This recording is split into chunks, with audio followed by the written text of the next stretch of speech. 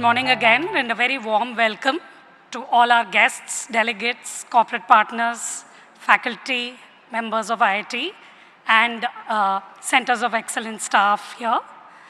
We've had some unprecedented rains yesterday, so I'm sure you had a challenging time navigating into the hall, but rest assured that the rest of the day will be an exciting one, and we'll sail through this. I'm Vasudha Narasimhan, Vice President, CSR Fundraising and Corporate Relations from the Office of Institutional Advancement at Iit Madras. I request you all to briefly stand up for the Tamil Thai Varthu, followed by our national song, Vande Mataram. நீராறும் கடலுடுத்த நிலமடந்தை கெழிலொழுகும் சீராரும் வதனமென திகழ்பரத கண்டமிதில் தெக்கணமும் மதில் சிறந்த திராவிடனல் திருநாடும் தக்க சிறு பிறை நுதலும் தரிதனரும் திலகமுமே அத்திலக வாசனை போல் அனைத்துலகும் இன்பமுற எத்திசையும் புகழ் மணக்க இருந்த பெரும் தமிழனங்கே தமிழனங்கே உன் சீரிழமை திறம் வியந்து செயல் மறந்து வாழ்த்துதுமே வாழ்த்துதுமே வாழ்த்துதுமே வந்தே மாதரம் வந்தே மாதரம் சுஜலாம் சுஃபலாம் மலயஜ ஷீதலாம் சஸ்யஷ்யாமலாம் மாதரம் வந்தே மாதரம் शुभ्रज्योत्स्नां पुलकितयामिनीं फुल्लकुसुमितद्रुमदलशोभिनीं सुहासिनीं सुमधुरभाषिनीं सुखदां वरदां मातरं Vande Mataram Vande Mataram. Thank you. Please be seated. A very warm welcome once again to our CSR Summit themed Viksit Bharat 2047, driving inclusive, transformative impact through technology-enabled CSR. In this technology-driven world, as a leading educational and research institution, we at IIT Madras are completely aligned with the nation's vision for 2047. Increasing industry-academia collaboration and collaborating for enhancing research and technology will not only create disruptive innovations, but will also accelerate large-scale social transformation for India in 2047. Corporate India plays a vital role in keeping the thrust on scientific research and technology to boost innovation and the startup ecosystem in the country. We are very grateful to all our partners here who have walked with us through this journey in the last decade and would like to create more opportunities for partnership with them to create a better tomorrow. I will quickly cover a brief deck on the progress we at IIT Madras have made on leveraging technology for social impact via CSR partnerships.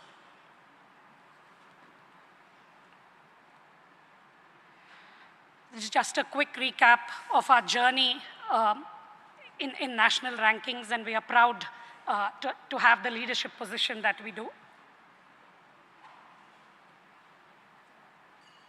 The focus on academic research, which leads to transformational impact and multiple intellectual properties, which is what fosters the innovation and incubation ecosystem.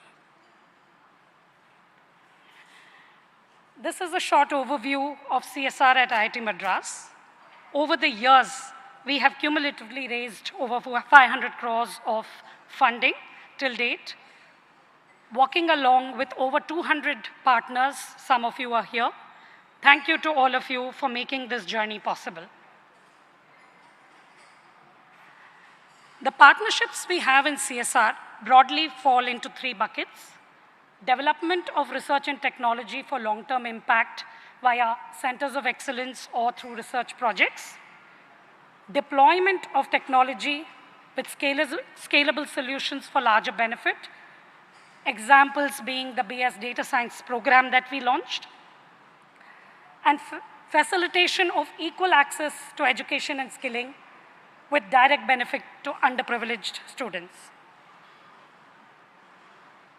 A quick run through some examples of partnerships we created in the last few years via centers of excellence or research projects, just for a recap.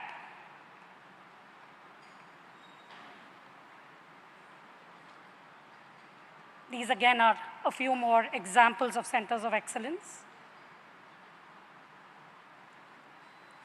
Some examples of impactful, scalable CSR projects. And our partners, many of you who are here, who facilitated equal access to education to students via scholarships. A quick glance on how we've grown over the years in terms of the number of partners we gathered in the journey along with us. And with these 120 odd partners, we have a range of ticket sizes of collaborations that we have, right from under 10 lakhs to over a crore. So we have all kinds of projects to collaborate in.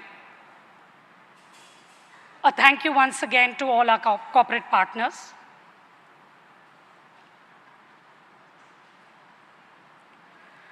I will now hand over to my colleague Jennifer, who will take you through the next session of this morning.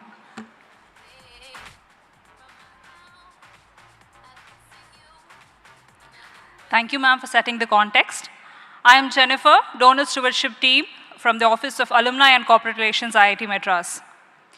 We are excited to kickstart the CSR Summit 2024 with a session dedicated to the latest advancements in technology development at Iit Madras. This session will spotlight 3 critical areas: sustainability and energy, data science and AI, and medical technologies. Our esteemed faculty members have prepared engaging presentations to showcase the groundbreaking work being undertaken in these domains. These updates will provide valuable insights into how Iit Madras is driving innovation to address pressing global challenges.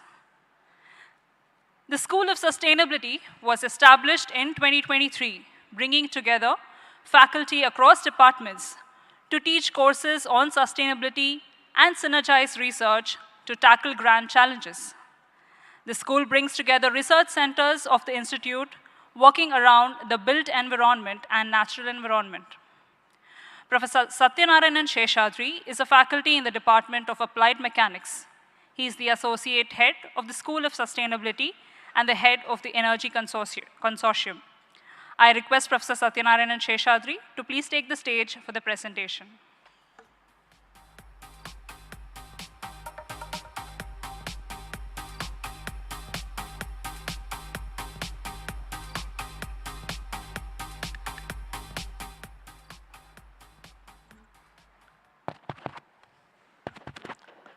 Good morning.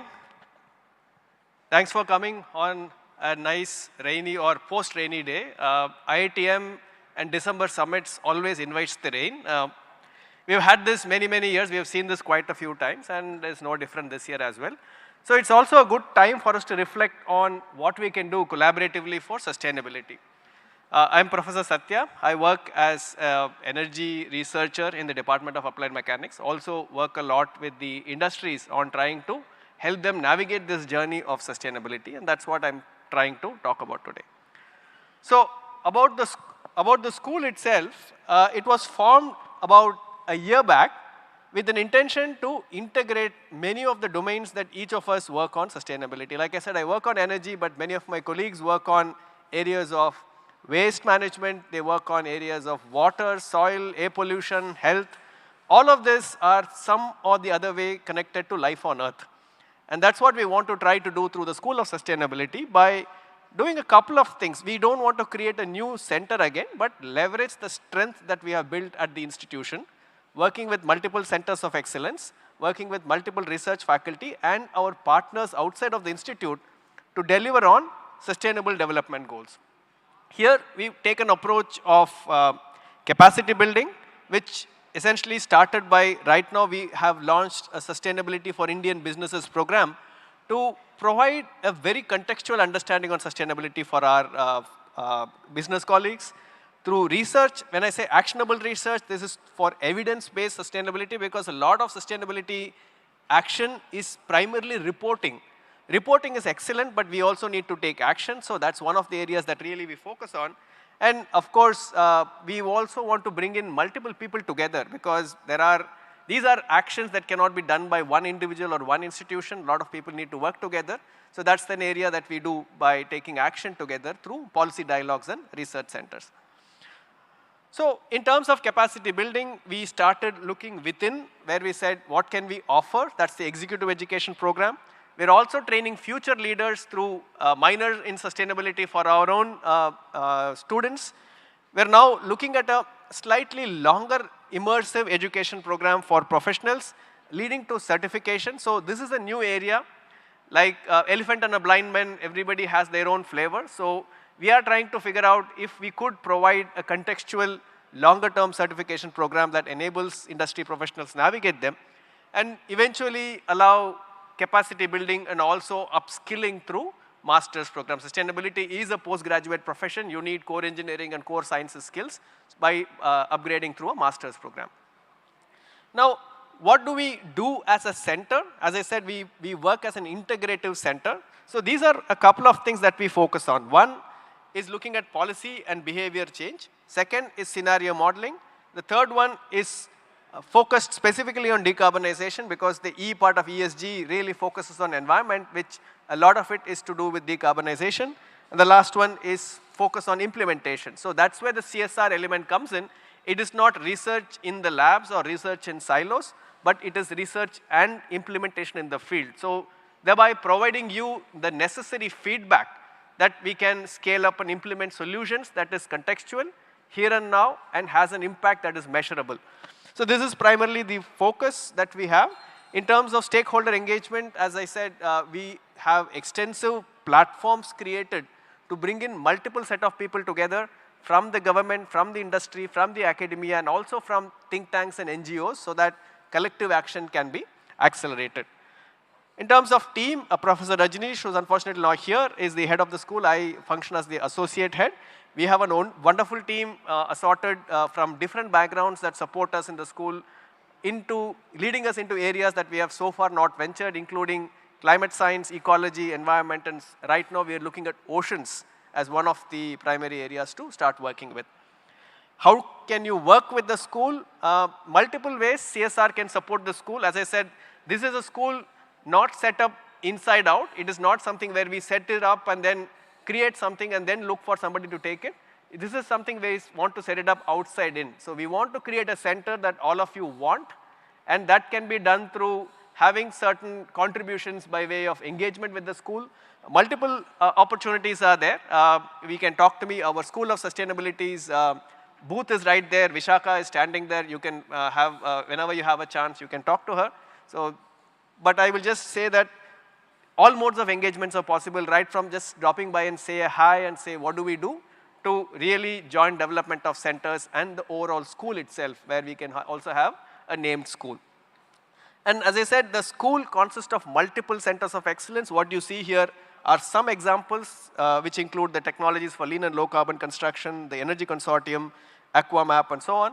I will now talk about one such center of excellence that I lead, just to give you a perspective on how research in these COEs integrate with the school.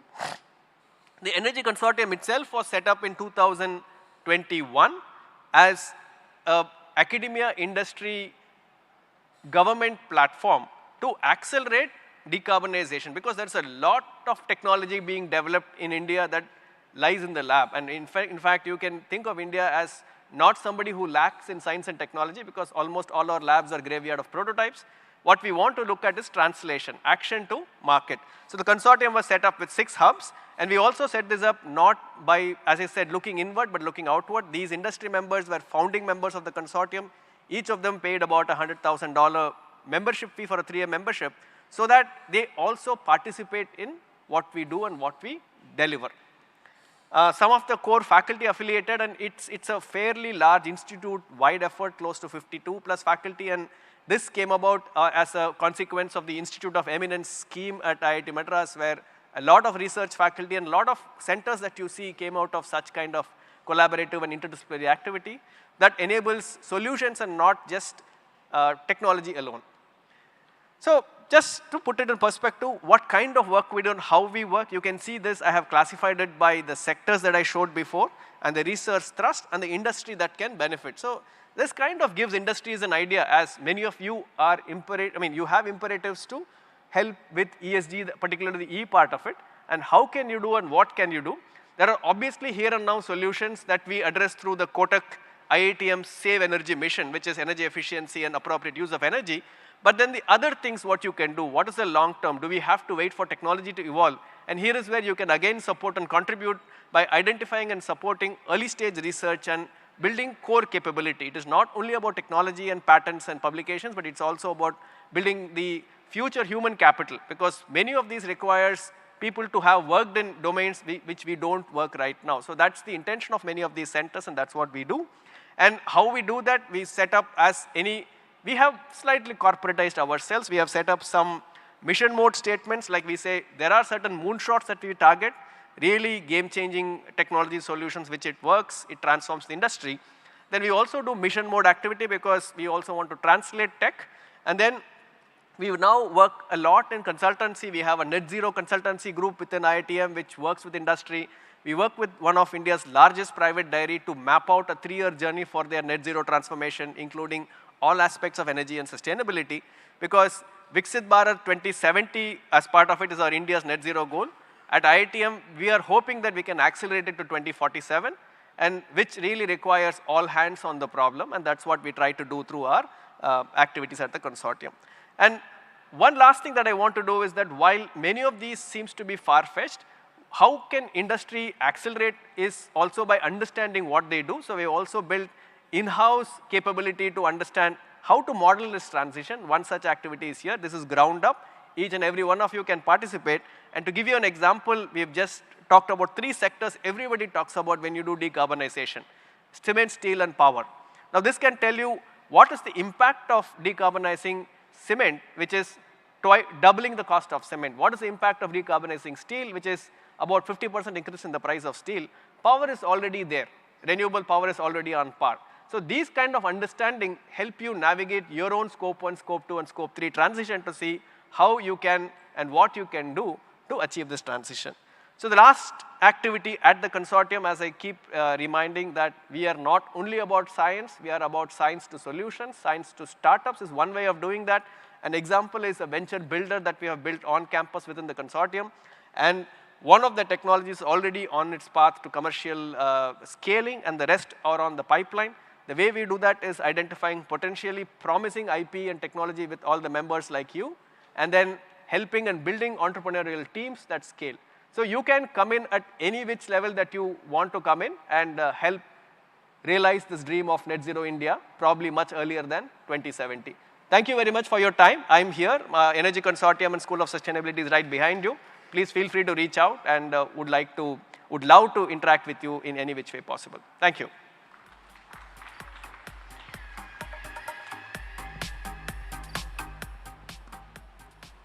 Thank you, Professor, for the insightful presentation. AI has taken the center stage, and at IITM, the Vadvani School of Data Science and AI was set up in 2024, followed by a generous endowment from our distinguished alumnus, Mr. Sunil Vadvani. The school enables close collaboration between domain experts and AI researchers to enable solutions that integrate AI with existing domain knowledge and approaches. Professor Karthik Raman from the Robert Bosch Center for Data Science and AI and the Center for Responsible AI at IIT Madras will now make a presentation.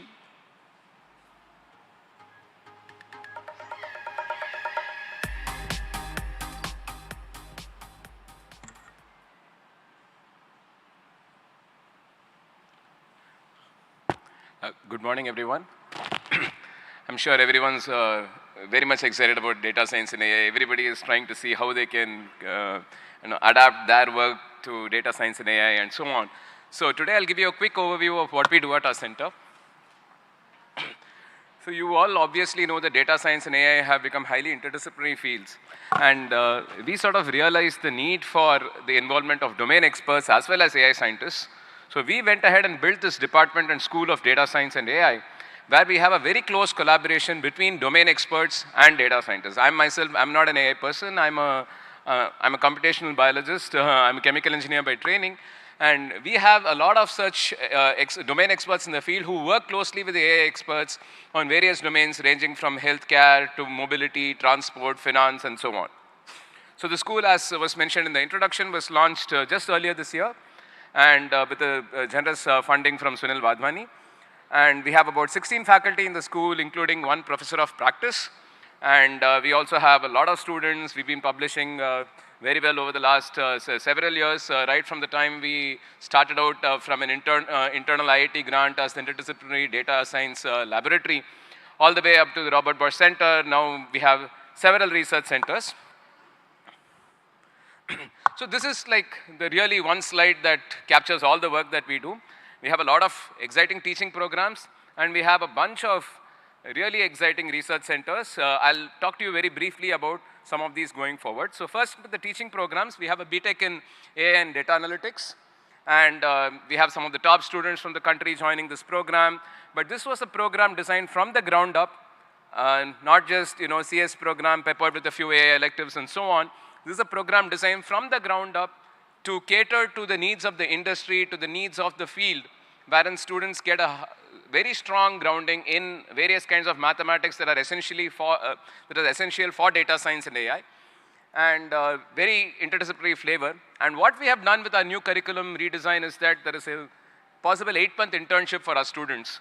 So come the third year, you can really pick many of these students, really bright students, to work on very interesting industry-defined problems. We also have an MTech in data science, which is a sort of bridge program. So we have students from chemical engineering, aerospace engineering, and so on, who can already come into this program and then apply data science and AI concepts to their field. We also have, of course, our MS and PhD programs, which are very central to our progress in research. And again, we have many industry-defined projects here. We also have many existing academic programs like the interdisciplinary dual degree in data science. There are many such interdisciplinary degrees in the institute, and data science has the largest strength, and this gives students from different backgrounds a footing in data science. They can again start applying data science and AI to various domains of their interest. We also have international programs, WebDem Tech, so some of your employees may already be enrolled in these exciting programs. We also have the Zanzibar campus, where we have a BS in data science and also an MTech. We also have a huge outreach program. We have leadership essentials for the C-suite folks who want to really understand how data science and AI can help their company.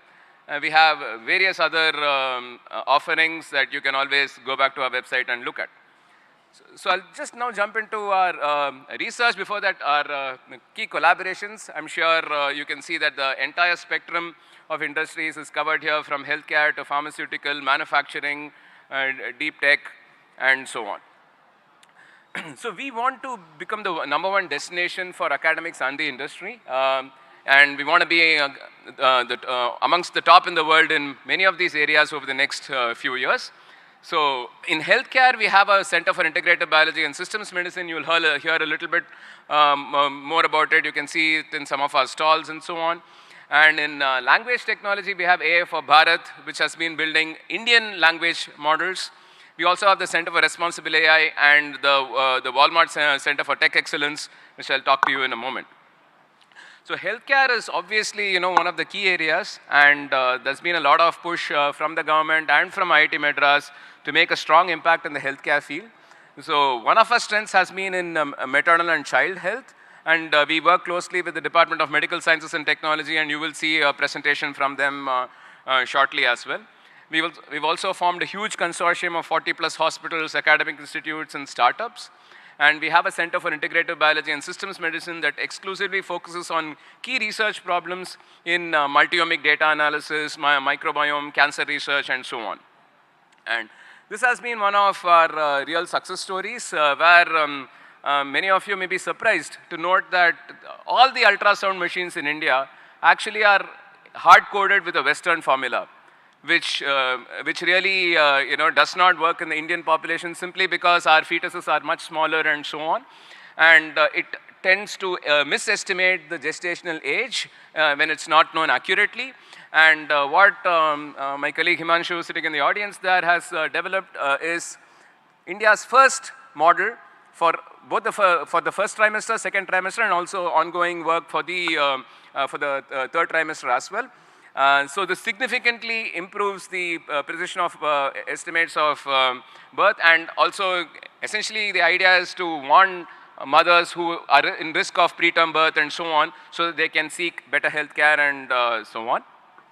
We are also part of the Genome India Consortium, wherein we are for the first time sequencing 10,000 Indian genomes and have built what is known as a reference genome using genome graphs. And in terms of healthcare, we are focusing on AI for the first 1,000 days of life, which is very important, starting from conception to the first 2 years of life, which is when there are significant impacts on the health of the child and when they grow up into an adult. And we also have projects ongoing in the space of AI for the rest of life, essentially in the space of non-communicable diseases and so on. And we are also looking at improving healthcare delivery across the country. And one very interesting chatbot that we've been developing is essentially gives reliable medical advice to parents who are seeking vaccination advice. So as you can see from the news article there, India has the second most number of zero-dose vaccines children. Right? So how do we fix it? And this is not because we are anti-vax or anything like that, but it's more because of lack of awareness. People just get on with their lives. They forget to vaccinate the children. So can we give them regular prompts and so on, and give them and assuage all their concerns, or give them regular reminders to make sure that they are able to vaccinate their babies. And in language technology, this is really up and coming. Again, we need to solve Indian problems, and you will see that all the services will start piggybacking on these kinds of things because people want natural language interaction in Indian languages. People don't want to type in Hindi, Tamil and all that. It's just much more convenient interacting with voice bots and things like that. So there is a lot of cutting edge technology that's happening here in terms of data generation and eventually building really accurate models and so on. So this is really exciting. I would really encourage you to visit our centers. We are in the Vadhwani School in the 6th floor of the new academic complex. So we encourage you to visit us. And the Center for Responsible AI, again, is a very unique partnership between various companies, law schools, various entities, with Google, Ericsson, Bill and Melinda Gates Foundation, Meta, and so on, to focus on 3 key aspects. So AI and safety, AI and making AI understandable, and also very key aspects of AI in society, right? So how are jobs going to be impacted? For example, if we have driverless trucks and so on, it's going to have like an immense impact on the job market because there is a complete different societal structure if you go to the rural villages and so on.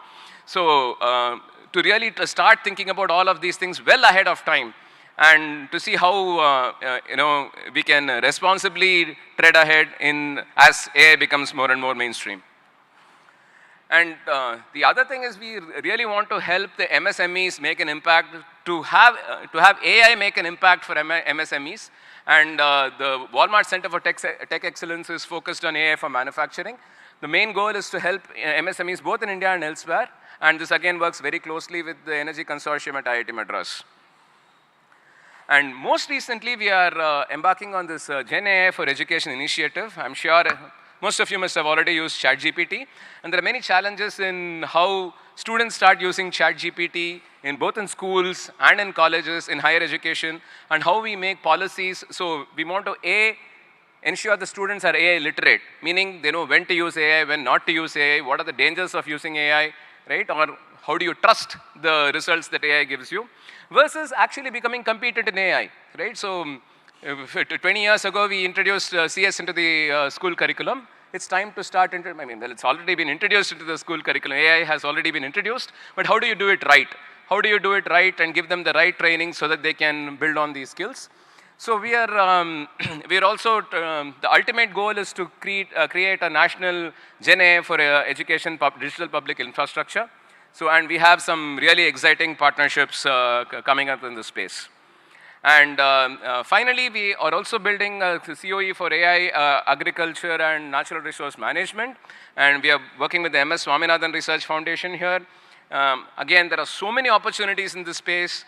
And right from a warning system for fishermen, or giving them some mobile app that will help them figure out where to fish on a particular day, to creating a knowledge chatbot and things like that. And also several exciting research collaboration projects, right? So there is this notion of trying to understand the soil health. There is a soil health card and so on that's mandated by the government. So how do we make those improved, trying to understand the soil composition in various regions, trying to ensure that farmers get the best input, AI-driven, so that they can be more productive. So, and again, we have a lot of exciting collaborators in this space. Okay, and we have a lot of events, so we would encourage you to visit some of these events. Just a quick overview, we had even folks like Jan Likun visit the center recently. We have several conferences, workshops, and especially for our industry partners, very focused on some of our new offerings, our new research, and how they'll impact various aspects of the industry. So I'll again leave you with this slide, which just caps all the exciting centers and all the work that we are doing, and I'll be happy to interact with you later on in the day. Please do try and visit us if you have the time, and do follow us on social media. Thank you.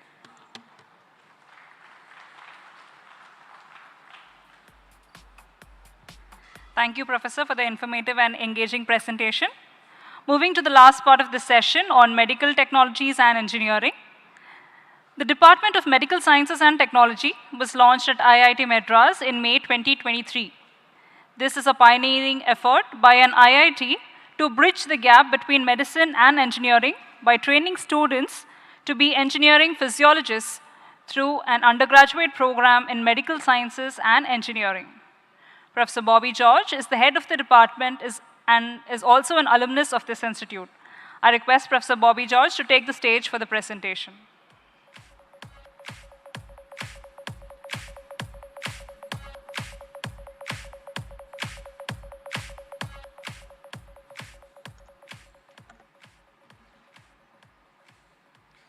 Good morning. Welcome to IIT Madras. I am from a baby department called Medical Sciences and Technology. As you can see here, these are our proud students. We have a... Am I not audible? I'll just keep it. Yeah. And the slide changer is here.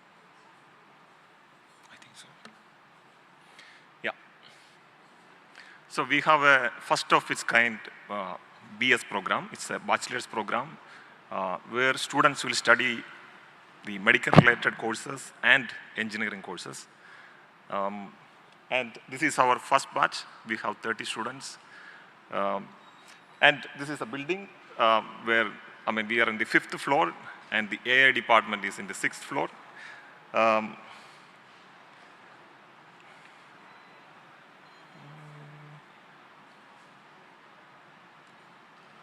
Yeah. I'm sure you are familiar with this, or at least maybe you don't want to go through this, but CT machines, which helps, but is this more about engineering or medicine, or what is it? Now, if you have doubt, I have another picture, what is inside. Now it's clear.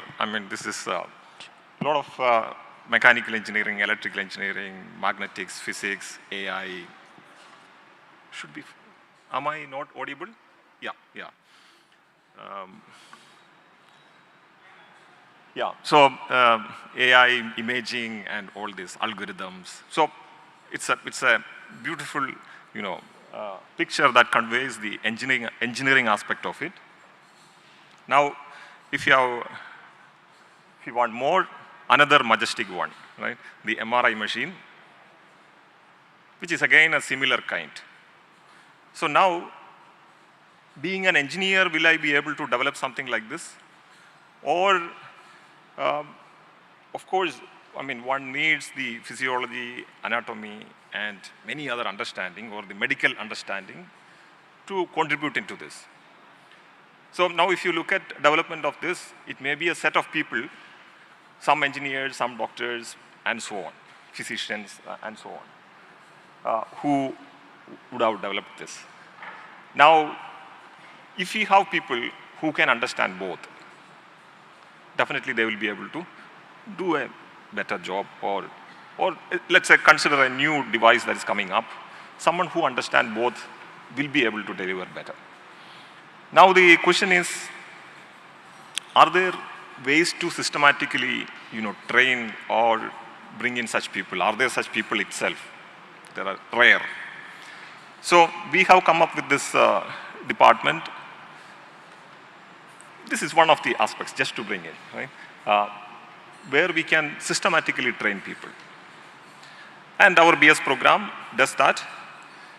That is how this department was started in the last year. Now, in the department, we have engineers like me. I was with electrical engineering. I was doing biomedical instrumentation. Now, partly moved to this department. Like me, there are 4 other professors moved to this department. And then they are engineers. I mean, we can do certain things, but it will be a half-cooked item, right? But the clear difference that has come with the 10 professor of practice, the doctors, they are top doctors in India, joined with us as professor of practice. Of course, they cannot spend the full time here. They spend limited time, but that helps us, developing or operating this specialized courses and doing research and so on. So we have the BS program at the moment, 60 students, and we also have PhD scholars with engineering background and medical background. And of course, we don't have a hospital or med school. So what we have done is, Chennai is probably the health capital of India. So what more? We have MOUs with the 7 top hospitals, and we take their help to run this program and run this department. Yeah, of course, this is a brief idea I mentioned. A lot of thought process behind this. We had a committee of highly established people who came up with this curriculum and the ideas and so on. We also consulted with AIIMS New Delhi. They have spent 2 days here giving feedback and so on. That also resulted in a MOU with them. So the director of the AIIMS said, he was so impressed with this program, said, anything needs to be done from my side, I am there. So it was very assuring for us. So that gave us opportunity to work with them, sharing resources, exchange of students, faculty, and so on. So that's about the program and brief about the department. Now, as I mentioned, for the BS program, or even to do research, you need to understand physiology, anatomy, and so on. And we cannot have a cadaver lab here. So we were thinking, now what to do? So we are somewhat stuck. So that's the time Power Finance Corporation said, we will power you. So thank you, sir. So this is the laboratory supported by them. So as you can see there, this is a synthetic cadaver. And then we have, things where, probably I request you to visit the department. It's difficult to explain what the level of help these systems can provide in running the program. right?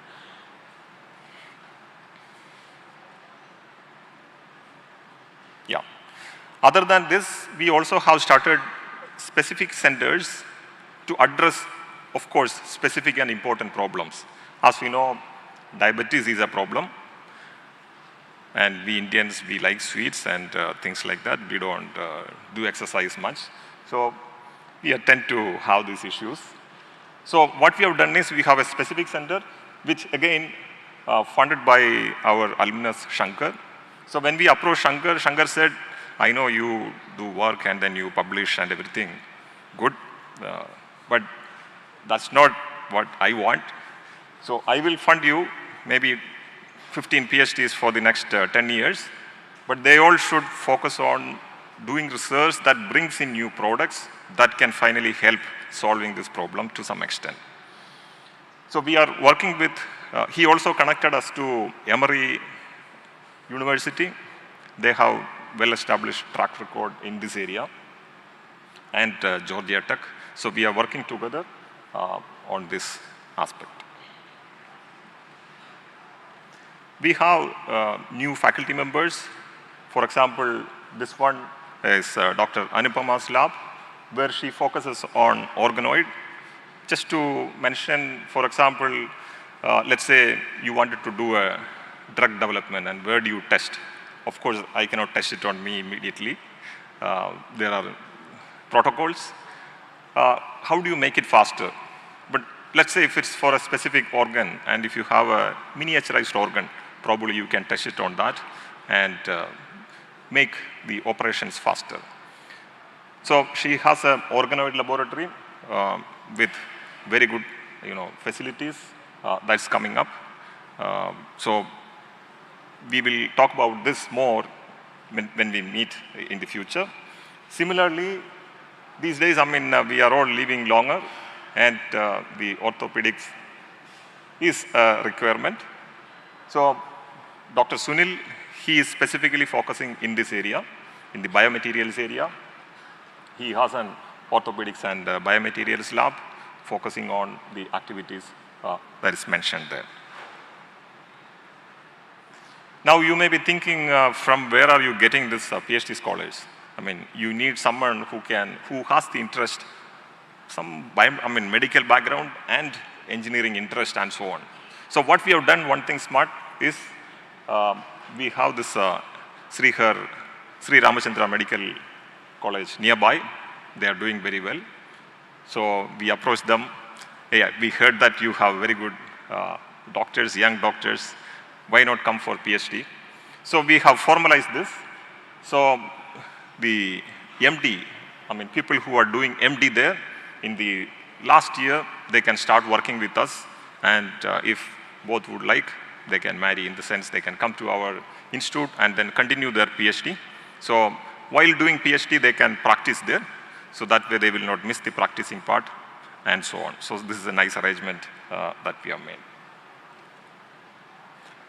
Now, just to give a flavor, we have very nice courses. For example, this is one of them, mathematics for clinicians. So I think that gives, the image and the title of the course itself gives a flavor of the department. So I stop there. I will be around. We can talk more about it. Thank you.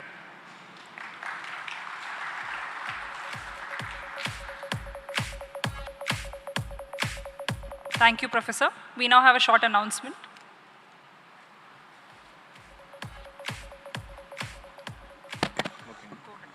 Hello all. Hope everyone is having a good time. So, yeah, so we here, the organizers and volunteers are all around. So feel free to reach out to us if you have any of the other, if you need any of the other help. And also please let the world know through LinkedIn and socials that we are here for the CSR Summit. And we have the refreshment arrangements made outside, and the restrooms are towards the right gate. And if your networks are not working properly, you can connect to IITM Wi-Fi. The Wi-Fi for the QR for the same is kept at ACR stall, registration desk, or you can approach any of the organizers or volunteers and we'll share the QR for connecting. Thank you. Have a nice time.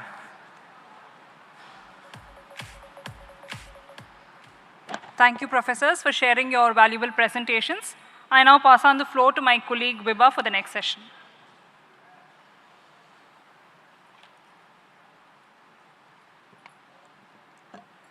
Good morning, everyone. I am Vibha Jain, Assistant Vice President, CSR Fundraising and Corporate Relations from the Office of Institutional Advancement, Iit Madras. I welcome you all for the first panel discussion of the day, where we will explore the pivotal role of corporate social responsibility in fostering a vibrant startup ecosystem in India. The burgeoning startup landscape in India presents an unparalleled opportunity for innovation, in economic growth, and societal development. However, the journey from ideation to successful ventures often requires more than just entrepreneurial spirit. It demands robust support system, resources, and strategic collaborations. Corporate social responsibility, traditionally viewed as a means for companies to give back to society, has evolved into a powerful tool that can significantly impact the startup ecosystem,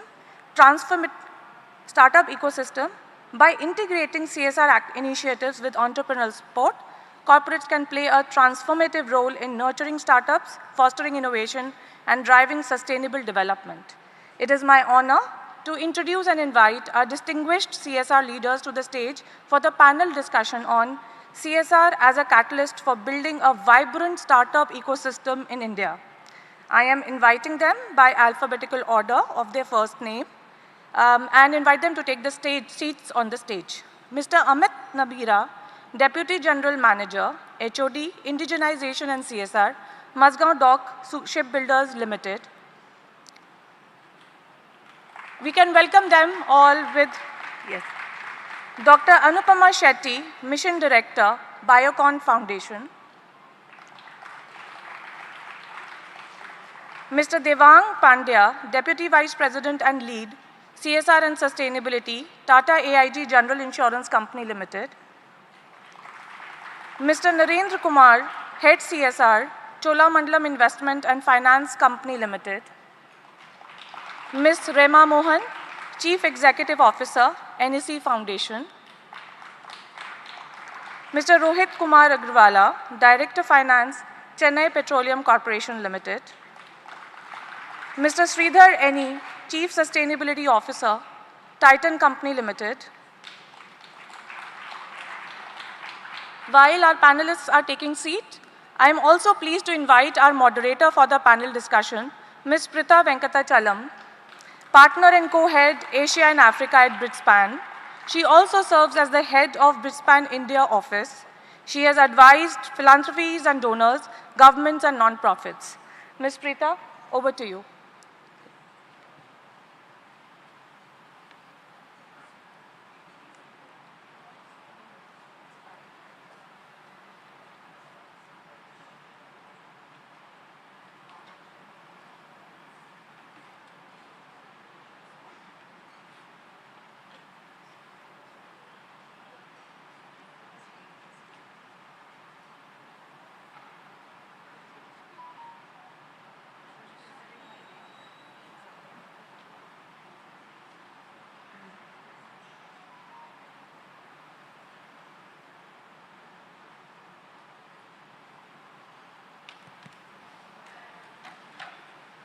Good morning, everyone. It's a pleasure to be here. I was here last year as well at the CSR Conclave, and it's amazing to see the growth in the summit in terms of the stalls, attendance, and just the organization of it. So thank you to Iit Madras and the organizing team. I know there's been a lot of labor of love over the last several weeks in bringing this together. I'm honored to sit alongside some of the esteemed CSR leaders of the country. And I know this is probably the biggest panel I've ever moderated. And when I started discussing this with Kaviraj, we thought it's going to be a smaller group. So please, apologies upfront if everyone is not able to share all the insights that you'd like to. Hopefully there'll be an opportunity over the course of the day. It's great to see how CSR has come a long way. It's a decade since the law was launched in India. And in early days, when we as Bridgespan spoke to many of the CSR leaders, the first and foremost motivation to give was for compliance. Even when we did a survey of CSR organizations in India, the topmost motivation to give was clearly to meet the law's requirements. And there was a lot of understanding of how the historic programs could fit in with the impact goals. But fast forward now a decade of experience in India, majority of the CSR organizations are deeply investing in the marginalized communities, partnerships and collaborations, and working on impactful programs across sectors, and many taking up newer challenges involving tech and AI like we saw in the presentation. Many of them looking at many innovations or incubating ideas that can be taken to improve communities. So on that note, I'll kick off. Just given the size of the panel, I decided I'll adopt some license to give them the flexibility to speak about, maybe if each of you can talk about one or two of your flagship ideas from your program, which you think can truly contribute to leaving a legacy impact in the country. So I hope it's broad enough that each of you can talk about what is the specific innovation or technology use or sustainability concept that your CSR has pioneered. If it's okay, maybe we'll start from the center, just to be different. If, sir, you want to go first, we can then go right and then come back to this side. Thanks. Hello. Yeah, thank you, Prita. Firstly, heartfelt gratitude to IIT Madras for organizing such a summit, which brings together academia, which brings together the industry on this subject of CSR. Just to set a context, I work with Tata AIG General Insurance. We are a part of the Tata Group, which is a joint venture between Tata Sons and the American International Group, relatively younger organization, just 24 years into existence. And we at the Tata Group continue to be guided and inspired by the philosophy of a founder, Sri Jamsetji Nasurwanji Tata. He said, and I quote, that in a free enterprise, community is not just any other stakeholder in business, but is in fact the very purpose of its existence. And this philosophy has been brought to life, institutionalized, the way the Tata Group is structured. 2/3 equity of Tata Sons, the principal investment holding company of the Tata Group, is held by Tata Trust, which is a philanthropic organization that has been in existence for decades, had been investing into education, healthcare, arts and crafts, environmental sustainability across the length and breadth of the country. And there was no law mandating the group to do so. It just came from a pure intent of nation building, giving back to society. Speaking on CSR, for my company, we have 5 themes, which includes education, healthcare, integrated rural development, disaster response, and environmental sustainability. Just to choose the 2 flagship initiatives that Pritha, you referred to, education is something which all of us in this Institute of Education Excellence, we believe is the ultimate leveler. Regardless of your socio-economic condition, if provided an opportunity, you can live your potential and realize your dreams. So Tata AG has a scholarships program for promoting girl child education, focused on the Northeast. It began with a focus on the 8 Northeastern states. Today it has expanded to several other states, 14 states in fact. The most kind of, you would say, relatively less developed in the country.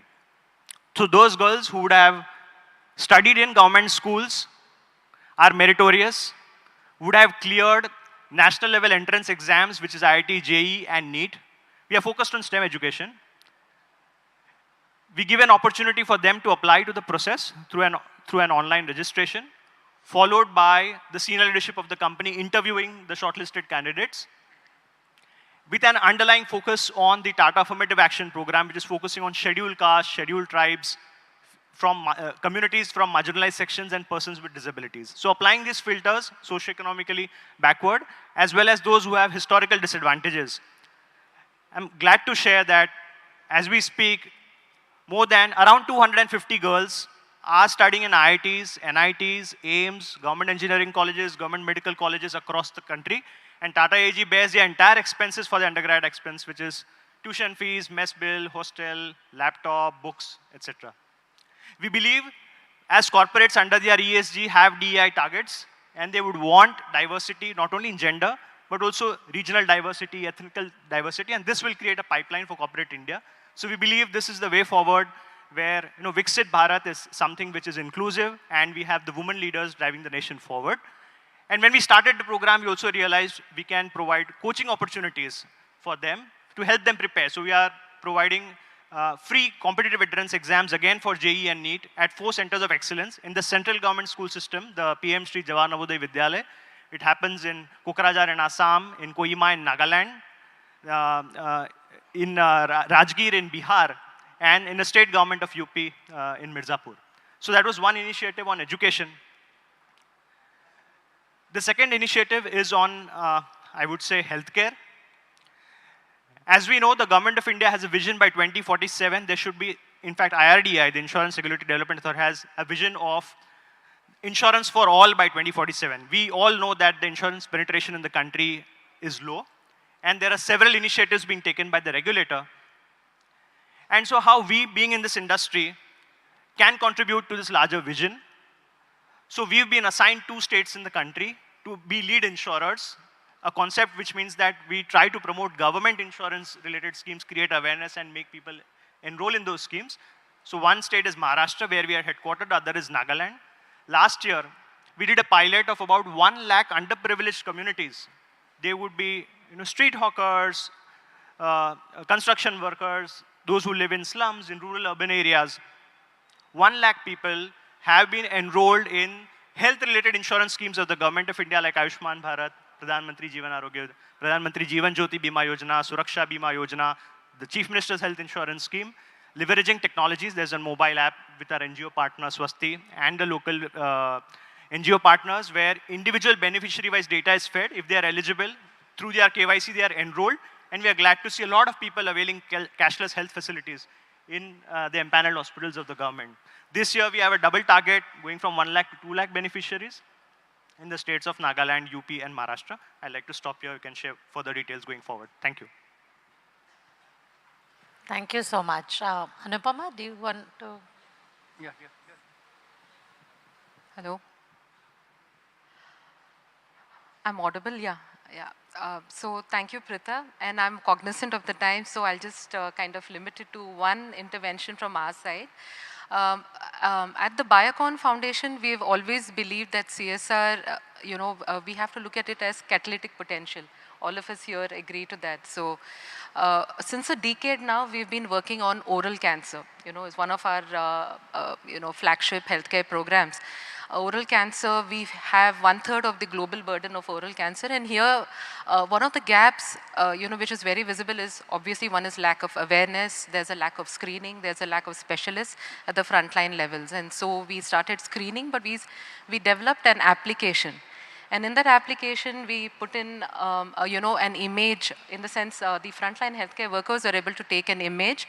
This image was then sent to a remote specialist who can then report back on whether the, the lesion was benign or malignant. And since over a decade, we have collected these images. We have a large bank of white light images. This bank of images was then shared with the Indian Institute of Science.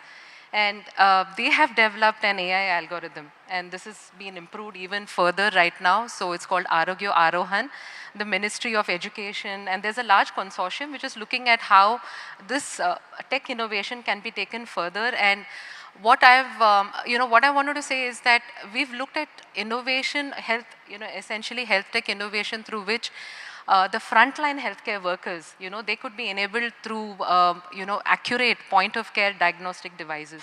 So I think this is a case and example which I wanted to state. And this is a public good, and it also sets the stage for further startups. If they're interested, they can take it up and, further refine it. So this is just one of the examples. There are others, but I would limit myself to this one example. Thank you. Thanks so much. Thank you. I'm from Titan, part of the Tata Group. My colleague Devang introduced the Tata Group, so I'll use up the time for something else. A slightly different point of view. I think ever since the Companies Act came in, like Prita, what you said a decade back, it's been almost the known suspects in the top 5 spends across the country. Education, healthcare, skilling, whichever way you slice, that's been the share of money. I think the conversations has in the recent past moved on to people and planet. I think that's a very important thing for us to realize and start thinking. And lot of startups, social business incubators do come in from the environment, planet, and healthcare. And ever since the technology business incubators started coming up in the country, and IIT Madras was the first one to be off the block. Today, I think when you look at from a startup point of view, going forward, CSR has a significant role to play in terms of diversifying and making sure that these come to light. And as far as my company is concerned, and that is the way forward even in Titan we are planning to do, a good balance between people and planet from the ecosystem of using the CSR and sustainability funds. And therefore, not really worrying about the 2% or beyond the 2%. It's important for us to realize, otherwise the 25 odd stalls over here, the CSR conversations will remain still in conversation mode and it will not get beyond this. We have attempted to do this with IIT Chennai 9 years back. IIT Madras, we started giving small grants. Those days, the mandate about utilization was a little flexible. So we said, can we look at some of these grants in the next 6 to 8 months? We stayed with that for 4 or 5 years. And in the recent past, we have created our own social incubation program, which we call as Design Impact Awards, looking at incubators, looking at social impact programs, which is going to support, especially the planet. I think going forward, from the perspective of the CSR folks, CSR and sustainability, and that's the way we need to be looking at it. In fact, the Companies Act provided for it, even from 2013. It just so happened in India, the people focus was significantly higher and therefore a lot of money was going towards that. I think this shift is happening and therefore the next decade, I won't even say next decade, next half a decade, certainly will be the decade of startups, social business incubators, spanning across people and planet. And as CSR heads and CSR folks in the country, I think moving in that direction is extremely important and critical. I am Amit Nabira from Mazgaon Dock Shipbuilders Limited. Just to give the brief of my company for the audience, we are warship builders to the nation. We build warships and submarines for Indian Navy.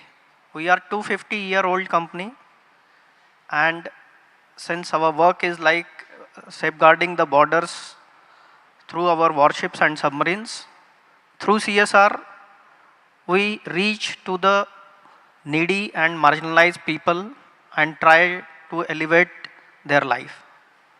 Coming to some of the flagship initiatives, healthcare is we had seen as one of the flagship initiatives where we are working. And as you all are aware that in healthcare, if we compare the amount of investment done by the developed countries compared with respect to their GDP and of India with respect to our GDP, there is a lot of gap. And if you talk about healthcare, then what cripples everybody the most is out-of-pocket expenditure. Once somebody has to go to the hospitals or for any diseases, the main thing what he has to spend, it cripples his whole family budget. And if you see in most of the developed countries, the public health is given a utmost importance. So when we were working that in which sector in healthcare, what should we exactly do, we decided that since we are in Mumbai, and if you see the biggest slum of Asia, Dharavi, is located in Mumbai. So we wanted to do something for them in terms of healthcare. So how to go about that? So we decided, let's equip our public hospitals better. Because most of the people, those who are from slum, they generally goes to the public hospital for their healthcare treatment. So we started equipping public hospitals like JJ hospitals. Then we thought, what should we do the best in the public hospitals? Then we discussed those things with public hospitals have come up that certain equipment, machineries they are getting through government, through municipal corporation, but the kind of state of equipment, state of the art equipment they want, which are comparable with the private sector hospital, is not available through the government. So we focused on some of such kinds of equipment to be provided to them through CSR, so that their turnaround time of the patients should be less and they can provide best of the kind of treatment to the patients in public hospitals. So that was the one aspect we have looked into CSR while doing healthcare initiatives. Other things also we are working in that. Cataract we had taken, then congenital heart diseases that we are working on. In education sector, we had adopted one village, and from that village all the marginalized community students, we are sponsoring them whole education from 5th to 12th standard in a military school, so that tomorrow some of them can serve the nation. These are some of the initiatives which we are taking care. Thanks. Thanks. I think we've already heard 4 very diverse programs. Maybe coming to Mr. Narendra, do you want to?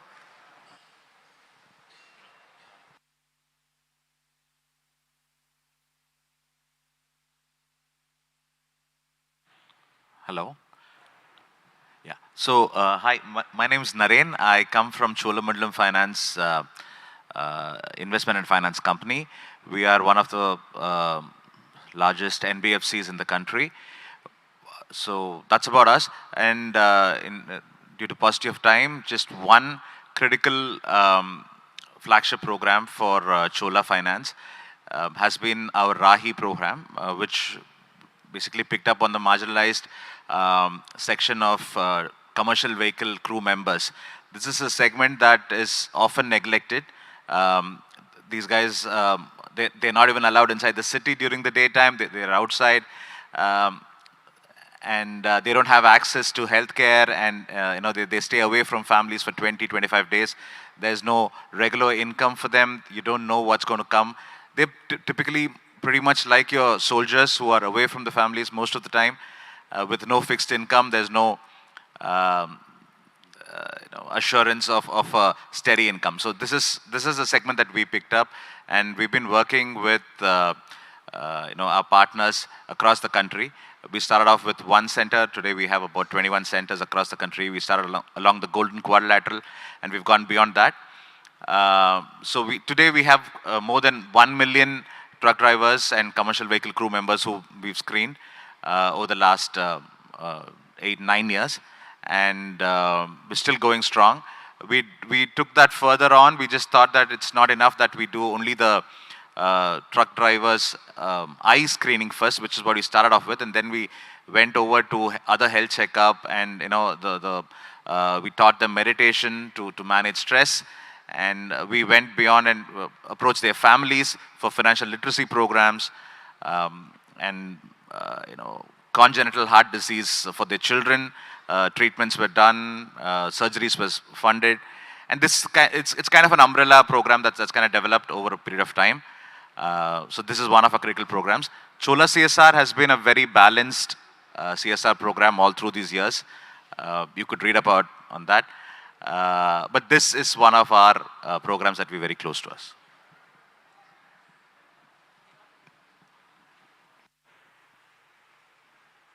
I'm Rema Mohan. I represent the National Stock Exchange and the National Stock Exchange Foundation, which implements the CSR of the National Stock Exchange Group, NSE Group. NSE, as all of you know, is an innovator, as well as it is a wealth creator, which is actually what we are talking about today. So NSE was set up as one of the most innovative platforms to run the equity trades of our country. Therefore, it brings together a large-scale impact, wealth creation for the masses, as well as a lot of sort of impact on how the trades are done. It's absolutely an open system today. if you compare to what it was in 1990. So NSE Foundation has core sectors in which we work. Of course, education, because it's very fundamental. Literacy is fundamental to all. So education, and related to that, of course, is WASH, because without good hygiene, sanitation, children don't go to school. Related to that is skill development and employment, health, and environment, and one niche sector, which is elder care. 1 in 5 Indians will be senior citizens by 2050. And 2011, there were a number of studies that were done, and the government of India stressed on senior citizens as a category that they need to work with. I would like to state here 2 of our programs in the sector of senior citizens, elder care, which was scaled up to the central level at a pan-India rollout by the government. This was a 14567 helpline, which we also did with another corporate. So that's an example of collaboration, as well as one of our SHG programs. So SHG is typically, you have a segment which is included in that. But the moment somebody is in their 45, 50, they are not a part of the SHG circle anymore. Senior citizens require financial stability, health stability, as well as a social security. These are the 3 things that get impacted immediately when one says one is aging. So we created the SHG systems, which was based on a UNFPA study model of 2011. We had about 800 SHG groups, which were then scaled up by the government of India to around 40,000 SHGs. So I think in terms of scale and where we use technology, and also in terms of how we worked with MEITY to include digital technology for seniors, these were things that we did. But I must also state here, one of our, one of the studies that we did post-COVID in Nandurbar, which was an aspirational district, in education. Now, why this is unique? Because there were 5 different types of educational initiatives which were run there. And all at a large scale, mind you, because it was an aspirational district and we want it in a district saturation mode. So we had one where we just trained the teachers, one where we used audio and video, another where we used artificial intelligence, another where we worked in the tribal hamlets with Sikshan Mitras, mentors, and so on. So we wanted to know, since we're talking about technology today, whether pure technology infusion into education can help scale learning process. So this was what we wanted to know, and we did the study. The surprise finding was, yes, though artificial intelligence technology does help to a certain extent, the handholding of the student was extremely important. So I wanted to place this study here before you. Another thing also that I want to share with you, we've done a whole lot of programs, but the sharing is that since I'm here at Iit Madras today, and Iit Madras is for me an island of excellence, where so many things happen. But we have worked with Iit Madras, we've done a lot of CSR programs with them. And I think the takeaway for me is how do we translate this excellence into a societal scale-up. So how do I take a sanitation robot or a sanitation robot that cleans a septic tank and scale it up so that the Safai Karmacharis use it? How do we integrate it into a government level? How do we take an air pollution monitor and tell the government we need to use this? So I think where technology can work is where there are templatized models and we are able to scale.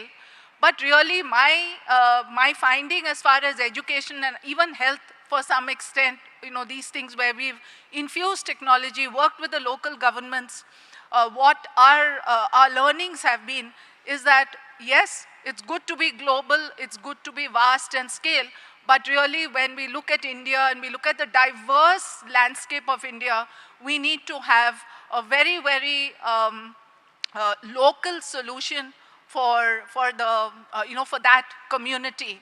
So then it is a reverse engineering where you go brick by brick by brick and build the whole.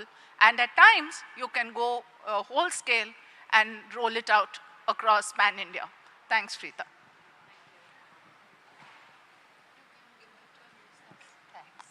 Yeah, thank you.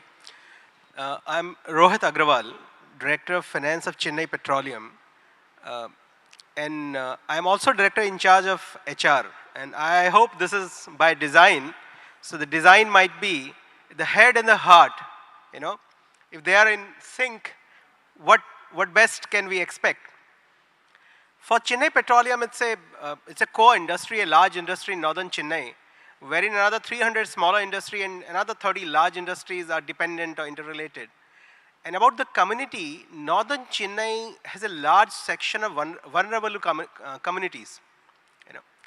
And for a change, let me take not the flagship program of CPCL. Let me take two different pointers, and you know, can we find out what kind of inflection point we can start and reach some great milestone. Let me take the first one.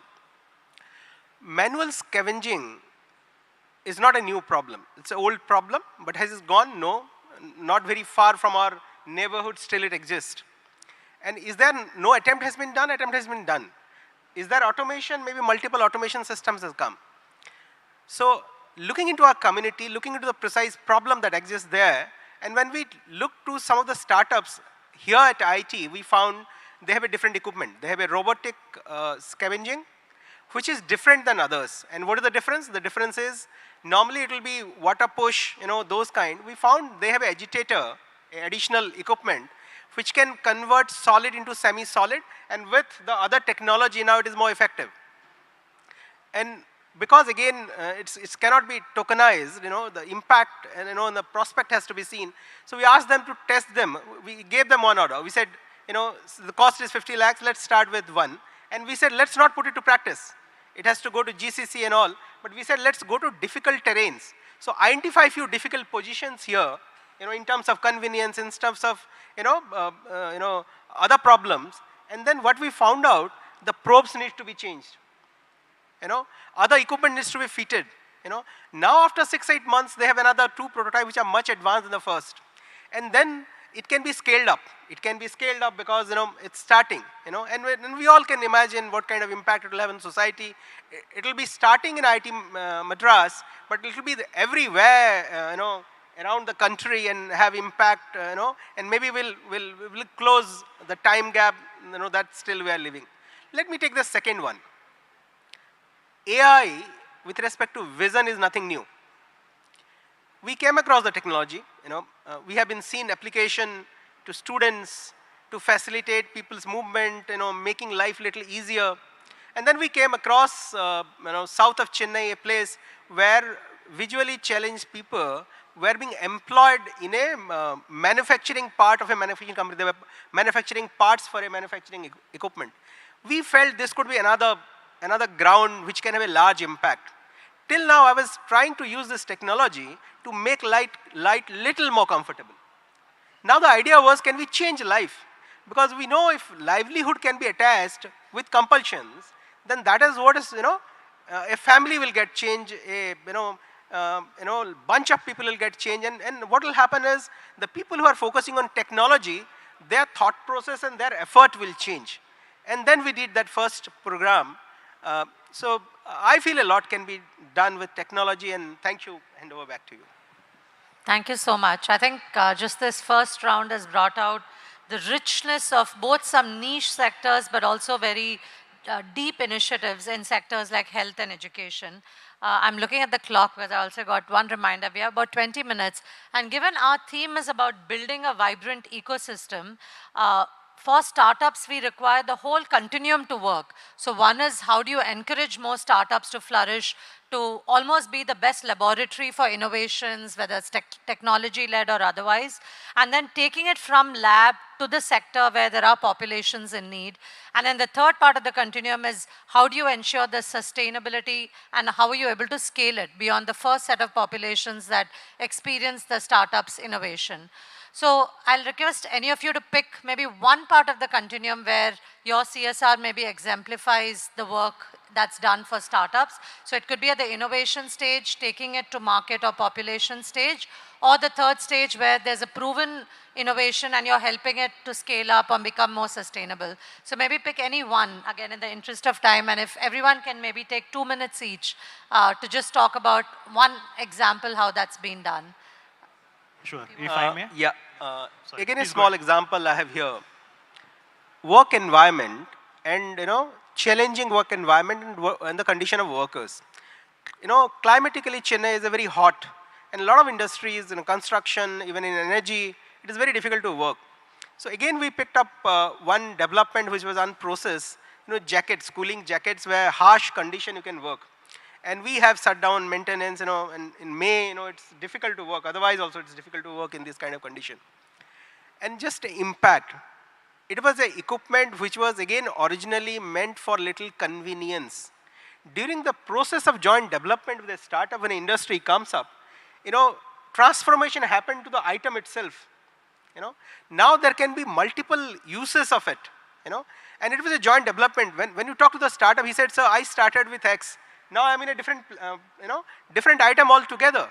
And I could not have imagined that it could have so much of utility. And I never thought that, one of my problem, I thought, I have to live with this problem from an industry perspective. Now I find it so easy to get away. So I felt, collaboration with startup in a technology space, and with applications in industry, I think we can go a long mile in these kind of collaborations. Yeah, that's a great example of the startup environment. Rema, do you want to go next?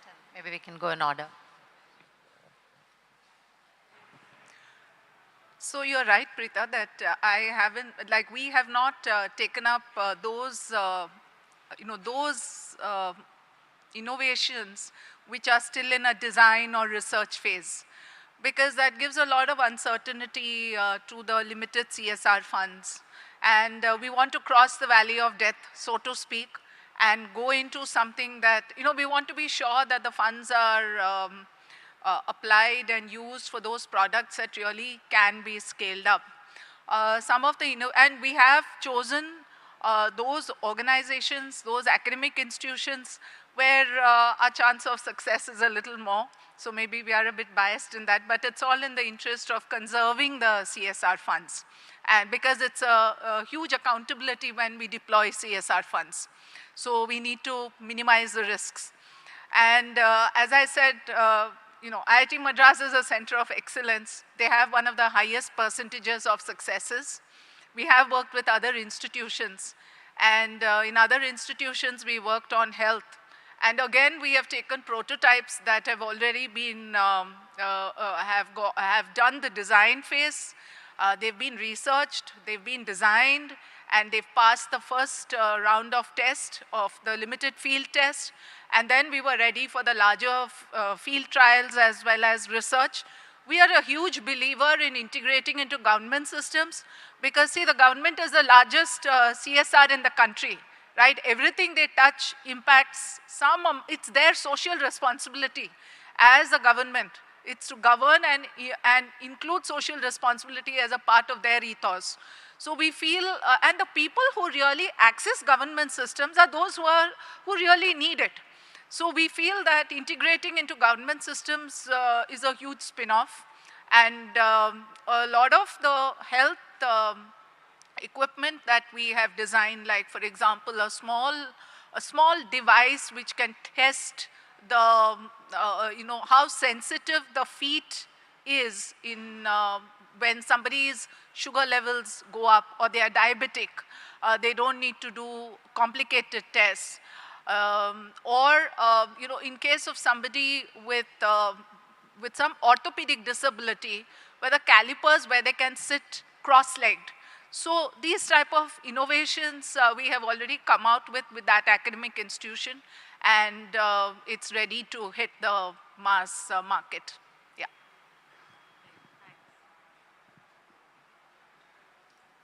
So just quickly, CSR usually follows an overarching vision of the company and, where they're segmented and, geographically or in terms of customer base. We've tried to kind of stick to that. We've also tried to make deviations. For the startup example that we were just speaking, one is the Rahi thing that I already told you about, because what technology we used there was to address a very practical problem where the truck drivers keep traveling from each part of the country. So one day they are in Chennai, the next day they are in Bombay. So they keep traveling. So we had to kind of address a way where we could get them the latest spectacle for you say, if they have an eye problem, which in turn results in road accidents and stuff. So it was a very real program, and delays in delivery of goods and thereby delaying your fund transfer. Basically, they move your wealth across the country. So that was a very real problem that we had to address. So these guys kept moving, and we could not deliver their spectacles, power glasses on time. So we had a QR code system built in, and through that QR code, they could move to every city, and they could collect the spectacle at the next location. So this, they get tested here, and they can pick up the glasses the next day or the next at the next location, wherever these guys are. So that's one. Second is, we are part of the Murugappa group, and Murugappa group has been known to do philanthropic and CSR initiatives for a very long time. One of the programs that we worked with one of our partners was to create an early warning system, early warning signal system for safer coexistence of people and animals in the Valparai location.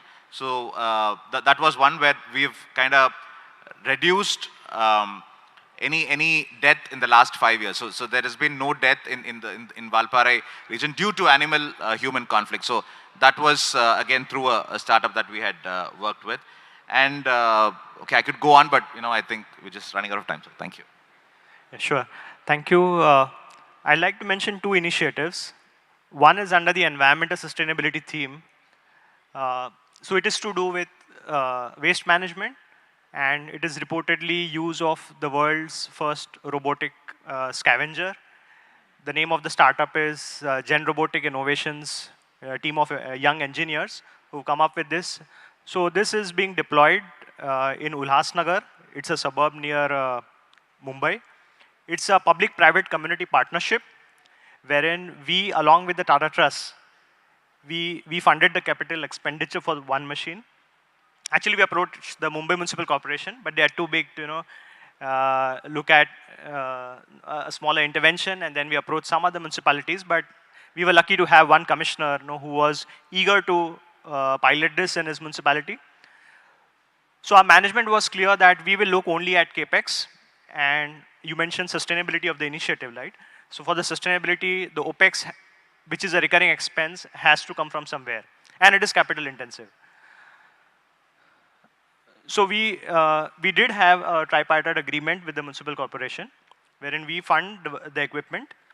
The Safai Karmacharis who used to otherwise enter the manhole and clear the clockage, whatever that got stuck, are trained to operate the robo, so their livelihoods are secured. And we know that they belong to a specific community. We also know that their lifespan is significantly less than the average lifespan of people on this dais. And they have several addictions, substance abuse, because the kind of hazardous work environment in which they operate otherwise. So with the safety protective equipment, they are now operating that equipment, the robo. And annually, so what began with one machine, we waited for how it is getting deployed on the ground. So there was an element of convincing the conservancy workers, convincing the mayor of the corporation that this is not going to take away jobs of the people. In fact, it's going to upskill them and make their job, do their work with dignity. We waited for a year to see that the operations are smooth. It had its teething problems. Then another year, we supported one more equipment. So there are 2 robos presently underway. And annually, about 150 tons of sewage or silt is being lifted as a part of this initiative. So that is one thing which, it was an equipment where it had reached a stage of stability. It has been deployed elsewhere, and that is what we took it up. And it would be interesting for you all to know the genesis of this is that there was a video put out when Mr. Ratan Tata was alive. It's called Mera Baba Desh Chalata Hai. In case any one of you have seen that video, you may just Google it. Mera Baba Desh Chalata Hai. It talked about a son of a Safai Karmachari, and he says that the country runs because my father does his job of entering a manhole, and how hazardous that job is. So when we approached Tata Trust that, oh, this is a wonderful video, but what can we do about it? Then we looked about what technologies exist. We did our technology scan and we zeroed in on this application, which was being recognized, and there was a proof of concept already existing. Because typically governments are risk averse; they will not, invest heavy into this. But there's also film in case there's a separate time. You can play that film. That's one. Second is not a startup, but it's to do with technology on telemedicine. If there's time now, or maybe later, in case other panelists. Yeah, please.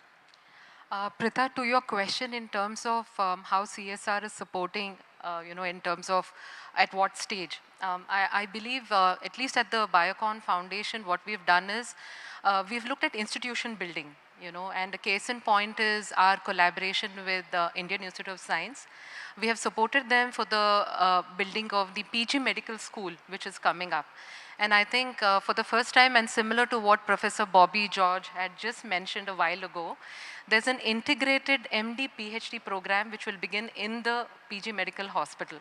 So while here there was a MOU which was put in place between IIT and a couple of medical institutes, there within the same hospital, because ISC also has, the wherewithal, they already are experts in the sciences.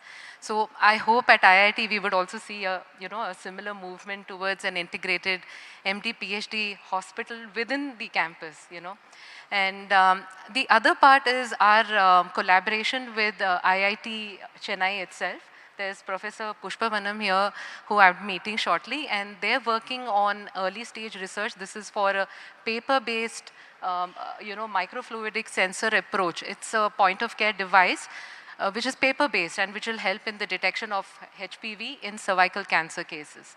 So I really think that CSR at various points of, in terms of this cycle of innovation and startup ecosystem, we could support either from institution building to early stage research, but in case in point is how do you take that research to the field? Yeah, that's the more important part, and I'm sure a lot of other CSR entities would be coming forward to support such research. Yeah. Do any work in taking it to the field? Yes, like I told you about the oral cancer, we have our research arms wherein this has been tested, we've published the results, and that's the reason the ministry has come forward now to take this to the frontline healthcare worker level. So we've seen the entire continuum, in that sense. Thank you. Thank you. I'll quickly talk about two things on this space. We started in the year 2017-18. Our own grant-based program, what we called as Design Impact Awards for Social Change. We followed the typical path of calling in entries, having a series of people evaluate them, and providing grants over a couple of years. What was the line of sight? We just put in some line of sight to see what a degree of success when it meant into the community, and we gave in grants in excess of ₹500 million to about 8 of the startups. We are into the second round right now. On the second round, we are exclusively focusing on sustainability. The theme is water. Probably the next month or so, we should be shortlisting about half a dozen of them and giving them grants. Going forward, the conversation what we are doing in our team is, we will now have to actually, this is from a CSR point of view and therefore grant-based.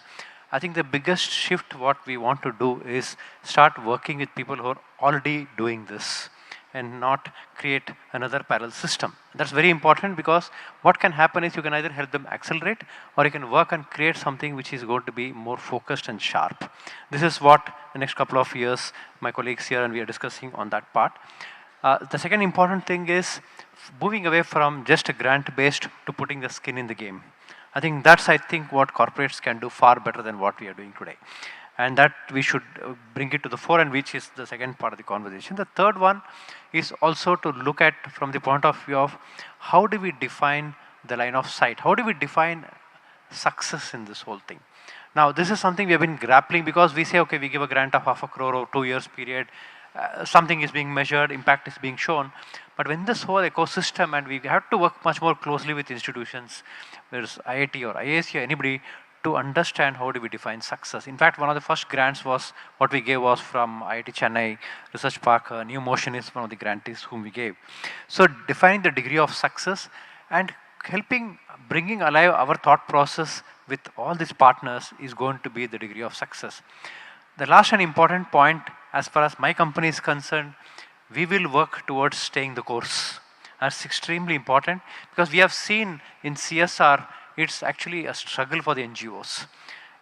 Therefore, right from beginning, we have taken programs lasting 6 years and 7 years to really create some sort of a meaningful change and indicators of change. Whether that change the HDI and that location and all is secondary. So the similar approach we want to bring in the startup stroke incubator setup in the years to come. And these are the programs what we are already running, and that will gradually shift to that space where it will have a fairly large share of both resources and also mind share and the knowledge share of organizations. And that's the direction we are firmly moving on from Titan's perspective. Regarding startups, I would just like to mention that since parallelly I am handling Make in India department also in my company, and I am working on innovation in defense excellence. So generally the problem what I saw for the startups is same for everywhere. They develop some product, but after that getting them orders or scalability is the main question. Through CSR also, I will tell you one practical example which I have faced. One startup has approached us for working in the field of healthcare, and they had developed a product for physically challenged people. When we have put up to our CSR board level committees, they have raised a question regarding credibility and after sale support of that particular product, because it's a startup. If it will not survive, how it can help ahead. So to mitigate that challenge, what we did, we talked to a PSU, CPSE, which was working in a physically challenged manufacturing of equipments in physically challenged people only. And they also liked the product. They had now MOU with them, with the startup, and that's how we have put up to our committee for approval of that product. Second, what we asked that startup that how much is the indigenization content in the particular equipment. So they said it is around 80 to 90. So we are putting effort that we will see how it can be made 100%. So that once that 100% indigenously developed product is there, then we are finding ways how that can be exported to the other developing nations or developed nations where such kind of equipments are not available. So if it becomes a success, we are in the process, but if it becomes a success, that can be a model case study in itself that we are seeing it forward. So I feel that CSR should not be used only as a part of, say, philanthropic or compliance purpose, but it should be used as a tool for innovation and developing some niche products and get the startups into the business itself. I just want to add just 1-2 sentences. It's a little contra to what he had shared. One of the important things, and being in the Tata Group, we were there together the last couple of days. There's a program called Dare to Try. We actually recognize and we reward failures. In fact, that's a big learning we will take up in Titan in the startup ecosystem, because that is one thing, if we actually bring it to the fore and even recognize some things which don't succeed, I don't want to say failures, is something we want to build in as we go forward in ours. The second is, many times this conversation keeps coming in, I'm sorry, but I didn't mean that what you said. I don't think too many companies, boards object if we have a really good idea to take it forward. In my company, actually, we have a very good supporting board saying that, in fact, we create and go back to them and they support us a lot. Probably we as CSR heads have to move a little more to make this happen. That's my view. Sorry, Great. I took your time. No, thank you so much. I know we are at the final minute. So just to summarize very quickly, I think it's very clear that all of the panelists spoke about how they've been catalytic to the startup environment, whichever stage of the continuum. And I think the two final things I would say based on our decade plus of experience with CSR is one, as you spoke about the impact, having a line of sight to success, it is a long-term, long gestation play. If development was so easy, we don't need Millennium Development Goals, Sustainable Development Goals. So how can we really look at irreversibility in the work we do so that the populations or the innovations don't slip back after our support? And second, very importantly, I know there was the 5% rule for CSR. Often people interpreted it as an overhead barrier, but that's now been very clearly clarified by the Ministry of Corporate Affairs. And the reason I say that is in the business, none of us keep SG&A costs to be just at a plateau of 5%. Then nobody can sell soap, air conditioners, IT, etc. So when you look at non-profits, you need to build more robust, resilient organizations, whether that's a startup or not. So I would end with saying that can we actually look at non-profits with new respect for their scalability, sustainability, and not have this percentage goal, I think would be the final point. I know I started with saying this is the first time I moderated such a large panel. I'll end with also saying this is the first time I've moderated such a sharply articulate and insightful panel. Most often people say thank you for the question and I'd like to share, and they go on something else. But I think all of you have been splendid in answering the theme that we have been given, and some great insights. I wish we had more time, but hopefully over the tea and coffee break. Thank you, everyone. And Ms. Pritha for convening the session so nicely and so, bringing together everything together. I would now request some members of our esteemed faculty to come on stage and facilitate our panelists. I request Professor Sarathi, Dean Planning, along with Professor Liji Philip, Institute Chair, Professor in Civil Engineering, and Dr. Satya Sheshadri, Head of Energy Consortium, to give away the mementos. Professor Sarathi? Yeah, okay.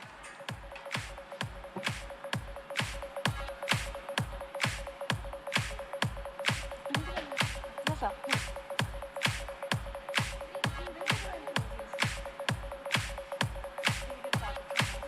Yes, Professor, please come.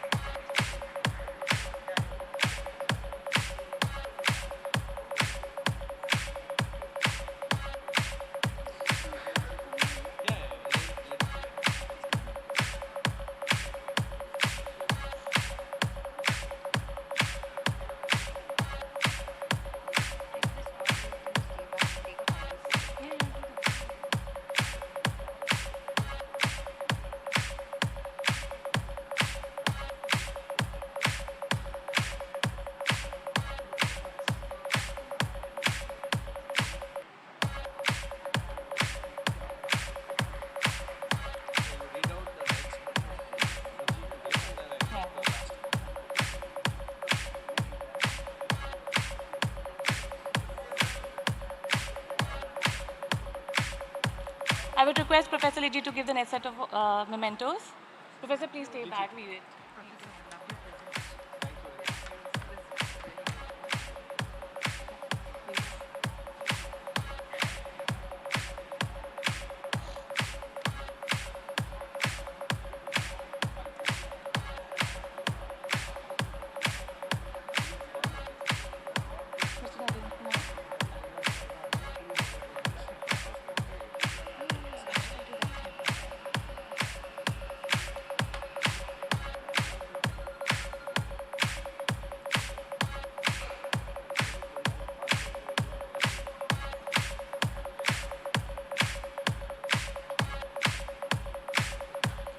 Professor Satya? Yeah.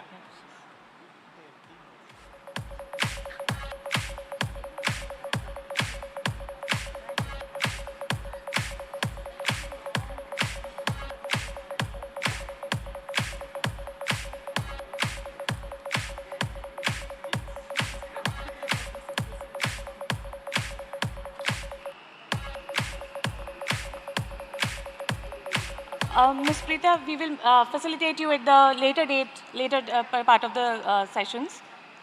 I could request all the people to come together for a group photograph, please. For the group. We will do it later. Yeah. Can I request everybody to come in center for a group photograph, please? Okay. Okay.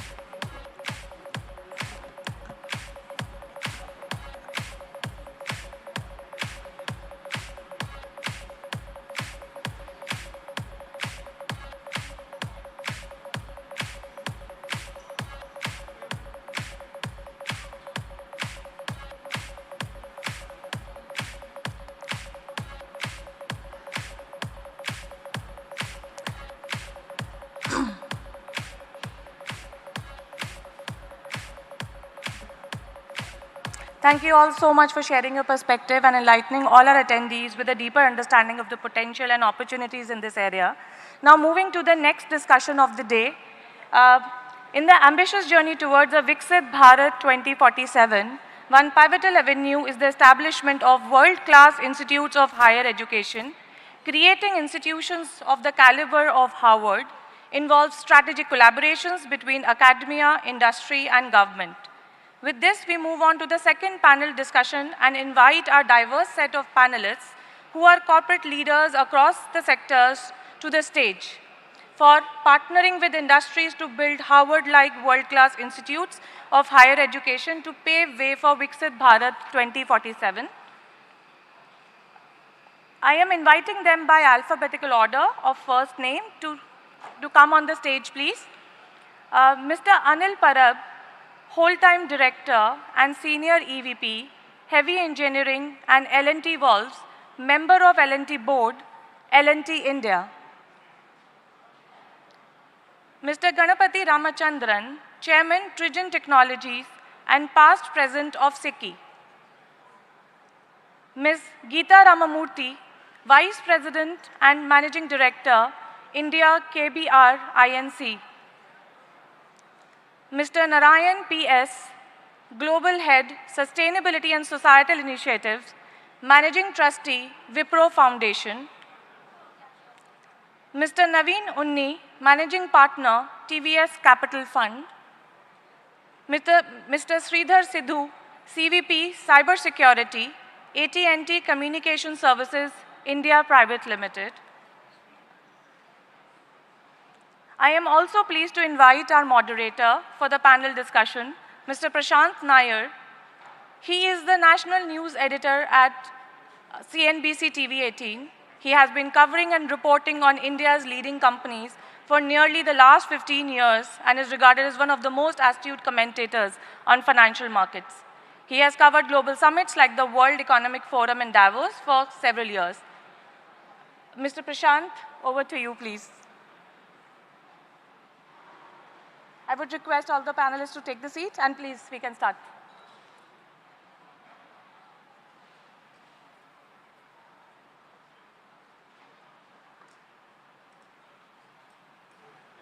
Check 1, 2, 3, check 1, 2, 3. Thank you. Thank you very much.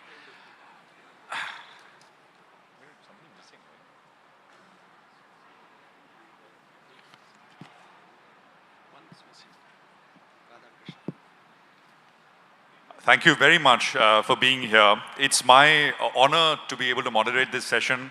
I was here last year as well, and I really thoroughly enjoyed my time here.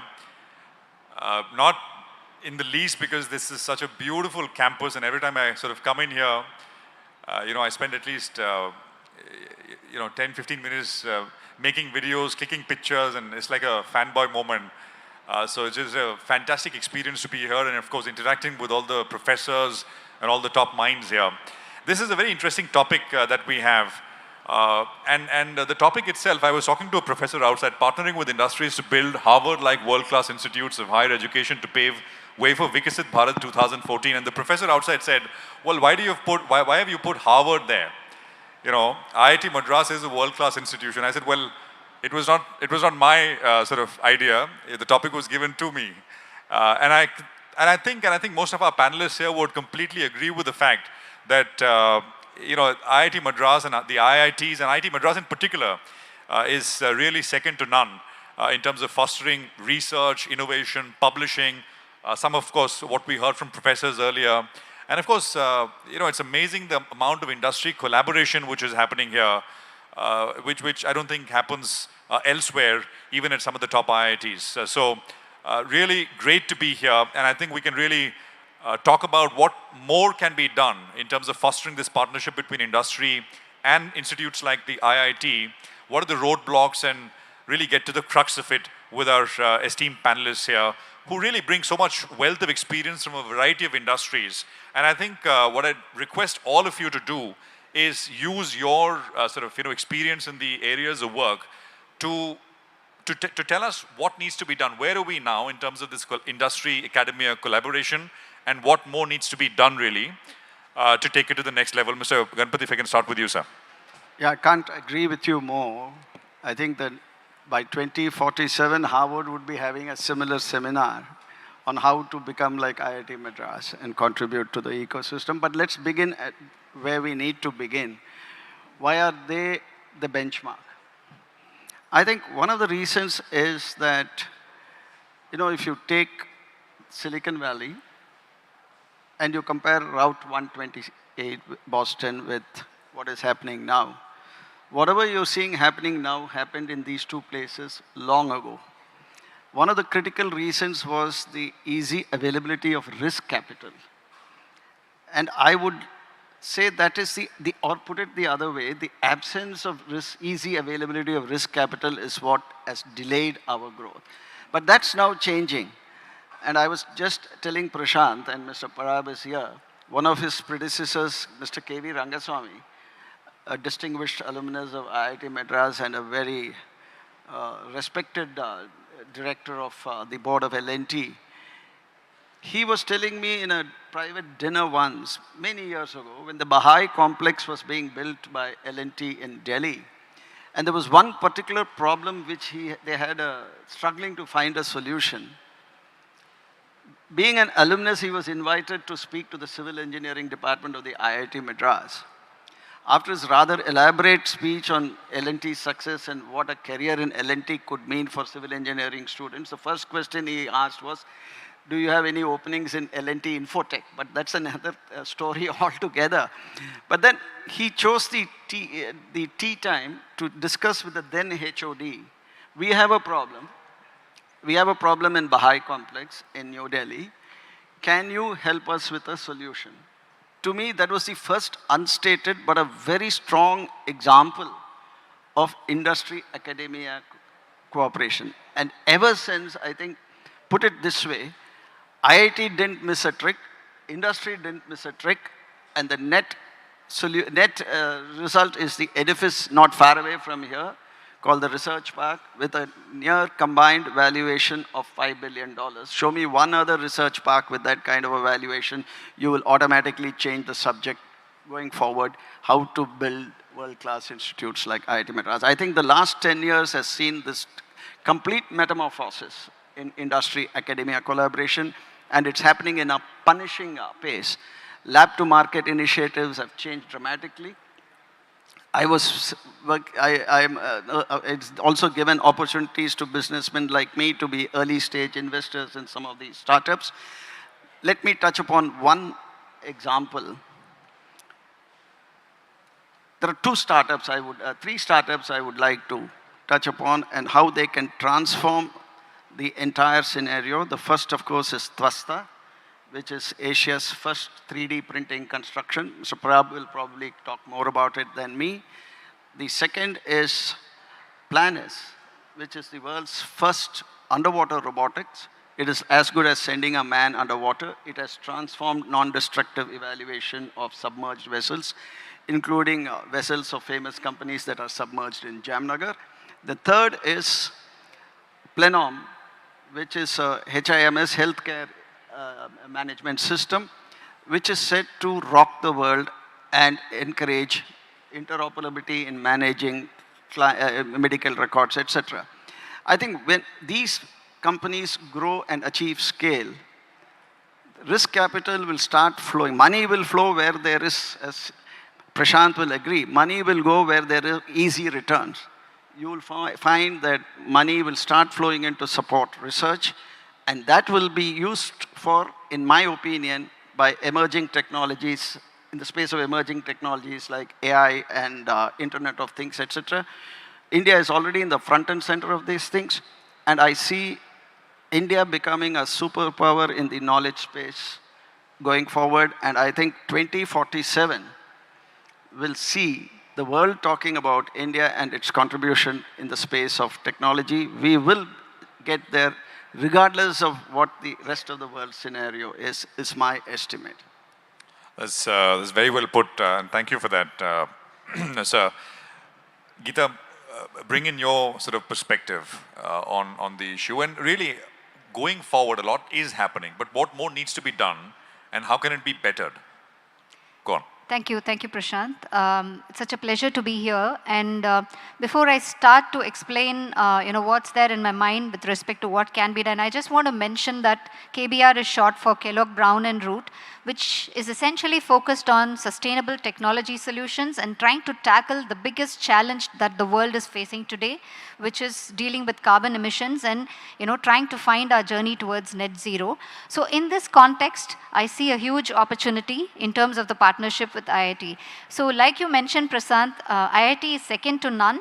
But today, if you look at the QS world rankings, it's somewhere in the 50s. And I think what we are trying to say is, how can we push it to the top 10? And to be able to do that from a perspective of what we are doing in KBR, I'd like to talk about a few things. First of all, there is scope for us to do a lot more research and innovation. When you talk about energy and the challenges that the world is facing today, 80% of the energy today, if not higher, comes from fossil fuels. And the runway to energy transition and moving on towards greener energy sources is still long. So what can we do together?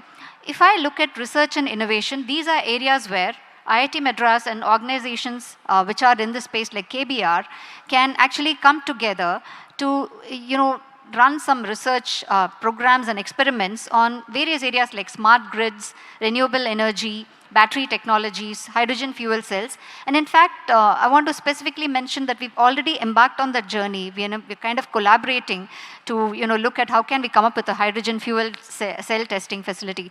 So it's a small start, but then the potential is huge. The second thing I want to mention about is to make it a world-class institution. We also are talking about how much can organizations like ours support in terms of investing to build labs, innovation labs, and also to bring the latest, the state-of-the-art technology to be applied, whether it's in terms of learning or in terms of experimenting with projects. So that's the second thing. The third thing is industry-aligned curriculum. So when you talk about green hydrogen and green ammonia, these are still newer technologies. When we are looking to hire people who have experience in this space, we realize that, the nuances that are required to put up a hydrogen facility, whether it's in terms of the layout, finalization, or in terms of what's the capex that's going to be involved, or how we're going to calculate the levelized cost of hydrogen. I mean, these are not things that are there in textbooks today. It's still evolving. This is where an institution like IIT can partner with corporates like ours to come up with industry-aligned curriculum, which will make our students future ready and future relevant. Huge area for us to collaborate on and huge possibilities as well.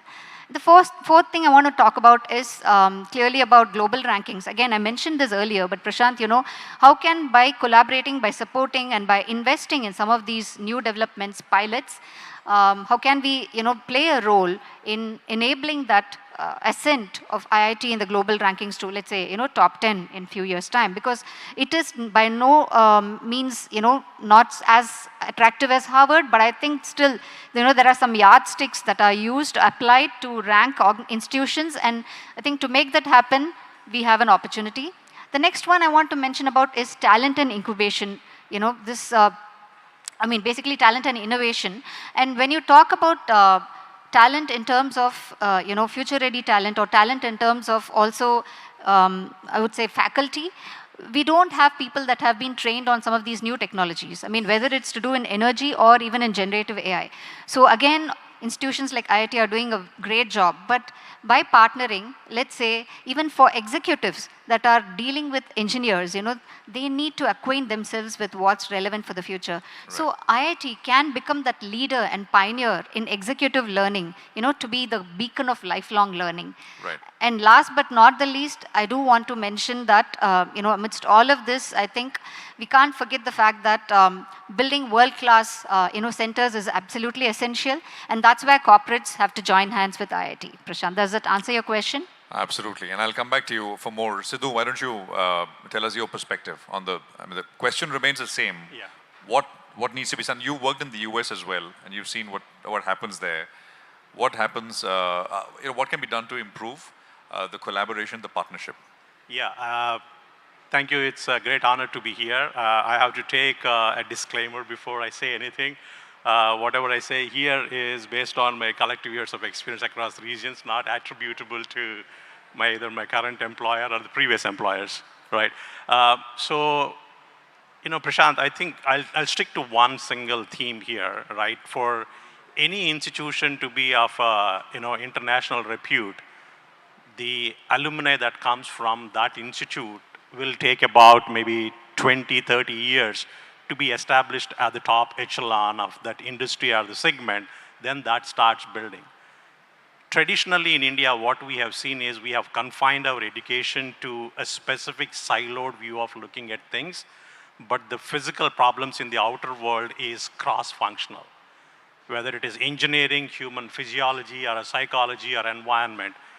And for more than 60 years in our country, we made students to stick to one in the undergraduate program, and then by and large, these people turned into an engineer or a doctor, not a cross-functional or cross-domain people, which is not necessarily the case with some of the Western countries where even in the undergrad, like the professor said earlier, you can pick human physiology and a computer science and probably environment. And those are the people who are really fitted to attack the most critical problems for the mankind that is there. And I think in the last 15, 20 years, as you see here, most of the institutions, including IIT, is doing that, where at the undergrad level, they can come together. And then probably in next 20 years, these are the people who will solve probably the most complex problems, because Indians innately are very intelligent to do the kind of work. I want to take that credit.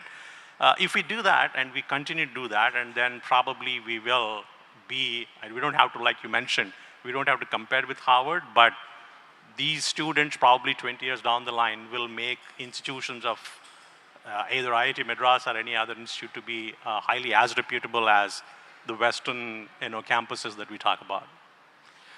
Thanks very much for that. Naveen, is funding an issue? Is money an issue? Is there enough spending? I mean, obviously, as compared to world averages, there's not enough spending which happens in R&D. Not from the government sector, and of course, not from the private sector. We had Mr. Sajjan Jindal at one of our events recently, and he actually, it's for the industry, they will invest if they see profits. That's the nature of the thing.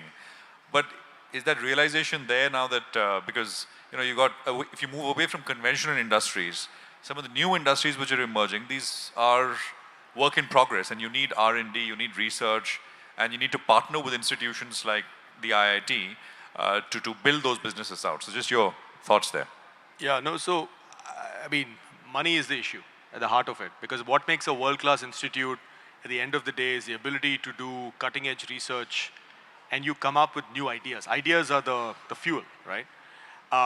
And like Mr. Ramachandran said, the compounding effect of hundreds of years of money going in, the endowments and the ability for those endowments to perform and compound and feed in, plus the broader economic strength of the country that feeds into research and the economy is actually a very hard fact. It's there and it's going to be there. And that's why you see at the end of the day that many of those universities are able to do more in that space. It's not about whether students are brighter, etc. World-class institute, the way we look at it in the QS rankings, comes from the ability if you to could do hold that. the mic a little closer, please. Sorry, Yeah. it comes from the ability to do that, right? So that's a fact. And so I think the aspiration is fair. We should get there. And as a proud alumnus of this institute, I think IIT Madras is in many ways leading in there, right? So if I look at IIT Madras Research Park, the types of industry associations that are happening there, or in the institute itself, are just absolutely at the cutting edge. But that kind of embedded, compounded advantage over time, you can't overcome very easily. You know, I often look at, the place I look at is China, you know, because I say, look, we'll keep looking at the US, they've had all these years, but China and us were at the same starting point, what, 40 years ago, right? Maybe 45 years ago, and look at where they've come. In certain areas of research, they have become the world authority. And that's the piece that I go to and I say, why is it not possible then? Now, you could argue that there's a lot of governmental direction of capital has gone there, but it shows you what's possible. It shows you that it can be done. And that's where I kind of look at. So I do think it's not just industry, it's not just government, it's not just academia. And this has been my view for a while. I think it is concerted areas where collectively we say we've got to plant our flag is how you go. And it's better to be really, really good at 3 or 4 areas and set the benchmark globally versus be kind of average at a lot of things. Because and I was just chatting with some student volunteers outside, we're having an interesting conversation about electric vehicles and batteries. And China is setting the benchmark there. European car companies, US car, everyone's struggling because they kind of see what's happening. And now China's going to reverse and they're going to set up manufacturing plants in the US and in Europe to run things, right? So that's how this works. So the question that I often ask myself is, what are the 3 or 4 areas that we as a country are going to get really good at? And then what should different parties do? What should the government do? What should industries do? And to that extent, risk capital is important. I'm going back to the point that Mr. Ramachandran made.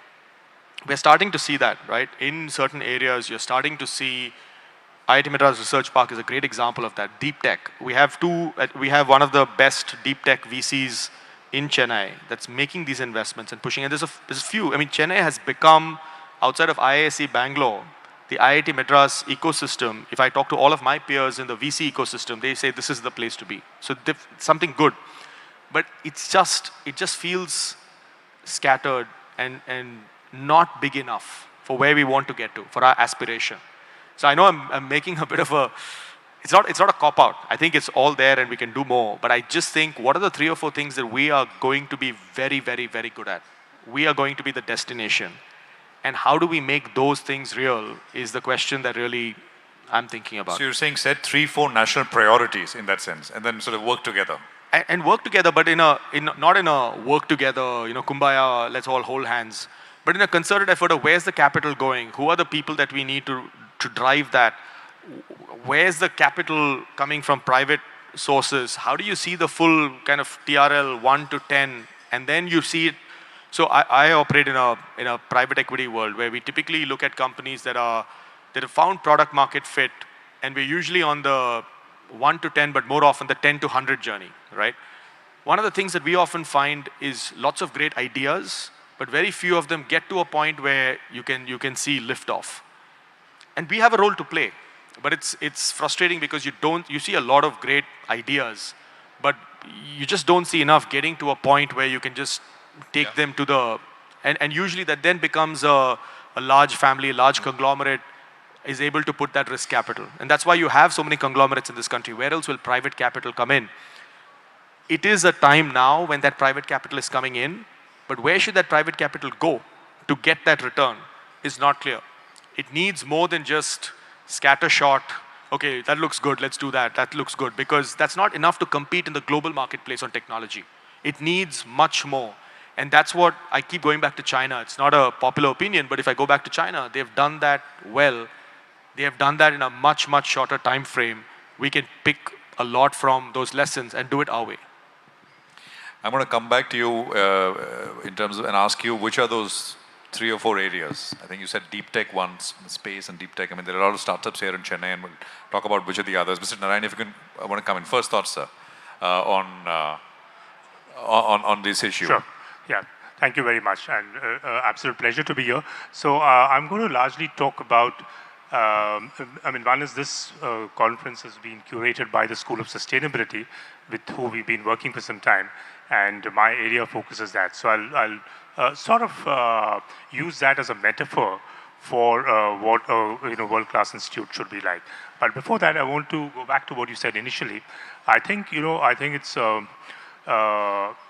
institutes like IIT Madras. One is looking at rankings, but if you look at contextually where they're located and the kind of resources that they have, it's like your GDP, based on PPP, purchasing power parity, and GDP in absolute terms. There's a big difference when you compare, right? So you're talking about a Harvard who's been in existence since 1636 with a $53 billion endowment. Okay, so 300 plus years, and an IIT Madras which is 60 years, okay, with obviously resources that are a fraction of that. If you contextualize for that, institutes like IIT Madras are as good, or if not better, okay? So that's the way, one should see it. Coming to, I'll use the discipline of sustainability. When we talk about institutes of excellence, there are at least 3 parameters. One is research, the second is teaching, and the third is practice. Sustainability as a discipline lends itself naturally to all the 3. You can't do one without the other. And we saw from today's presentations that the School of Sustainability is truly paying attention to these aspects. Research is, of course, a key strength of an institute like IIT Madras, but the way they are bringing in interdisciplinarity, for example, the School of Medical Sciences, how they are trying to fuse engineering and medicine. They have 10 doctors who are professors of practice, right, in that school, is one example of how you bring in that. So research and teaching is something that IIT Madras knows very well, and I'm sure they will build on that even when it comes to emerging disciplines like sustainability and so on. Practice is where you have the industry angle coming in, but there are different elements to the way you activate practice within an academic institute, right? One is, of course, the Stanford model where you work with industry, there's venture and all that. But in a discipline like sustainability, you need to have some living laboratories within the campuses. So not laboratories in the conventional sense, but living laboratories, where you translate concepts into things that are operationalized, right? So you translate, for example, what you learn about energy and energy efficiency into how it is actually implemented, maybe in one of the buildings, okay, and so on.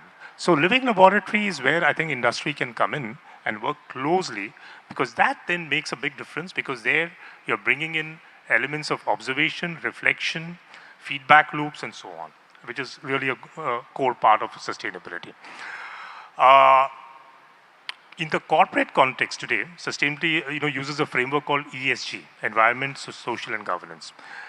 And environment we all know, but social aspects like diversity, equity, inclusion, continuous learning, health and well-being are in some ways integral parts of any world-class institute. You cannot be a world-class institute without a diversity of student body, without a diversity of faculty body, right? Continuous learning development, health and well-being, especially for the new generation, where mental health is so important, have to be seen as also core parts of what happens within a learning institute, right? And finally, governance. Governance is a lot of governance, I think, for an academic institute is about transparency, about disclosures. For example, in this particular case, I'll take the example of Harvard. Harvard started a project, I think, 4 or 5 years back, which examined its legacy with slavery. So they have an entire task force which has scrutinized Harvard's engagement with slavery. It made more than 2 centuries back, and you have extensive reports on it, on what happened and what are they doing and so on. So that kind of transparency is also a hallmark of a world-class institute. Right. I'll stop here. No, absolutely. And we'll see what happens now with Mr. Trump in charge. So maybe if there's any change or they stay the track. Mr. Bharat, come in there. Yeah, you're an infrastructure leader in the country. And again, another area where there is, of course, I mean, a lot happening, a lot has happened over the last 10 years, but also it's an industry which can really partner in so many areas. Energy efficiency, for example, new materials, of course, planning, etc. So just your own perspective on where we are and what needs to be done really from here to foster this partnership. I think first of all, I want to correct you that I think that's a perception about L&T. L&T is like a big elephant. So you are talking of one part is infrastructure. The L&T also is a leader in high-tech manufacturing and also a leader in ITTS services. Okay, so these are the three broad businesses. I think in last 2 years, if I have to say what is it that we did at Iit Madras, 4 very important projects what we did. One, already Mr. Ganpati talked about it, 3D printing. And that's one business which L&T is doing now. The first post office which was printed in 43 days. After that, even a 12-story building L&T did in 90 days. So this is one where L&T worked with one of the startup. The second is another startup where using AI, we have developed the cobots to do the non-destructive examination in the high-tech manufacturing without any use of engineers. And this is already implemented and this is another success. So we have already supported 2 startups over here. The third one which was there in the press yesterday, that was Hyperloop. And L&T has supported one innovation hub team, Avishkar. So this is another area. And the fourth area is skilling, where we have a L&T EduTech and making them industry ready. So wherein we are giving access to IIT students, IIT professors on our live projects. And our subject matter expert interact with them. So thereby, when they enter their profession, either for startup or for industry, they are much better prepared than what it is otherwise. Now your question was, what is it we can do to increase this engagement? The first and foremost, though we did 4 very important initiatives, I would say the approach is transaction based. The different part of L&T are working with different... So if you could just speak into the mic, please. Yeah. So what I'm saying is the approach has been more on transaction based. So we need to go more in a program management based, where there has to be a leadership commitment from both the side at the topmost level. This will make a big difference. That is the first observation I have. The second thing which I would say, though we did 4 very innovative projects, if you ask me, the interaction between students and industry experts and professors is not really to the extent what it is in the Western world. So we need to improve that. See, the funding and other things, today in India, fortunately, there are a lot of opportunities. Like this Anusandhan Research Fund, 1 lakh crores of funding which is provided by government for industry, academia, as well as the Ministry of Heavy Industries. We are working on a project with Indian Institute of Science, IIT Bombay on this, where government gives 80%. So I think the funding is not the main issue. The main issue today is the interaction. Other thing what I realize is the innovation hub which is started. When I really interacted with the student and the professors, what I realized, though we provided resources, infrastructure and money, we really did not depute our engineers. Actually, they have a scheme they have already come out with IITs for all. Anybody who wants to do some innovation can come and work here for 1 year. I think it will add lot of value if industry engineers, bright engineers, are deputed here for 1 year and then they develop the network, they learn how it is done and they go back. So that is another thing which I thought that as a L&T we will start doing. Another two more initiatives which are important is the startups.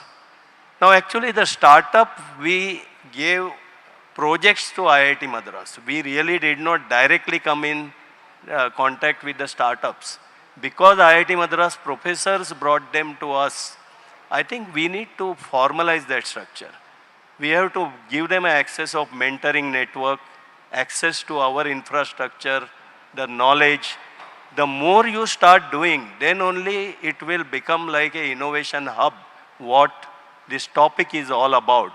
And the last thing what I thought, L&T with its vast experience of 86 years, we also work on many global cooperation mega science projects. We have not been really involving any of the Indian academia, though there are a lot of challenging work being done on that, because there is a bias in the industry that such projects are long duration. Whether there will be appetite with the academia to really work, because students come, students go. Now I think we need to create a structure of continuity. If we do that, I think that will be very important. Even we work on many new technologies like small modular reactors for the nuclear, green hydrogen. We do work with IIT Bombay on green hydrogen, but in again SMR, we have not involved any of these academia. So these are my few observations to bring the improvement. But why do you think it's not happening or it's not already happened? Basically what you're saying, it all needs to be structured, more process driven and not really one-off, right? It has to be more formalized in that sense. No, let me tell you one thing. See, you can't clap with one hand. Okay, I said when industry has a bias, I am personally interacting with most of the academia, what I said. But most of the time, industry is focused on time-driven programs. And we can't afford to do only research. Quarter se quarter tak. Now the problem is the focus in this academia is on their semesters, exams, placement. So actually the priorities are different, and that is where I started with program management approach when I said the leadership in both at the topmost level, that commitment, if it is not there, it will happen the way it is happening transaction by transaction. No, I think very, very well put, and lots of interesting and important points, especially about what needs to happen from here. Mr. Garpati, I know. Yeah, I just want you to have take thoughts you on specific. this Go on. quarter se quarter tak. Yeah. You know, the entire business and industry believes, after listing has been done, is that you are as good as a previous quarter. There's no room for benevolence. But I think in industry academia cooperation, there has to be a lot of space for benevolence. Failure must be respected. Failure must be accepted. But one of the things that has really helped the IIT ecosystem, and I'm open to correction from the large friends that I have in front from the institute itself, is the enormous volunteerism that has happened through its huge alumni base. And that's where folks like Prashant and Ashwin and Mahesh have transformed the entire thing. There is a great awareness about what is happening here. Let me annotate it by an example where I was a victim, perhaps I wasn't. But it was a lesson not only to me, years later, to volunteer my time to the institute. In partial fulfillment of my degree in 1977, I was asked to do a project in my 10th semester, or 9th and 10th perhaps. Initially, we all thought it was spending a lot of time in Knick-Knack, which is the coffee shack here, but then life got a little more serious. And I still remember the project that I did under the oversight of a very distinguished professor then, as he is now perhaps, was titled Aerial Camera. But my Viva, which was the last act to finish my degree, was on 19th May 1977. Set for 11:30 because of a Vespa scooter puncture of the external guide. It got pushed to 2. And I was there in front of these professors who had enriched themselves with a lot of Buhari biryani. But I was denied that. But believe you me, that project, the prototype, was left behind in the lab. And I couldn't pick it up because it was a Friday. And Saturday I had to take my Grand Trunk Express back to Delhi to be with my parents. That got left behind in the lab. That was something called aerial camera. Years later, as a businessman, when I was working with an Israeli company called Aeronautics, who are global leaders in drones, if there was a formal system that could have been put in place, this could well have been an early stage drone, not now, but in 1977. But there was no framework that was existed then. Nobody understood how to monetize a joint effort by a student and this. But today, the IIT Madras is a different cup of tea. There is huge amount of volunteerism coming from its alumni.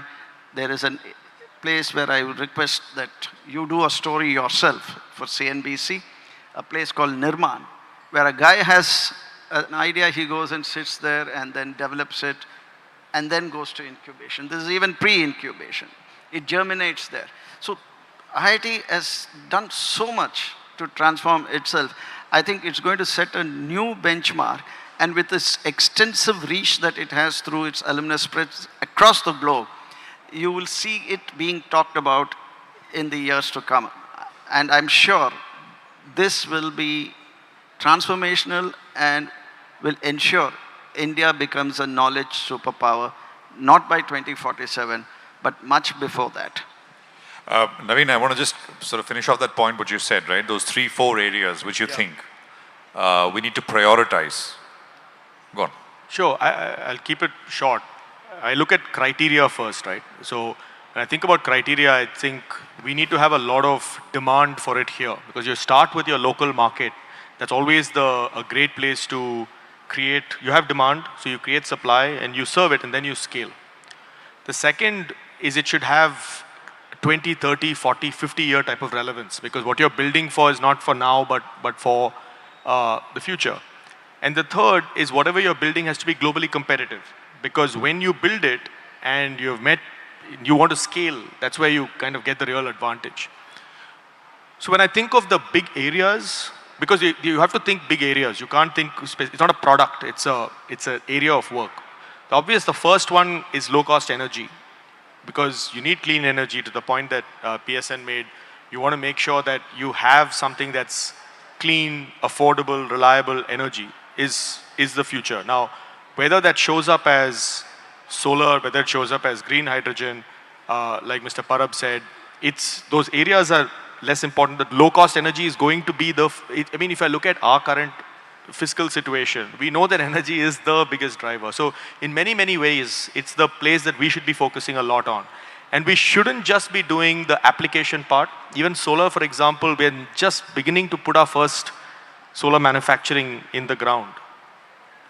Not enough, too little, too late. So that's an area I would think about. The second area I think about is, and again IIT, and we talked about the biotech. I think there's an entire space of biotechnology which I think is only starting. Because the other criteria to think about is there are massive disruptions that large computational kind of power will allow you now, that you can actually disrupt. You can leapfrog many. And the entire space of bioinformatics is a massive space. I put biotechnology within that broad space, but that entire field is something that, from a criteria standpoint, we need a lot of it, because a large population, you have that data available, you need to do that. And it's something that large computational power allows you to do. But also you have a massive global south market that needs to break away from the kind of, not monopoly, but the oligopoly that the large players have done. So there are spaces like that. The question is not to find the space. Actually, I can give you another 8 or 10 like that with these criteria. It is, can we stay consistent? It's all compounding at the end of the day, right? Can we put the effort that's required and not scattershot it, because we don't have that kind of resource is the question. I think that's actually the bigger question, not the what are the 10 areas. I can give you more, but that's the real question in my mind. Sidhu, in terms of technology, AI, we saw the presentation earlier from the professor.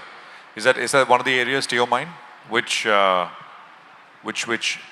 as Naveen said, sort of work in mission mode, or you think it's kind of, what are your thoughts there? Yeah, see, I mean, if you talk about probably AI and the science, it is 75 years old only. It is coming to a little bit of fruition now. The question is that with the complexity of the problems that we have and the demographic data that we have, the more and more AI models will help probably at least pinpoint the major areas of focus of any given industry using all the AI capabilities and the data that we have.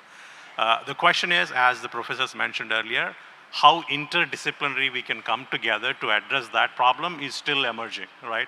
It will definitely take some time, but it will be more at the institutions or maybe a select set of large organizations or startups doing that, not necessarily on the mid-market level. But I think AI is, and then the underlying business problem statements and the data that we have will take us a long way in addressing the problems which we found it very difficult to address in the past, but they can be addressed a lot faster going forward. Geeta, you want to add to that? I mean, you heard one of the things is, of course, energy and a sector that you guys work very closely in. So just your thoughts there, how to build on it. Yeah, I mean, I would say that aside from application of AI and new ways of working, data-centric delivery and all of that, I want to also mention that the intersection of the biggest problem of the world is facing, which is sustainability and technology, is humongous. And I know that there is some early inroads that IIT Madras has made. And even when you look at sustainability, if you broaden it, it's also about dignity of labor. I mean, if you tie it back to ESG, right? I think IIT's invention of this automated, scavenging, which is probably something that is talked about, it's about improving the dignity of labor. I mean, it's got a social impact. So I think the potential is humongous, Prashant, and it also has to go beyond just profit making to, having a wider social impact. And I think in that area, application of new technologies and how do you leverage, cognitive applications, technology applications is also going to play a key role. And I think we'll be very happy to partner with IIT on that space. Mr. Parab, you want to just, you've heard the others and you gave us a list of things which need to happen. Anything you'd like to add to what you've heard from the others? No, other important areas for India becoming a developed country, I think sustainability and energy transition, which is one of the very important things. The energy needs are going to be exponentially higher because of AI. So that's one. India also can emerge because of its talent pool and the cost competitiveness, a global leader in nuclear technology. And sustainable aviation fuel is another thing which is going to be a large requirement going forward. And I think I look at the rocketry and other things which are talked. Can we create our own Starlink? Because see, for a large populous country like India, having our own communication network with those lower orbit multiple satellites, I think that is another thing. If really India want to be a powerful developed country, we need to have that as our own technology. And I'm sure that people are listening. Very interesting, especially the nuclear bit. But I think one common theme I'm hearing is energy and sort of energy transition, energy efficiency.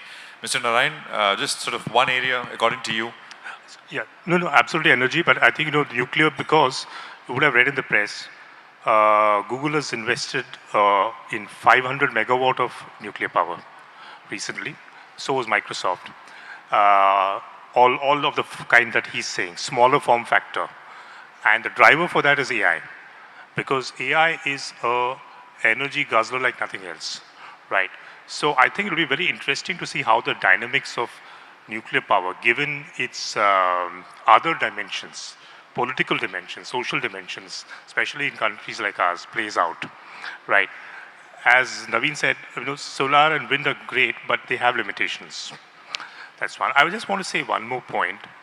When you talk about world class, I know we're run out of time. In a country like India, you need to have a model of distributed problem solving. And an institute like IITM, apart from doing all of these things, must play the role of capacity building for other institutes, Tier 2 and Tier 3 institutes, which I know it's doing. That can really catalyze distributed problem solving in a way that nothing else can. I think that very nicely brings us to a close on our discussion as the time is up, as the sort of timer here is showing us. Thank you very much, all of you, for joining us.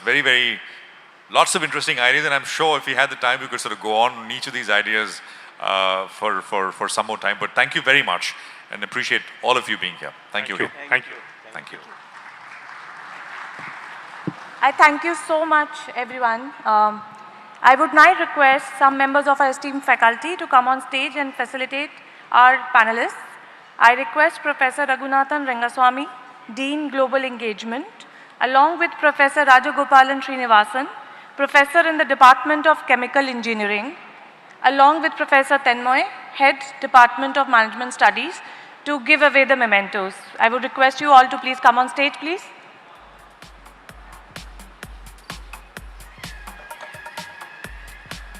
Professor Raghunathan. Professor Tanmoy, I would request you if you can come, please. Professor Rajagopalan Srinivasan. I would request Professor Ashwin Mahalingam to please come on stage, please.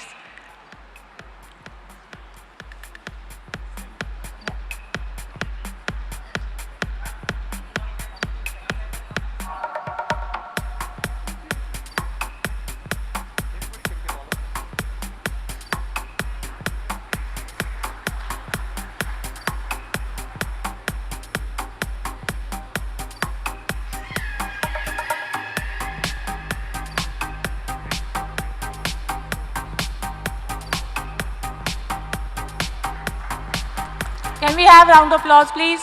We can be louder.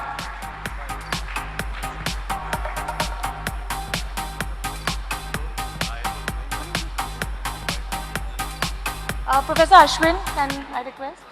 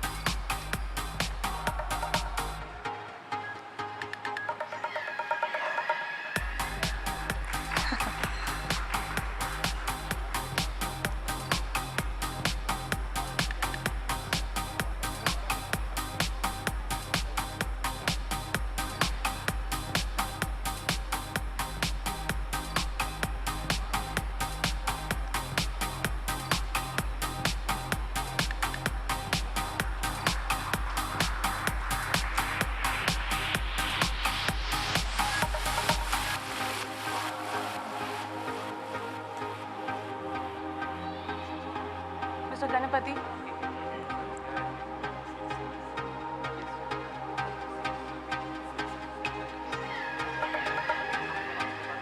Prashant, you will be holding one more session, so we will be giving the memento that time. I thank you so much, everyone. I would request you all for come to the center of the stage for a group photograph, please.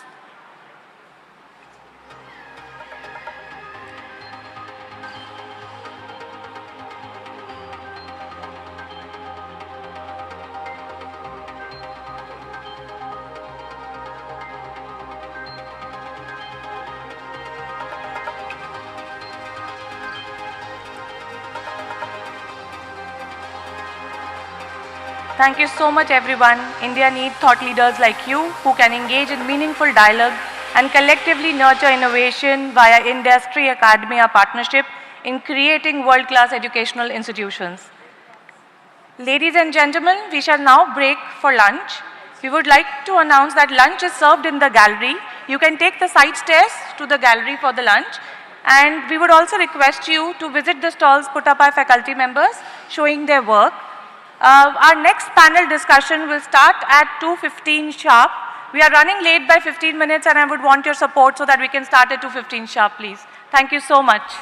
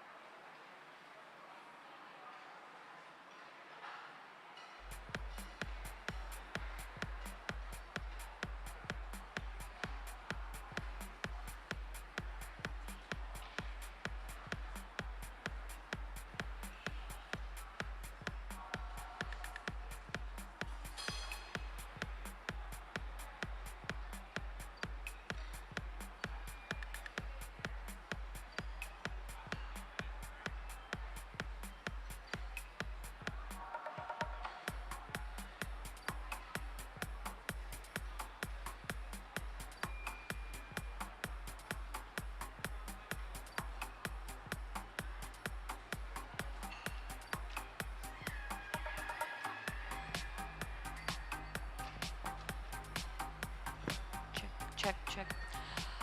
A very good afternoon, everyone. I hope you're all having a lovely lunch, and I hope you've had a very lovely first half of today. We at IIT Madras are extremely happy to be hosting you here for lunch. A few small notifications. I hope you're all enjoying and interacting with the booths that we have set up. Please do let us know if you want any other information regarding the same. We hope that you would put up pictures on your social media, on LinkedIn and all your other corporate socials with the hashtag IITM CSR Summit 2024. We will have a QR code ready up in a bit, so you can also scan that and you can use that link to post all the pictures. Thank you everyone for being here. Have a good lunch. We'll see you for the next session.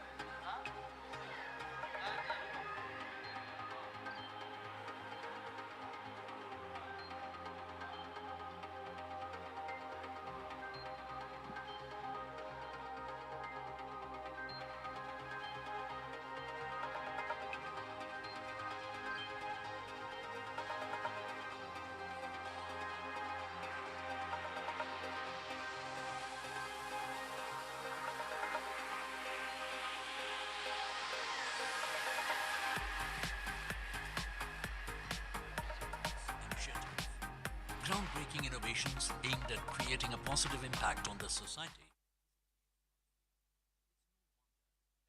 resources,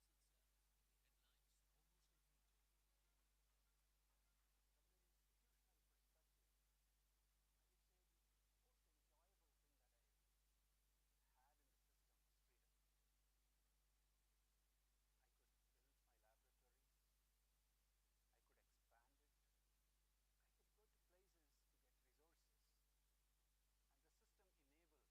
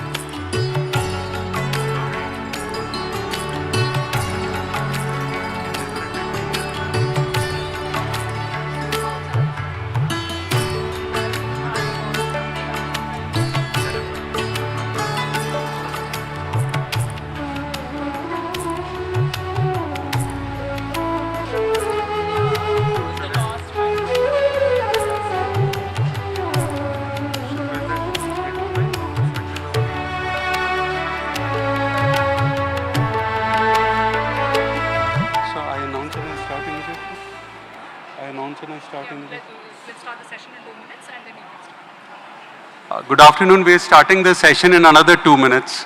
Thank you. Request all those who are, away to please come and be seated. So requesting everyone to be please seated. Thank you so much.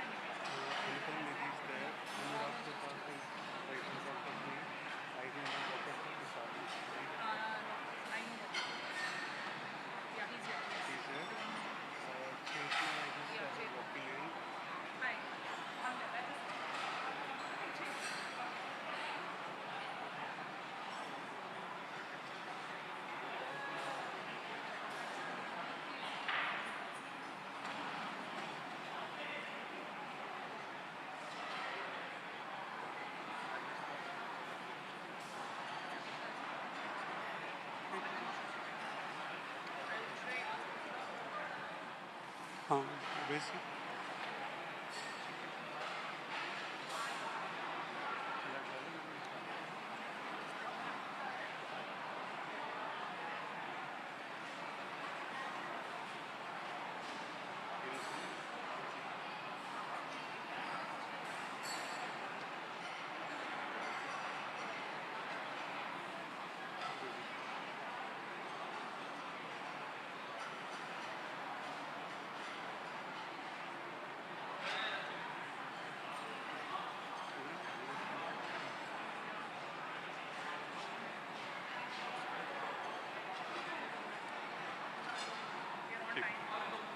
is working now. Very good afternoon to everyone. I'm Gurbrinder Gill, VP Corporate Relations from the Office of Institutional Advancement at IIT Madras. A warm welcome to all the esteemed guests to the afternoon session, which has a few final discussions, followed by partner awards and the valedictory session. The topic of our next panel discussion, Viksit Bharat, Skilling India for the Future, the role of IITs, aims to explore and highlight how IITs are at the forefront of cultivating the talents and skills needed to steer India into a prosperous future. By fostering a culture of learning and innovation, IITs are not only shaping the engineers and technologists of tomorrow, but also contributing to the vision of a developed and self-reliant India. We would now like to invite our esteemed panelists for the panel discussion. They are eminent CSR heads from a diverse set of corporates. I'm inviting them by alphabetical order of first name to take their seats on the stage. I would now like to invite Ms. Anupam Nidhi, Head Corporate Social Responsibility at Vedanta Group and Hindustan Zinc Limited.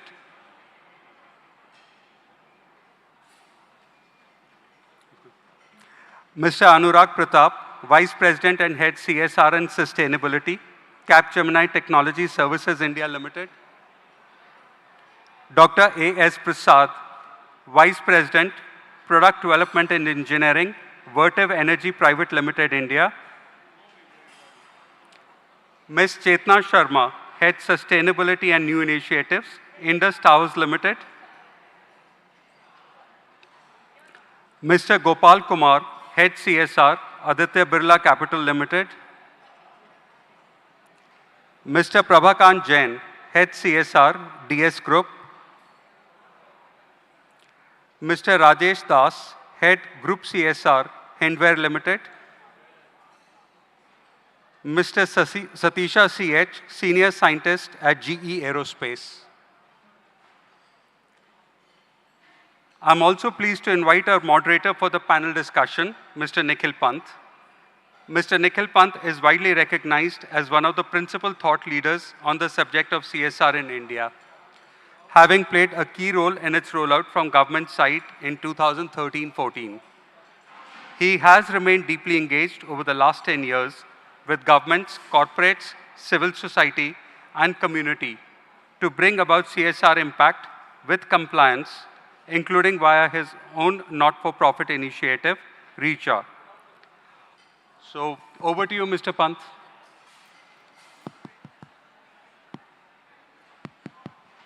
Hello, hello. Is it audible?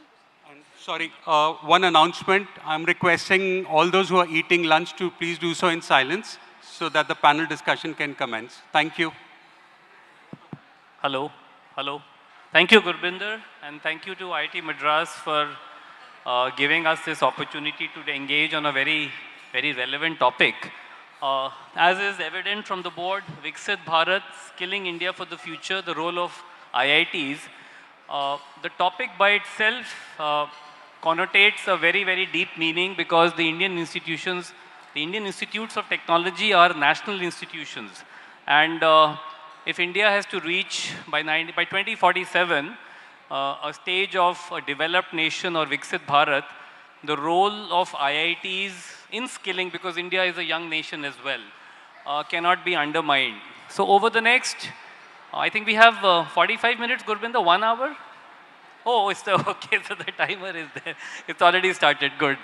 So we have exactly 52 minutes and 49 seconds. What I would request all the panelists is that we will take maybe 1 or 2 questions, and the idea would be to share our experience in terms of the learnings and not talk much about what we are doing in our respective organizations, because invariably people are knowing and they are able to find out.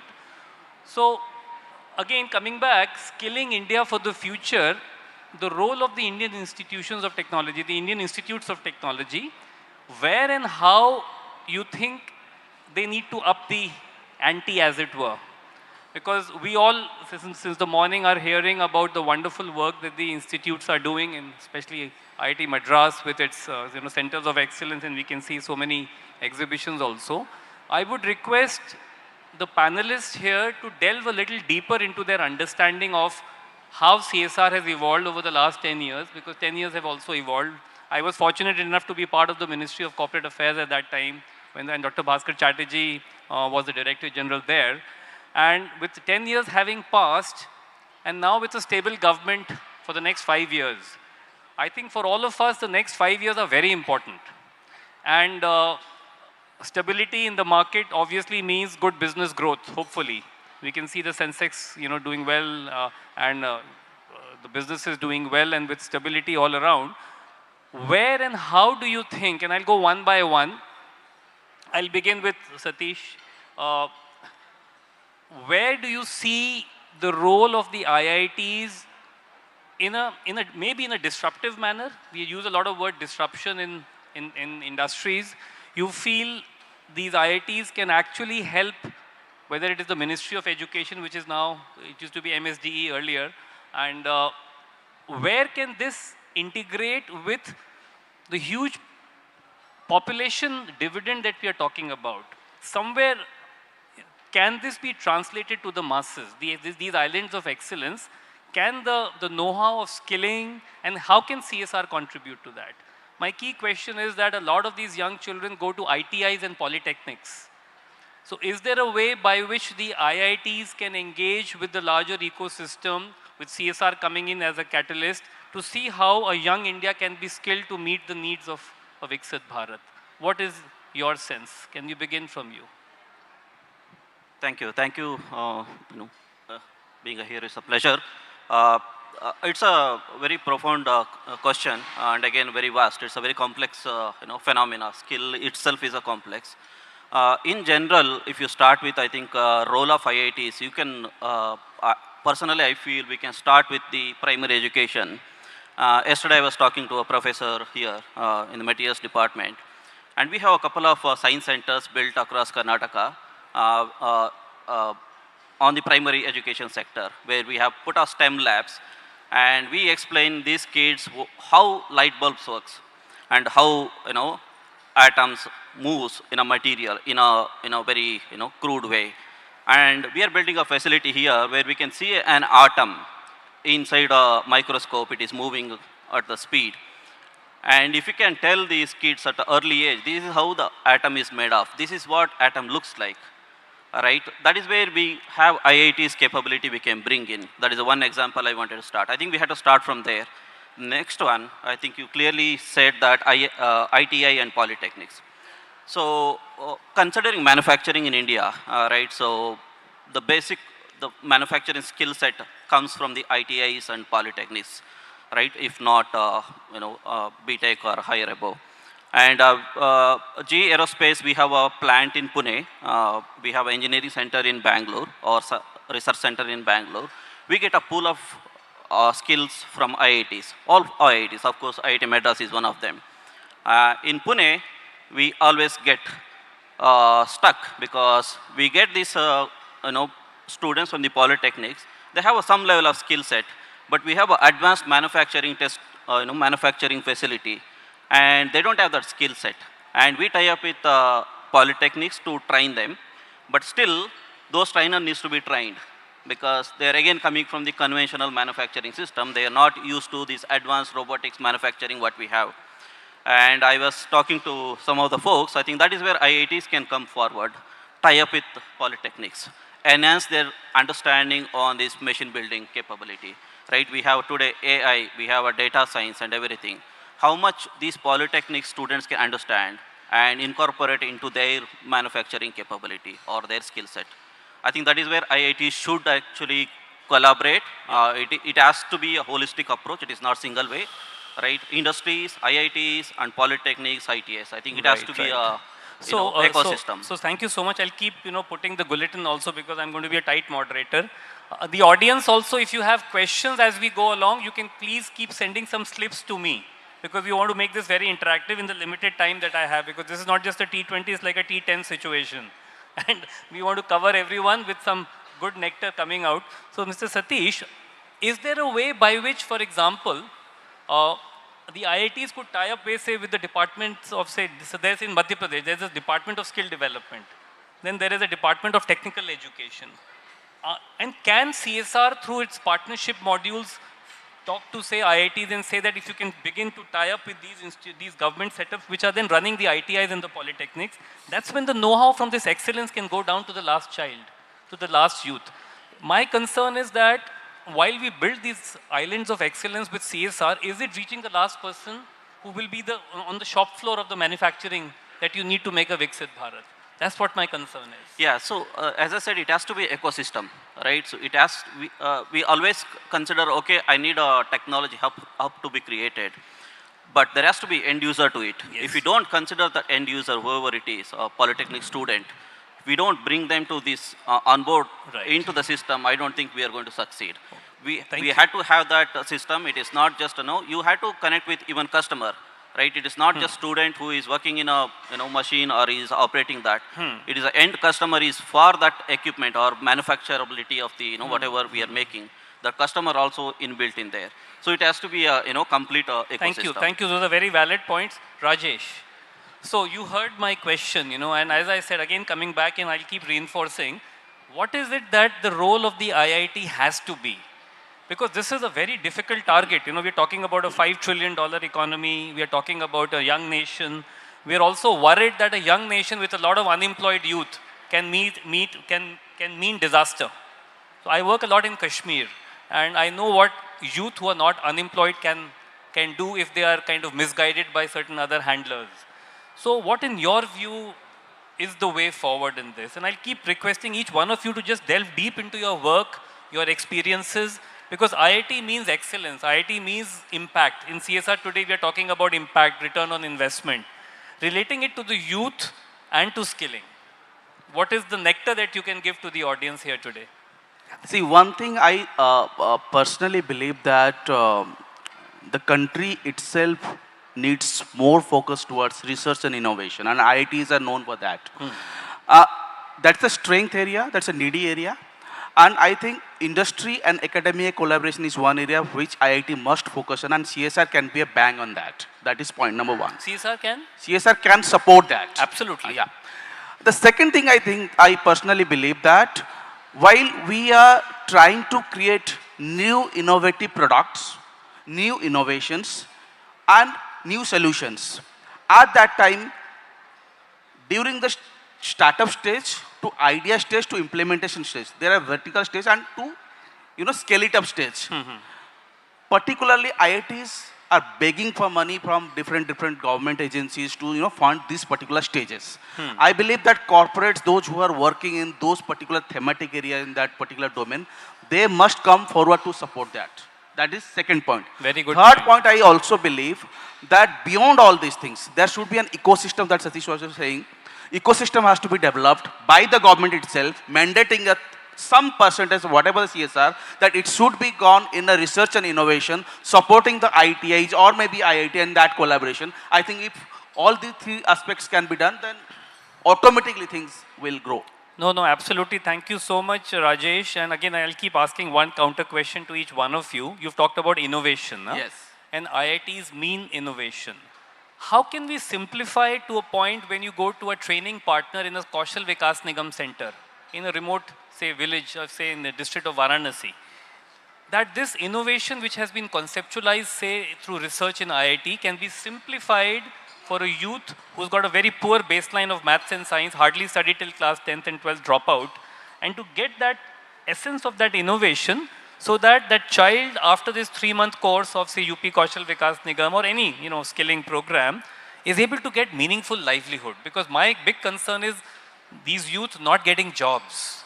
It could be 10,000, 12,000 rupee jobs, but meaningful in the location where they are, because innovation should also mean youth not having to travel far away for jobs, because we don't want, because technology is there now.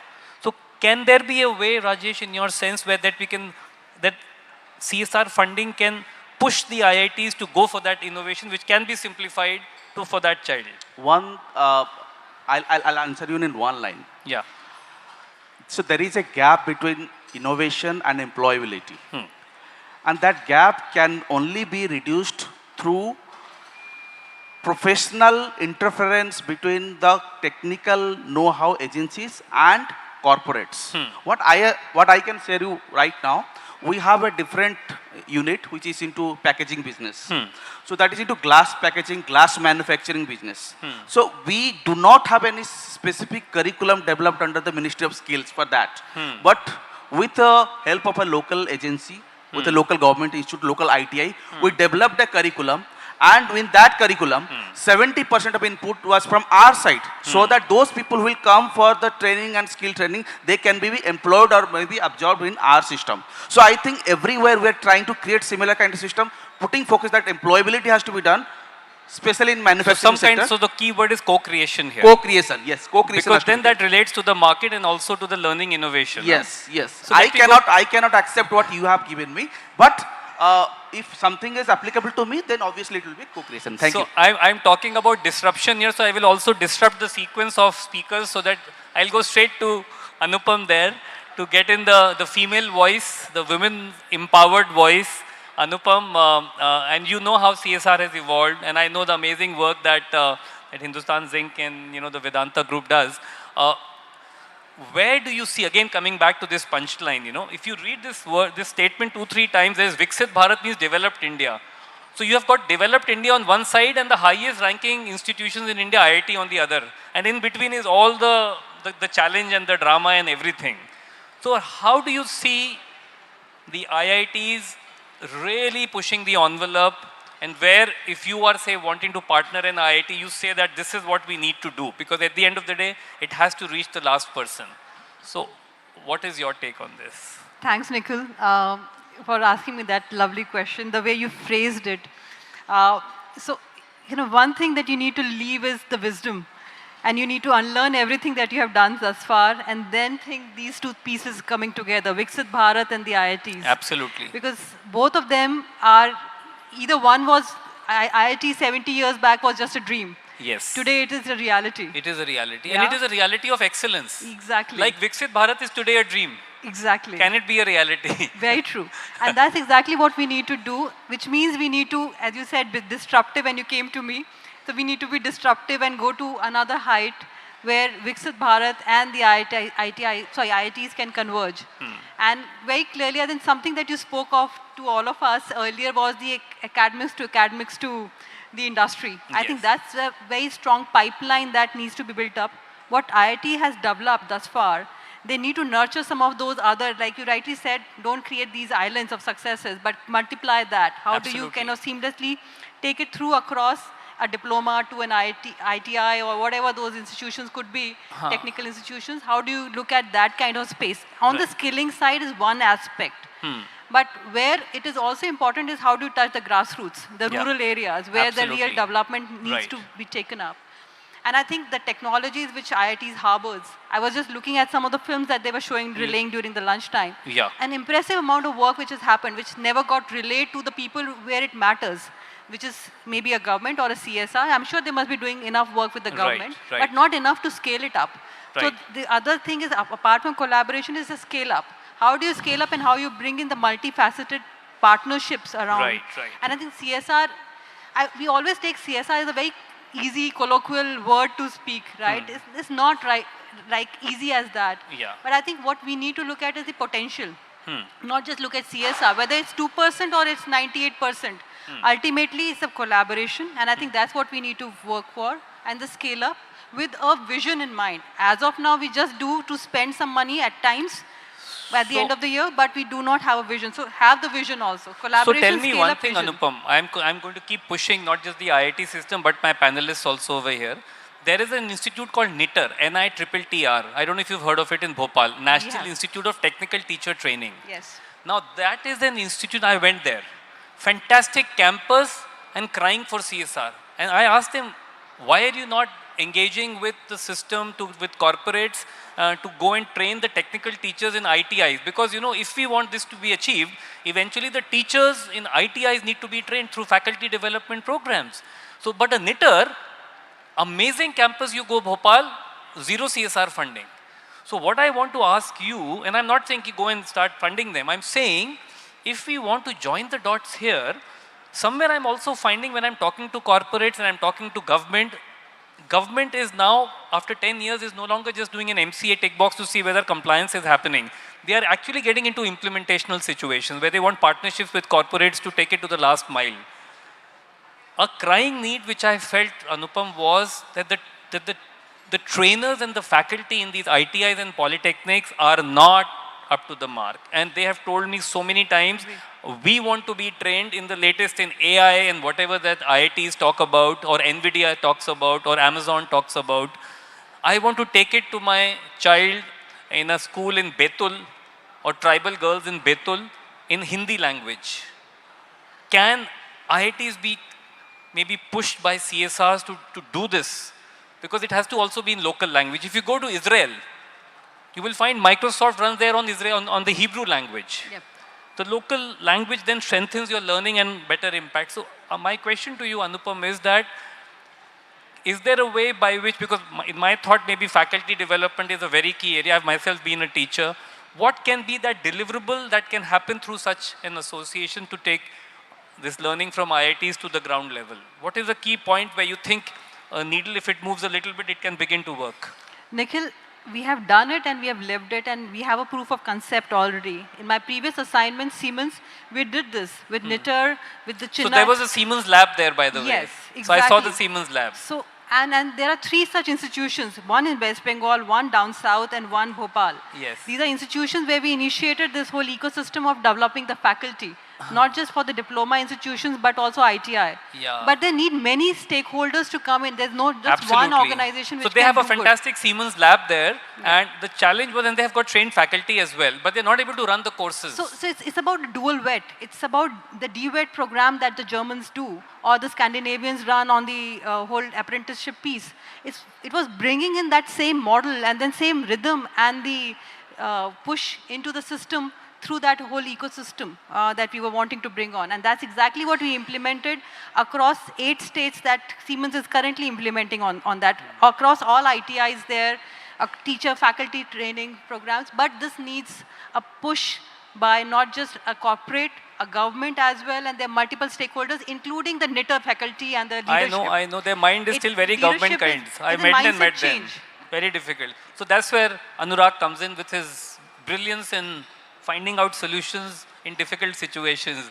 So as Capgemini, very techie company, Anurag, and what we are talking here is, again, as I said, Viksit, which is evolved and developed Bharat, and IITs, IIT Madras ranked #1. How do this kind of come together to do this development of the nation, where skilling, what is the key element in skilling maybe which the IIT can bring in, that thing which is missing, you feel, where the last child, where the deserving youth get that benefit of the excellence that the IIT is brewing or developing through CSR? Where do you see that gap is and how can that be filled? Thank you for asking And again, this question. building upon what all has been said. No, agreed. I'm like, people who are still eating, please. finish your lunch. Lunchtime is over. You can't be eating so much. You need to come back. Second, people who are sitting there on their phone, there is a AI application running there, and they are checking how much time you are spending on your phone there. So you'll get a direct bill invoice to your phone account number itself.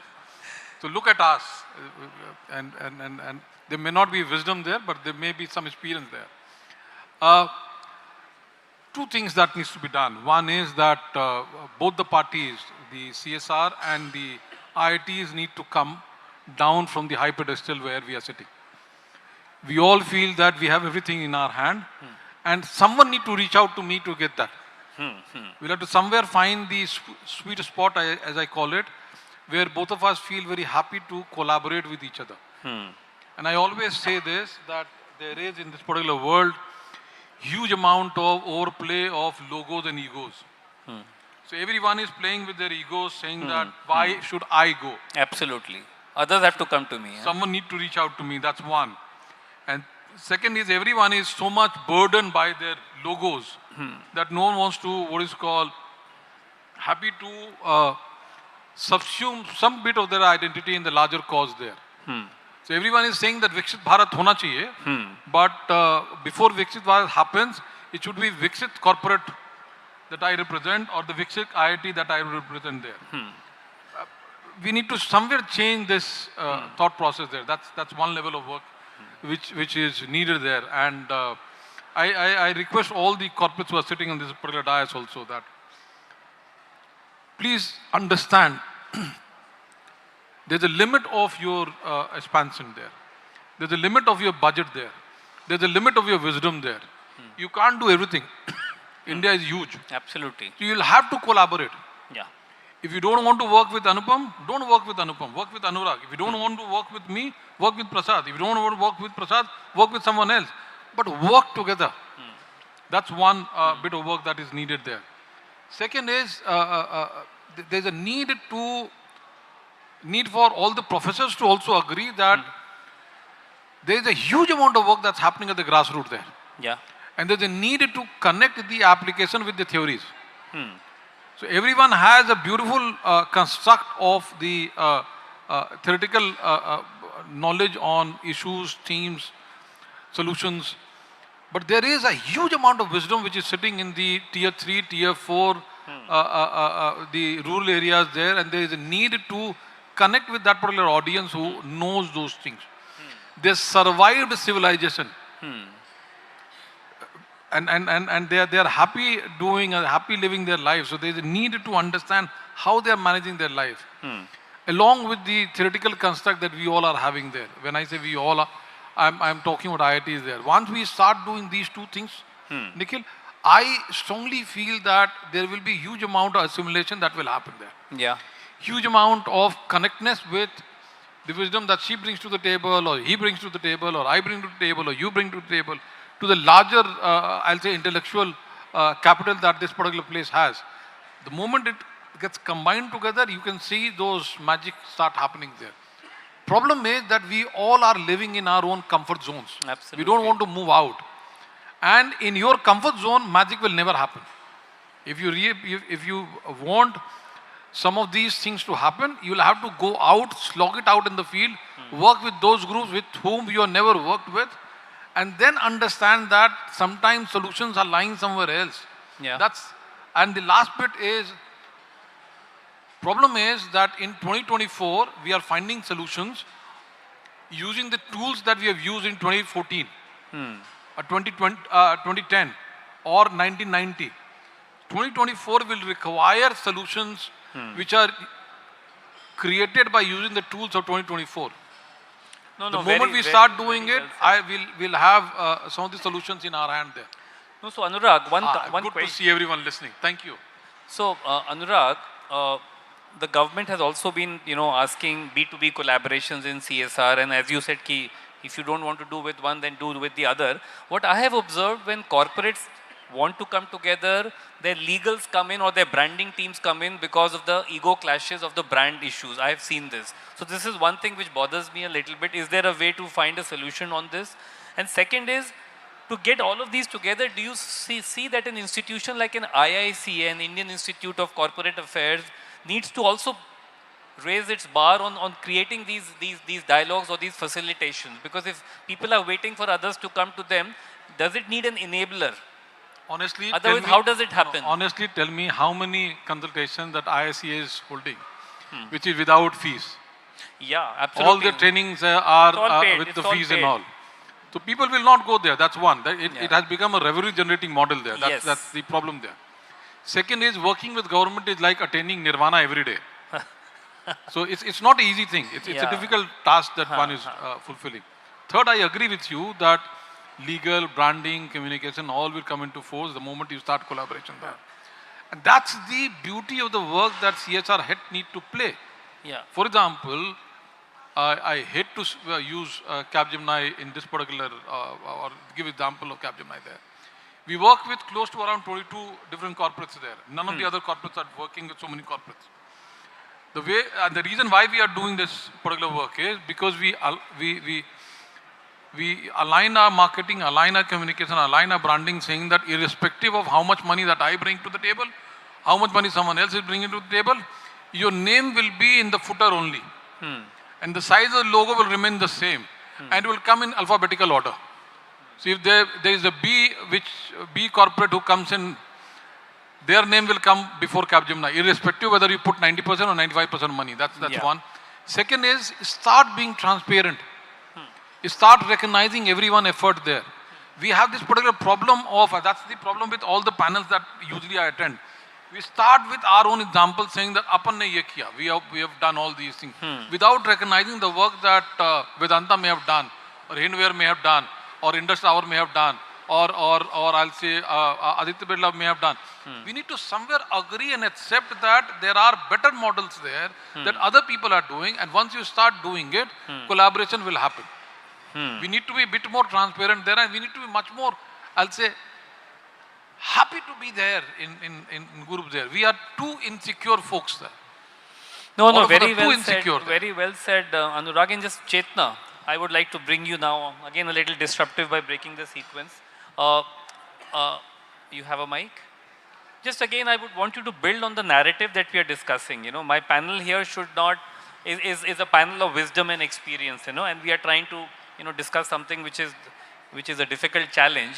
So what do you see basis of the conversations that have been happening so far? Is this a doable dream? And if this is a doable dream, then what is an IIT supposed to do? What is an IIT Madras supposed to do? If they get another 200 crores of funding, for example, what does an IIT Madras do? So what would you say, 1, 2, 3, 4, 5? So I'm putting you all onto a bit of a challenge also here, in an impromptu way, so that you don't talk about your companies only. I want you to delve deeper into your wisdom and understanding to give answers to these issues, because these are the burning issues. And I think it is people like you all who are dealing with grants or who are engaging with the development sector in some way. And this is the beauty of the law. Actually, I was just thinking, while this morning session was going, 10 years have elapsed. And if this CSR law was not there, we wouldn't have been sitting here, where corporate India sitting in an IIT discussing about how to, do a Viksit Bharat. So this is the beauty of the constitution, that it has given us this opportunity. So I want you to build on this and maybe suggest what you think the IITs can do. Sure. First of all, thanks for having me here. and please pardon my bad throat. No worry. Just keep the mic a little closer. Yeah. Mic. So I think very interesting. And I request, just a second, can we have the audience to be very quiet, please? Hello, at the back there, I think Anurag has already requested. Can we have absolute silence? And please just focus, because some very, very deep level of conversation is happening. I am yet to get a small slip from anybody asking any question. Nobody has any questions so far? If you're not having any questions, then one wonders, whether we'll ever arrive at Viksit Bharat. You have to have so many questions. So send me some slips quickly, because I want to keep integrating them in my conversation. Yes, Chetna. So yeah, it's I think very interesting conversation, and very valid suggestions. Very close. It will be better for your throat also. Oh, no. Okay, thank you. So I personally believe it is possible, and IITs can do, they are at the heart of innovation. The gap that we are really pointing out here is that, the IITIs and the polytechnics who are actually on the ground, and which is the majority population, they still do not have access to the knowledge, etc., that IITs actually bring in. And I think in some form, IITs have already started doing it. I was reading IIT Guwahati and another IIT, they've already started to work on training principles at IITIs. Which is the leader at the ITI level, because in then fact, it will percolate down. In fact, I completely agree with you. With my interactions with ITIs, the main problem is not the children, it is the teachers. Teachers don't know what to teach. Yeah. The curriculum, honestly, with all honesty and transparency, it's a mess. If you look at what is there on the ground. So that curriculum has to be strengthened, where IITs can actually play a very big role. Secondly, the infrastructure that the IITs have right now, it is nowhere close to really getting those youth to experience what they have to experience. There was this whole scheme around Atal Innovation Mission, where Atal Tinkering Labs have come in. They've Some got a of big renewal now from the government, 2.0 AIM. Yes. I was And reading. those are better. If you go see that infrastructure, some of those Atal Tinkering Labs are better. It will depend on, what location, what area and all of that. But if you still see, what they are providing in terms of infrastructure versus what ITIs have, there is a huge difference. Huge difference. So I think, the existing different, there are various systems working at the same time. They have to come together and collaborate. If there's an Atal Tinkering Lab, there's a mission, there is a full skill development mission which is running separately, and there is an ITI and a polytechnic, and there are, various guidelines around it. I mean, why can't they really, first of all, start to collaborate? And this is under the government system. That's one issue that we should, in some form, bring and highlight to the authorities. The other thing is, how can IITs come into play? IITs can actually help stitch these things together. So today, if an IIT picks up one particular skill, we're talking about skilling, we pick up AI and say, cyber security. We say these are the things which will have a future and will create jobs, etc. Then they should take the lead and create the curriculum. They should somehow try to mediate and bring these institutions together. So Chetan, I'll just stop you here. My concern is, because I run an NGO and I work very closely with government, with funders also, I find inertia at every level. While we all want this to happen, but who can move the needle? Who is it that, and as Anurag also very rightly said, that people wait for the others to come to them. Somehow, how do we push it really hard? What needs to be done as we go to the next 5 years of CSR with a very stable government now? What is it? Because we should not, it is a golden opportunity, I feel. If we somehow miss this opportunity, we will be further behind. So definitely corporates can, while I'm saying that IITs can do it, corporates can, probably are more better placed. Because, there is, the government, as you said, is given this platform. There is a particular amount they have to spend. If they focus their energies towards a particular goal, and then, see, catalytic funding is important. There's patient capital required before you can move to sustenance and the maturity of any economy. And that is where corporates can bring in that. And, there are, in one of the other conversations, Anurag and with some of the other folks in the industry, what we were saying that, there is this huge opportunity where corporates themselves can come together and they can get IITs and the other institutes together, because all said and done, Good, thank you. funding is somewhere. Thank you. Yeah. So, Gopal. So, Aditya Birla, right? Yeah. Now, can the IITs, and I'm going to just do a second round of disruption, I'm just changing my question now to you, because Aditya Birla means a slightly higher envelope as well, because you do good work, I hear a lot about your work. So, skill gap. A lot of the ITIs and the polytechnics and what is trainings are happening is not matching the market. Right? And the market needs certain sets of people who are not coming in from the ground up. Can the IITs, with their excellence, with the funds they receive, develop skill gap researches? A lot of research also happens in the IITs. And then can that research inform the government to take up these funded programs, like the Kaushal Vikas programs that are funded are happening, to at least match the market requirements? Because at least then the child who comes up, we've got a question, thank you. Then at least the trainings which are happening, and some of these trainings are actually supported by CSR. So the irony is that when this child who has had very poor education gets trained for 3 months in a course which the market is not needing, can the IITs do some role? Because if that also happens, it could be a major step towards Viksit Bharat, I feel. So Nikhil, what we are talking about, Viksit Bharat 2047, it is $30 trillion economy. Now for $30 trillion economy, currently you have the service sector, manufacturing and agricultural sector.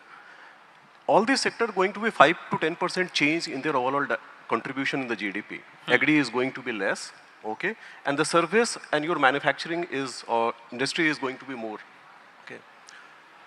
And that is the shift which is required, and all the effort which is needed for that kind of institute. I'm so not about the IITs, but there are all the engineering colleges or those who are the people looking at the excellence point of view, okay? So to make the Viksit Bharat 2047 $30 trillion economy, definitely the role of IITs become very important. All IITs I'm talking about, not only the Madras, but all the IITs become very important. Important from the point of view, the shift in economy by contribution of the GDP which is happening by the different sector. And that shift requires a different mindset, investment in the technology, investment in the skilling, investment in terms of grooming the manpower at a different level. That is the role which IIT has to play. Okay. Now coming to that, another second level of thing. The second important aspect is you have to have a market-driven course curriculum, because some of the institutes, what happened, you have the course curriculum designed some years back, and the way technology which is changing sometimes may or may not be relevant to the current market scenario. So how IIT, which is the prominent in terms of the research and development, can help other institutes also to become part of that kind of development story. Okay. The third part which I'm trying to tell is, so that is the one part we are talking about the literate point of view, particularly those who are graduate and above. But the one major challenges which is going to be future point of view, unemployment, those are the people who have the 7th, 8th, 10th standard pass or 12th standard pass. Because if you look at the pyramid, lot of dropouts which happen. Absolutely. Okay. And there you have the school where IITs or similar institutes can help them to bring the school educations more prominent, which is relevant to the market or which is relevant to the current market reality kind of thing. How can you the functional skilling of those people in that level, so that that kind of mindset you can prepare. Right. Coming to the ITI level kind of thing, which is the very prominent thing which can help the MSME sectors. Okay. How you empower MSME, how you can train the teacher of this MSME, how at every level in ITI you bring the corporate and the SMME and plus ITI to one platform to design the everything, so that it fulfill the requirement of all. So these are the broad ideas where IT can play a very critical role, very pivotal role in changing the entire landscape of the country. Can I ask you one question? I was recently in Nagaland, and they have started something which is very relevant, which is we all know about it, vocationalization of school education, class 9th upwards till 12th, and then integrating it with skilling. Do you see, and you did mention schools right now, so that's why I'm asking you this question. Can the IITs also work together with CSR to develop those modules on skilling maybe which can be embedded into the NEP 2020 framework within the school system, within NCRT books, for example. The National Curriculum Framework is currently working on that. Why is an IIT and why are the IITs not engaging with the NCRTs is my question. To develop those frameworks which can be embedded from class 9th to 12th, which can prepare the child who may have had very low level of education to get a 3-month top-up program in a Kaushal Vikas Nigam and then get a job. Because if that baselining is, because you can't start changing maths and science from class 1 to 3 upwards. That is kind of not taken, ASAR report talks about it. But if an element of vocationalization of education can come in with some special packages through IITs as part of this, so that at least the baseline of the child, which is maybe minus, can at least be 0 or a +1 as they get into skill training and so that they can get into jobs. Because if they get into meaningful jobs, and there are hundreds and thousands and crores of such youth, only then will Viksit Bharat evolve. So Nikhil, if you look at the new education policy, there are a lot of changes which has happened. And I'm just comparing the two things together. If you go to the 2 years management degree courses, for particular one subject, how many lectures the students get? Very limited, because in 2 years, you are going through the near about 30 different branches of the management, you go through such, but you get so much wide exposure of the different things, your ability to think from the multiple angles increases. You're able to relate with the overall environment system. So that's what you are talking about, the role of the IIT or other institutions. They should give the opportunity to the student to have a multiple courses, even if the people who are the science subject can take the art subject, even the people who are the science subject can take the psychology or history or anything. Because that the mindset change which can happen will take us to the different level. Because ultimately the point what happens, it is a matter of the perspective.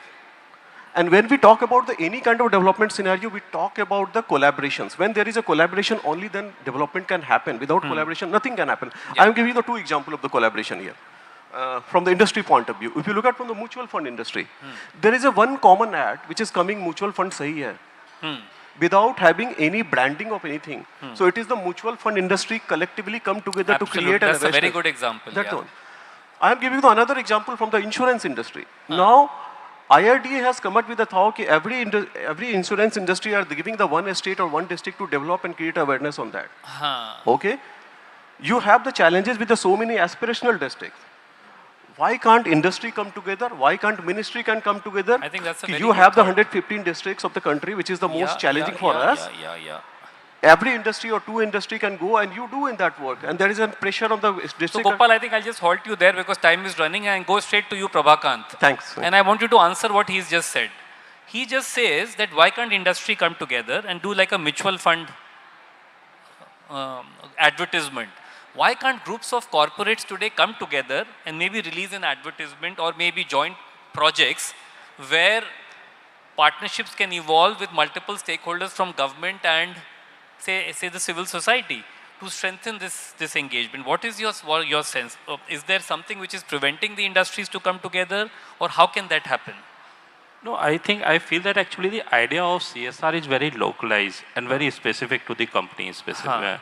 So in that case, actually, sometime getting this synergy between two different companies, in some cases, actually, it's very difficult. And in some cases, it's possible also if a large concentration of companies are there in certain location, that kind of possibilities are also there. But it is very, very basically personalized work. No, but suppose tomorrow I decide to release an advertisement, will all of you be together with me on that? Let me ask all of you I think here. the mutual fund example is one of the rare case actually in the country. Otherwise, for example, a soap company, group of soap companies cannot come forward. I'm saying, Anurag, because would corporates be keen to come together so that they talk about a joint program on this topic, where we are? They wouldn't like to come together? It is possible? Okay, but he says it's possible. Theoretically, it's possible. There's a scope is there, and if people are trying, they can. It is do that, challenging. but it's challenging. Saying, So, and coming to the point that we were discussing about this, I have just 2-3 small points that actually I feel that the entrepreneurship does not require the qualification, and India is country of entrepreneurship, entrepreneurs basically, and I feel that IIT or any other institution actually aggressively should come forward for the building the micro entrepreneurs. There are a lot of work is happening around the startups culture, which should be done. We are also part of it, and we know that actually a startup can create a multiple jobs. We accelerated 10 startups and built 900 jobs. But on the other side, the micro entrepreneurs is very important. And we are also working in one of the aspirational district in Karoli, where we are working with farmers community to come up with the small oil mill, flour mill, such kind of actually small skill building, and along with the entrepreneur culture, we can create the employment opportunity in the community. No, thank you so much. And we now have Dr. Prasad to have the last word because, I think it has to go to him. My question to you, Dr. Prasad, is that recently I was in Uttarakhand and they have a Setu Ayog. Setu Ayog is the Niti Ayog version at the state level. Do you see that because Niti Ayog is national institution for transforming India and states are also already beginning to have these, can they also, you feel, have a role to play to help us achieve, because if suppose there is an IIT, I think there's one in Uttarakhand also now, we have IITs all over, and we're talking about all IITs right now, not just Iit Madras. So how can... The lunch. And this is... by the way, your time is now total blank. Yeah, so I can talk in time, okay. Okay, so decentralizing, so first thing, when anything associated with technology, Again, requesting everybody to please be quiet. Hello. Please be quiet. Anything associated with technology is connected with the English language. You said Nagaland, you said Uttarakhand, you said Madhya Pradesh, and all these states have their own vernacular languages. So what we can do is what we're talking about, but I'll also tell what IITs are doing right now. So the NEP 2020 comes up with this policy saying that engineering education can be imparted in all the official languages of the country. So is medical education. And for the last 2 years, medical education, MBBS, is now offered in English as well as in Hindi in some of the Indian states like in Madhya Pradesh. Engineering education is right now ready to be imparted in 14 different Indian languages. Already imparted in 8 different languages spread across 8 different states, in Tamil, in Gujarati, in Bengali, etc. So IIT Bombay, I'm just making it clear right now, IIT Bombay has developed a platform called Udaan. So Udaan, what it does is, it translates English content simultaneously using AI ML into 14 different Indian languages. And then it can be done through translation and checking and everything. Some manual checking at the last finishing is required. It can then do the whole thing in 80% lesser time than what it would have otherwise been done manually. So these are real things that IITs are doing right now. And even in IIT Madras, what they're doing right now is, I think Satisha talked about schools and getting children to get STEM education, right? So IIT Madras has this program called Teach to Learn, which is done by one professor here called Piyush Ghosh, wherein 2,000 plus students in Karnataka, in Kerala, and West Bengal are actually learning small things like how does a cycle bell work, how does a microphone work, how does a geyser work, how does a small thing. So to that level, they're trying to inculcate, and these 2,000 students have actually told the professor, please, evaluate the journey forward. Are they getting into IITs? Are they getting the best institutions? Are they continuing their STEM studies? So definitely, I think each state body has a role to play in it, because each state in the country with our own vernacular language is a rich repository, and it's bigger than... Role of CSR and significance of Indian knowledge system towards skilling India for a Viksit Bharat. So the query is, and maybe anybody can take this, because it appears to me that the question is, what can be the role of the Indian knowledge system? We should not miss that. So anyone would like to take that in this process of Viksit Bharat, and what role the Indian knowledge system, or are the IITs working on that maybe? Yeah. So I know a little bit about this, Indian knowledge systems. So IIT Bombay's Indian knowledge system is about, for example, I'll tell you, Sanskrit is the mother language of India, is the mother of not just Bharatiya Bhashas, but also a lot of Indo-European languages, including Spanish and Italian and French. Absolutely. There are 45 lakh manuscripts in Sanskrit, which are not even touched right now. So that is still lying all around the country in repositories, but not even converted to usable form right now. So there's a lot of work which IIT Bombay and other IITs are right now doing to get hold of these, convert them using optical character reading, figure out, because simple things like, go to the Brihadishwara temple in Tamil Nadu, in Tanjore, and you'll see 60,000 tons of stone, 60 meters above. So how was it done? What is the kind of architecture that we had? So whether it is architecture or whether it is chemical engineering, Rasayana Shastra and all that, there is a lot of repository.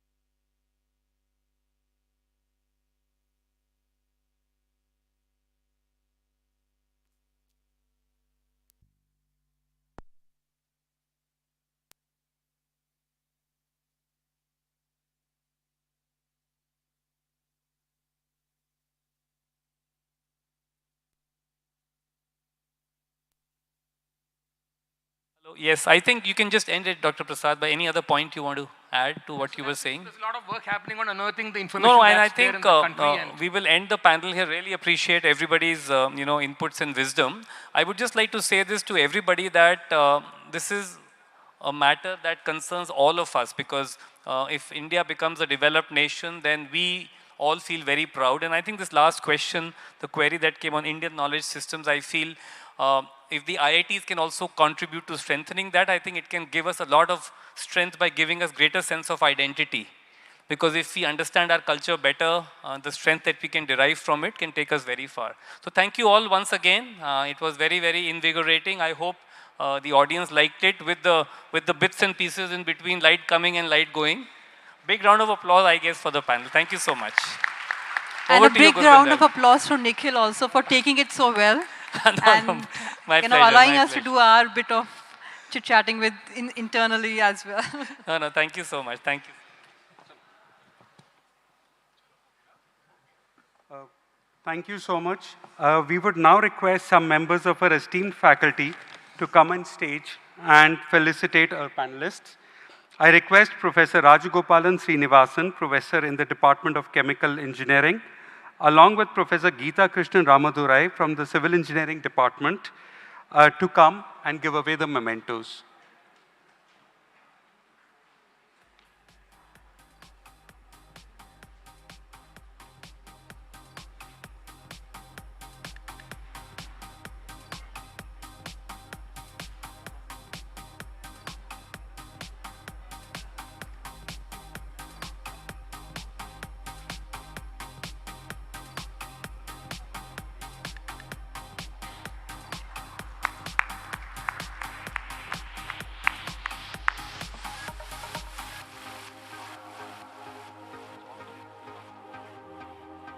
Requesting a big round of applause for all the speakers, please.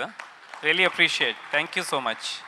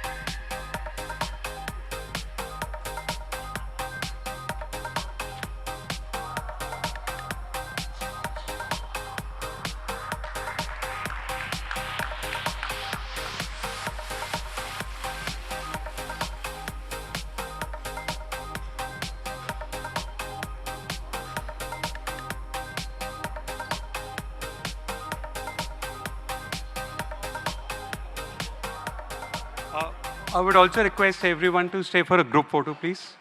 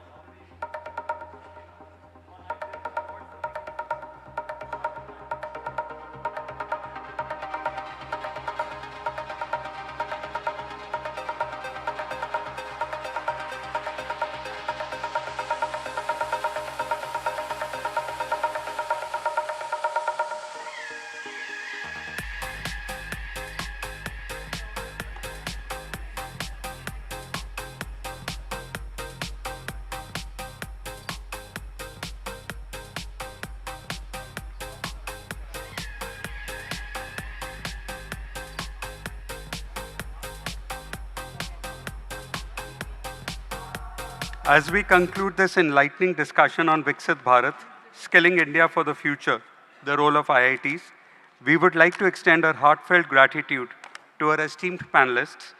Your insights and perspectives have provided us with a deeper understanding of how IITs are crucial in shaping a skilled and innovative workforce for our nation's future.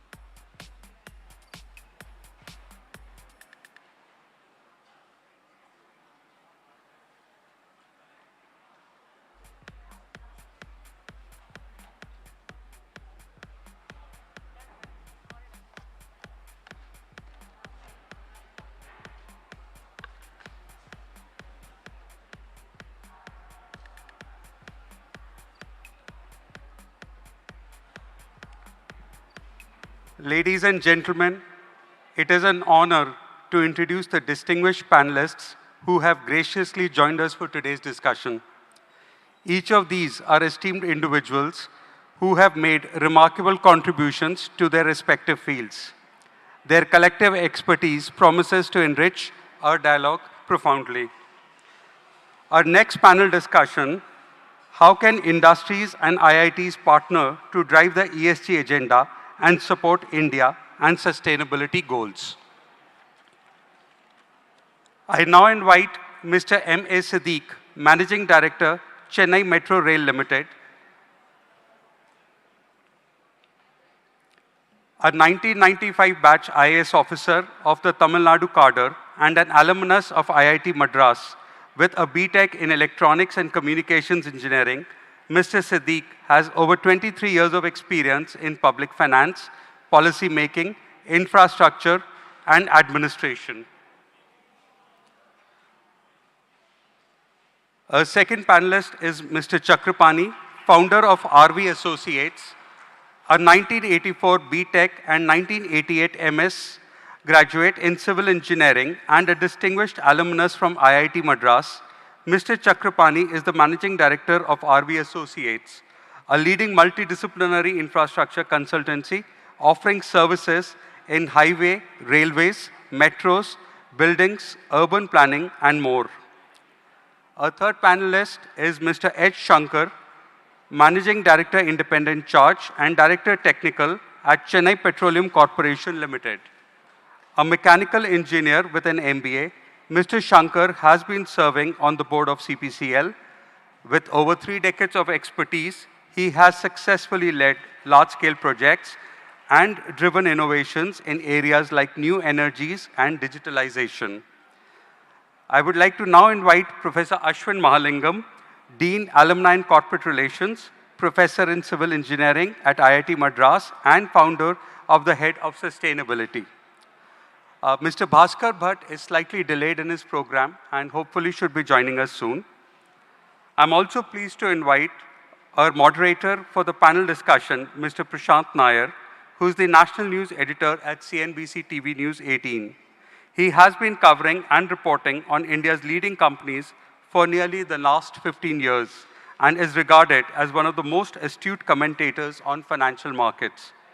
He has covered global summits like the World Economic Forum in Davos for several years. Before joining CNBC TV 18, Mr. Prashant was an executive editor with NDTV.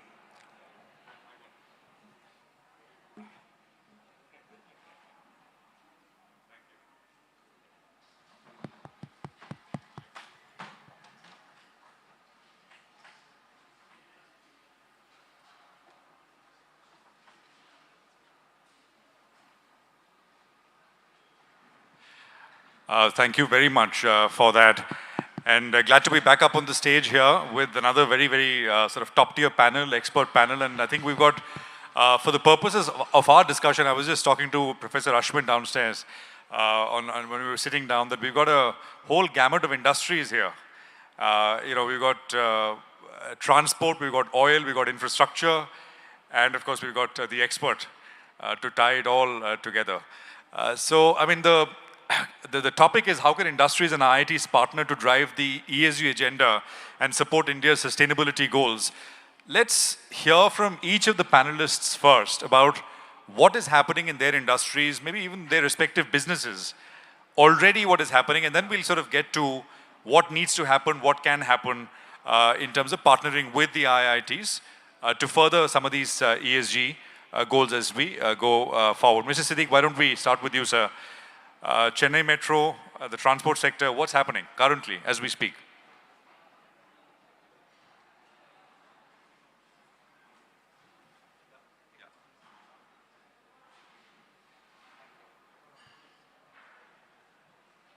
I think...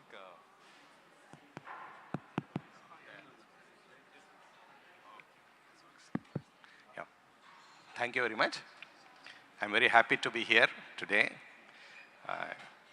It's a very interesting and important topic that we are discussing here today. We in Chennai Metro Rail, as you are aware, Metro Rail systems per se are designed to be, environmentally sustainable and also efficient systems. And we have been, when we promote Metro Rail systems, we are promoting ESG by default. And we have been working with IITs on IIT Madras for quite some time on various things. In fact, a good number of our technical manpower, which we have been trained, recruited and trained through IIT Madras. So right from 2015 onwards, in fact, the first batch was earlier, 2013 onwards. We have recruited almost 85 engineers from various disciplines, trained by IIT Madras for almost a year, and with a diploma course. And they are still, most of them are still with us. And we have been producing these engineers after post recruitment. We have trained them in our metro systems development, and they are now a great resource not only for Chennai Metro Rail but also for other metro rail systems in the country. Apart from that, we have been working with IITs for other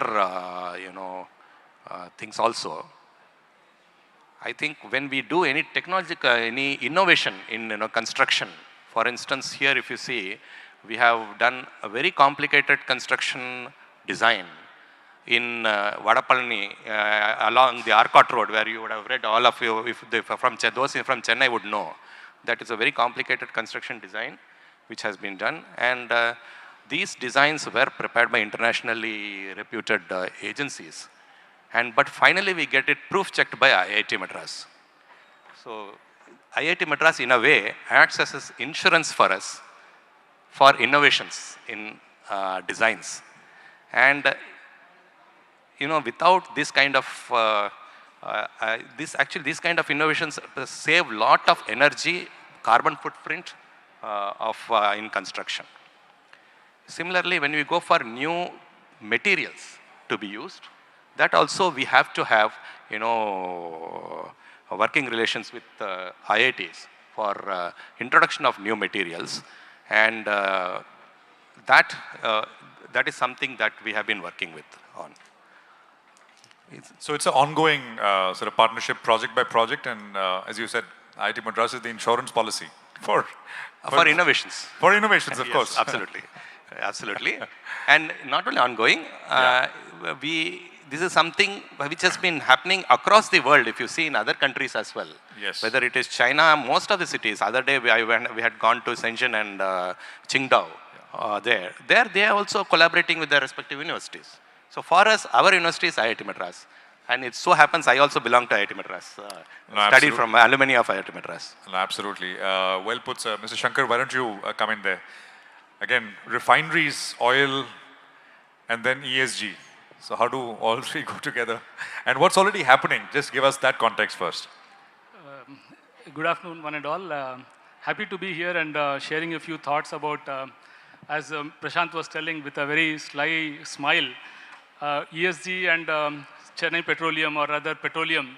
It doesn't sound very good the way you're smiling at me. So No. I mean, we need the oil, sir. Yeah, I mean, so there's no doubt about it, sir. I fully agree with you. I think it's a kind of a thing that you need to have a proper balance about how well we are able to move forward. So in that context, let me give you a few points which I think will be able to address the matter with respect to ESG. Chennai Petroleum is the only refinery in Tamil Nadu, and we are catering to the fuel needs of Tamil Nadu and also the adjacent states. Okay, so having said that, we are almost 10.5 million metric ton as a nameplate, but we try to maximize and go beyond that capacity so that the southern states don't starve of the fuel requirements. And coming back to the new guidelines that the government is coming up to set right the pollution parameters and also to bring down more stringent conditions of the fuel qualities. So we graduated from BS4 to BS6, and now we are looking at bringing in hydrogen also as one of the fuels and bringing in various green fuels in the form of ethanol and methanol blending. So these kind of initiatives are coming in largely to bring down the import bill. That is number one. And number two, which is also very important, is the pollution levels. So you have to be mindful of the fact that when we are graduating from the quality parameters, when we are improving the quality parameters from, say, BS4 to BS6, as we have done recently in 2019-20, there is a lot of capex involved in it, which is all a zero return project. Nevertheless, as a very important corporate citizen and also to take care of the environment requirement, it is a must go. It is not something that you have a choice. So the companies have invested huge monies in these capex and also have upgraded the fuel quality by bringing in the latest BS6. And now the new guidelines have also come in that the hydrogen, which is one of the major requirements for the process industry in a refinery, the government have come up with guidelines that the hydrogen has to be, the gray hydrogen has to be substituted with the green hydrogen. So there again, it involves a lot of capex to come in. But this is one area where a lot of modifications, a lot of innovations are coming in. And coming to the front where the companies can associate with academia, this is one of the major steps where we are looking forward to, and we have been in touch with the IIT, and IIT has come up with 3 different pathways to achieve this green hydrogen requirement. So we are looking at not only as an electrolyzer for the requirement, we are also looking at biogas as a requirement. We are also looking at RO reject water, which can be a good source of hydrogen. So IIT is helping us to framework how to bring up the best and most economical and huge quantity requirement that is required for the refinery, how it can be garnered. So we are, I can say, we have also set in net zero parameters and all those things to move towards the zero level of carbon dioxide emissions. So although there are hard to abate carbon dioxide, but nevertheless, it's all in the process. I will talk more about it as we move ahead. I think to start, it's good. Yeah. No, absolutely. And I want to say again that I was not, it is, as I said, we need the oil very much and it's not going anywhere. And we need to, as you said, we need to move towards net zero if possible and as quickly as possible. But Mr. Chakrapani, why don't you come in, sir? Give us some perspective from your industry, the work you do. Where does how much ESG focus is there and where do educational institutions come in your line of work? Hello. Yeah. ESG, I want to be frank right away. So I don't think it's properly calibrated and models are developed, ESG models are developed in Indian context. Can you put the mic a little closer? Yeah, thank you. See, the proper ESG models are not developed and calibrated for Indian scenario. And more so we get into the construction industry. But in each component, I can look at it and we are looking at environmental, sustainable, resilient kind of infrastructure we are looking at. This also the concept of looking at resilience, sustainability started about 10 to 5 years back. Before that we were not even looking at, maybe in bits and pieces, but not as a focused phenomena. Resilient, we are designing Amravati city, it's the first greenfield city of that size in India or anywhere in the world. But unfortunately, it took a back seat. Last 5 years, nothing happened, but we're restarting the whole thing. Even in just last 6 years, whatever we designed all infra is designed by us for the entire city. So we're revisiting the whole thing and mainly on drainage pattern. You know, it's very close to it's like Chennai. Chennai is almost like sea level. There the city is also slightly below the Krishna river high flood level. So we need to see how we can drain this water when it rains heavily and then Krishna is in floods. So that's the worst thing that can happen, like it happens to Chennai all the time. So there's a lot of thing needs to be done, like how do we pump it? What are the technologies that we pump? Again, power goes off. So these are the issues that we do. That if you want the infra to be resilient, and that more so when you're building a city for the future today, we are looking at all these options. So definitely all the cities are infra that is created today. Probably in last 10 years also, we are more focused on the resilience side. Sustainable as most of the other infra doesn't go through that kind of a severe, climate or weather related issues, but there could be other challenges in terms of quality and in terms of technology outdating and all that. But otherwise, whatever we are building today, we are looking at and analyzing for all these aspects, and it will be definitely, it has to be resilient. Otherwise, they cannot sustain. It's not a sustainable kind of situation that we are creating. No, absolutely. And good to hear that. Professor Ashwin, why don't you come in? Your first thoughts, sir. You heard the three gentlemen from the industry. What's the IIT perspective? Great. Thanks, Prashant. So about a year and 3 months ago at IIT Madras, we started something called a School of Sustainability to answer exactly the question that you've sort of posed, which is what can IITs do to help industry? The reason we created the school is we wanted to create this one-stop shop for people who are interested in working with us on sustainability. So to take an example, let's say someone's interested in hydrogen. The question always is, should I approach chemical engineering? Should I approach electrical engineering? Should I approach chemistry? Where do I get more information on hydrogen? So the idea is to say, come to the School of Sustainability. It will be your one-stop shop for questions on sustainability. So that was step one. What does the school do? A couple of things. One is on the teaching and training front. Of course, we train our own students. I mean, they have courses on renewable energy. sustainable construction, things like that. But we've just ability. Do you know enough about available frameworks? Do you, for instance, know how to do a life cycle analysis assessment, things like that? So it's a very short, it's 8 weeks, it's online, it's in the evenings, 5 or 6 hours a week. But the idea is to sort of bring your skill levels up to help you make some of those decisions. In fact, our first cohort had over 100 people who registered. Our second cohort is running, and in fact, today is the day where they do a campus visit. So some of them are actually here today. I met with some of them in the morning. So and this is something we'd like to scale, and we'd like people across industries to be able to take this and sort of upskill their knowledge. That's on the teaching side.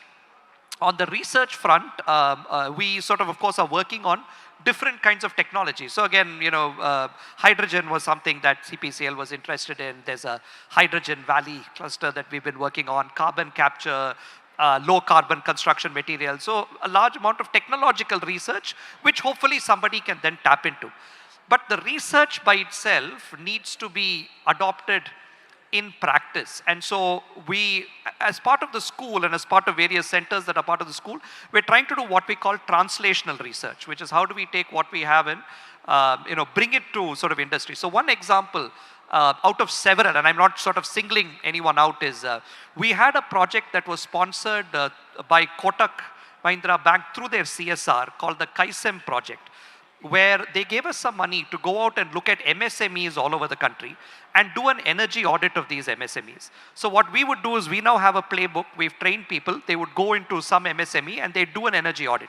And they'd come out and say, here are your inefficiencies. You would benefit by putting a heat pump here, or you would benefit by improving the efficiency there. It's free for the MSME, and really as an MSME, you probably wouldn't invest money in doing this, etc. But there's research and knowledge that we sort of have created at IIT Madras that gets translated now into assistance for organizations outside. So that's just one out of several examples where we're trying to sort of work with industry. And the last thing, and this is more of an aspiration, is going back to what Mr. Chakrapani said. The standards and regulations around sustainability in India are still a little bit vague and amorphous, right? Your reporting requirements, etc. We were just talking about if I wanted to gauge the carbon footprint of something that you've done, all of us could look at the same problem and come up with 5 different answers, right?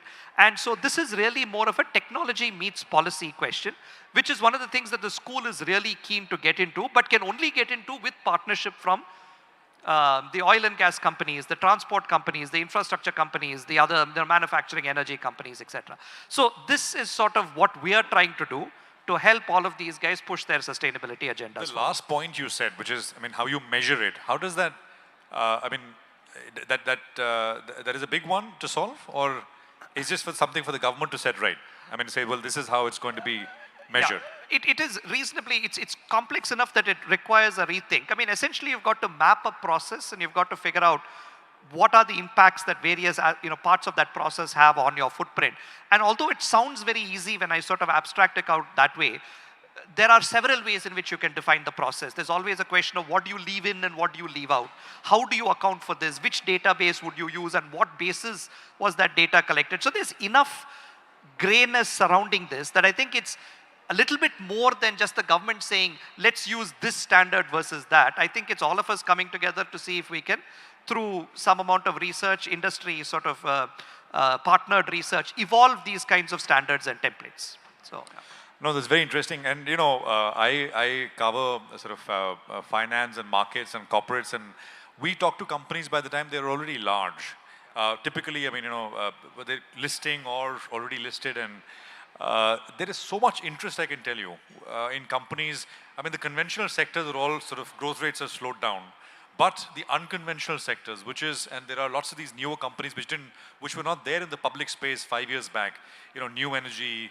I was talking about a company which is a small company right now, but growing very fast, which is trying to replace plastics, not packaging, but plastic sort of plates and cups, and this market reception is fantastic. So there is. Investors are hungry for these kind of new ideas because growth rates are very high as opposed to the conventional sectors out there. I saw some interesting sort of ideas here in the stalls. There was sort of a replacement to concrete from biomass and things like that. Is there enough happening in your opinion, and all three of you gentlemen from the industry are familiar with IIT Madras in particular, stuff on the R&D research side which can go in, plug and play in the towards industry, as he said, sort of, taking it and making it commercial. Yeah. Yeah, I'll take this first. Okay. Yeah. In fact, we at CPCL, we had the huge advantage of being in Chennai. So we have always taken help from IIT Madras for most of our pain point areas. For example, even if we have to build on CSR also, if we have to do something, like we have taken help from Cube, which is a part of the IIT framework. So we had used the services of Cube to develop some good CSR activities in Nagapattinam, which is a very backward area of Chennai, where we had one refinery running. So we started like that, and we also have used the services of the Energy Consortium, of which we are a member. We have been going around in pockets, in bits and pieces in IIT. Thereafter, what we decided is, instead of having a one-time arrangement with IIT, why not we enter into a long-term collaboration? So we signed up a MOU, and now we have made a CPCL IIT Madras Research Center, CIRC as we call. And under that umbrella, we are now grouping all these areas. So interesting to tell you is that we have also used the services of the R&D and their innovation centers, like the incubation center, which we had called Sukoon.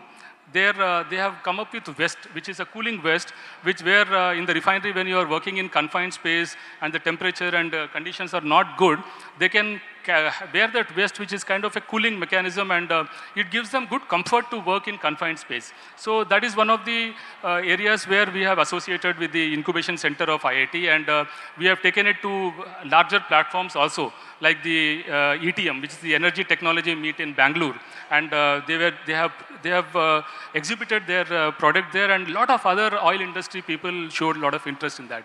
Similarly, we have also used one robotic cleaning machine, scavenging machine, which is in addition to just the jet rodding or the facility which is available in many facility areas. This startup of IIT Madras has come up with a robotic scavenging machine which can not only do the rodding but also do a churning and pick up the sludge from all the manuals. So thereby the manual scavenging can be stopped, and this is one of our CSR initiatives we have taken. On the technological front, a lot of things we have done, and we are taking up through the CIRC, as I told you. So I think for IIT and Chennai, say Chennai Petroleum, this is a very beautiful synergic kind of a collaboration that we have.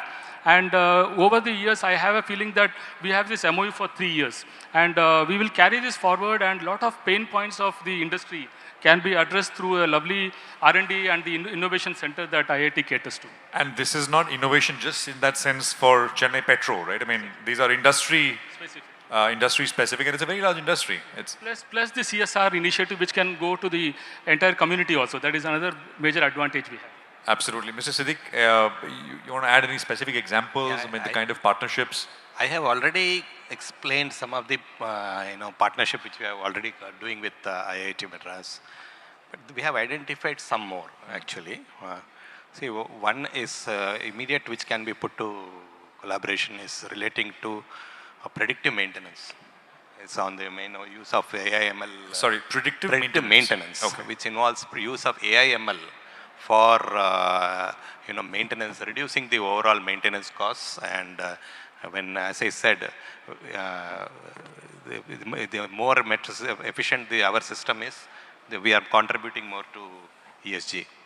And also then we have also on the software side, application side, where we are for mobility as a service as a concept is now becoming the in thing, and there again we can collaborate with IITs. Apart from that, there are other introduction of new construction technologies which is coming up. For instance, replacement of concrete and steel by ultra high performance concrete. These are some things which have been in the world for the last 10-15 years, almost 15-20 years, but still it is now only being introduced in India. And some of these, they reduce the carbon footprint substantially, actually, giving similar strength to steel, and so therefore these are the things where we can actually work with IITs, and on policy framework also there are a lot of things that can be done on this, on sustainable transportation. Right, Mr. Chakrapani, I mean, you're an alum as well, as you said, right? Here from IIT Madras, and you're intimately, I mean, aware of what's happening, the kind of work which is being done. Give us a few examples of what's happening here, and I'll sort of take it to Professor Ashwin as well, which kind of directly feed into these sustainability goals from the corporate sector. Because at the end of the day, some of these things, ESG related, you know, we've got two gentlemen here who run public sector institutions. But if you were to pose the same questions to people from the private sector, I mean, I think, I don't know, but maybe the responses would be, you know, it's a cost. It doesn't, maybe in the future it does not have to be, but it is a cost. So just, I mean, give us a sense of what you're seeing here and how it is all sort of coming together on the ESG side. The research here at IIT Madras. I think IIT is working on many areas towards this goal, because they do their housing projects, so where they in fact recycle the waste and work on that. It's like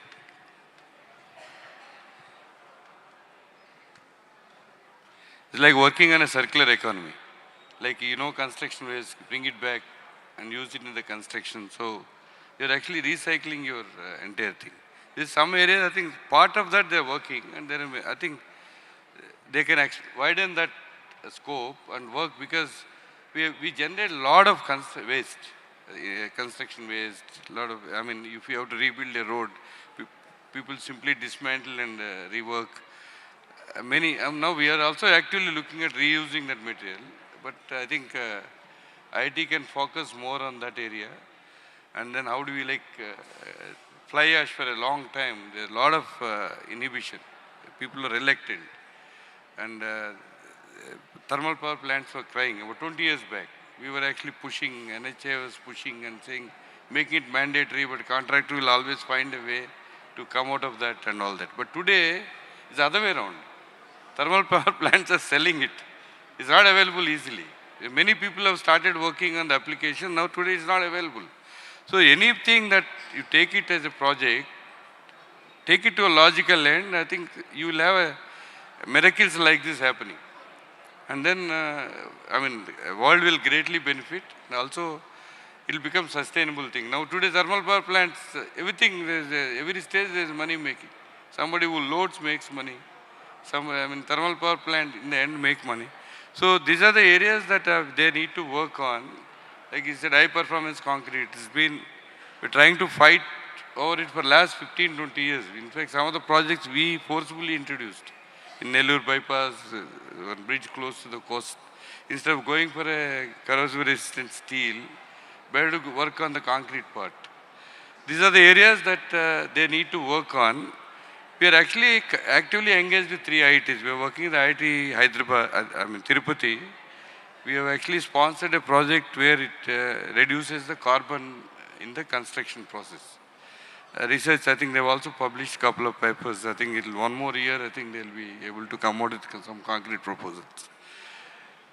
One more thing is sustainable for basic engineering itself, because we actually know you must be hearing these horror stories that there is no intake for the basic engineering courses in engineering colleges. So I see 5 years from now, forget about skilling, you're talking about previous, we won't even get a civil engineer. I mean, there's no... We won't get what? Civil engineers. Because the class of 60, there are many colleges, only 5 joined. So they are going and surrendering those... they all want to do computer science. Yeah, mostly. Computer science has gone from 60 to 400 or 500. The civil engineering now has gone from 60 to 30, 20, mechanical, civil, electrical. So what we have done is, we have to also, my industry should become sustainable. So we have signed an MOU with IIT Tirupati and Hyderabad. So they are going to take from other institutes, not IITs or NITs, take students from there and train them through 3 months of training in summer, after 3rd year. So we expose them to research. We expose them to the technology that is in the thing, so that they get attracted. It will be attractive for them to stay back in civil engineering and say, what is the future? So they get exposure. I mean, I'm not talking about students from IIT, they already have anyway that privilege, but Other institutes we are bringing them. So our target is to create about 50 such things every month, every year. So we are actually working on creating a corpus through CSR, which is sustainable. I don't have to revisit again. IIT will take care of it forever. And also similarly, we are working closely and discussing with some of the faculty on how to identify these projects and also work on one, of course, like you said, sustainable and environmentally, how do we improve on that and reduce carbon and all that. Second thing is the cost of the infrastructure today. Please understand, bullet train, exorbitantly costly, very expensive. Not just the civil nobody can reduce the cost. We can make a marginal difference. We were also discussing the other day. How do we reduce the system's cost? How do you work on the rolling stock? How do you make it affordable here? So these are the things that we need to work on.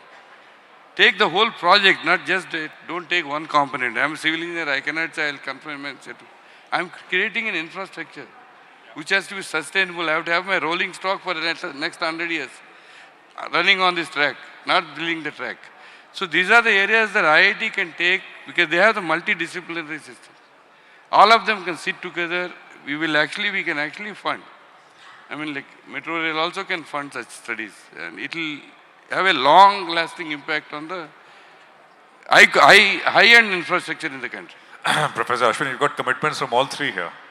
I know. Mr. Shankar said 3 year coming to an end, but he'd like to extend. I think we heard something from, Chennai Metro and of course, RV as well. So CSR we are already doing. The proof is CIA yesterday gave us the gold medal for the industry institutional engagement. Lovely. So we have continuously worked with the institute. Last word to you, Professor Ashwin. Sum it up. So how many, you've got so many projects which are on. And as you said, it's all coming together in that sort of center for sustainability, right? That's the one-stop shop, as you called it. School of Sustainability, as you called it, as you said. A lot of the projects which you work on suggested by the industry, or is it incoming or is it outgoing? I mean, in terms of ideas and projects. Yeah, excellent. So thanks. I think that's a really nice way to sort of sum this up. First of all three of you are going to get proposals for us by Monday. So keep your checkbooks handy. We've got a couple of models. We've just started to work on this, what we call a membership model. So the School of Sustainability has a bunch of constituent centers on energy, on water, and so on. And several of these centers have memberships that are open to industry. So roughly you take about 10 industry members. The faculty in the school propose, about 20 ideas that they want to work on. The prioritization of those ideas and the allocation of funding to those ideas happens through the members. Right? So the members pay a membership fee, and the membership fee goes towards a pot of money that can be used for research. So the difference is you don't want the faculty to just do research that they think is interesting, which may have no relevance. But at the same time, you don't want industry to direct research, because very often industry functions quarter to quarter. So they're looking at it very tactically. You want to think about something a little bit long term.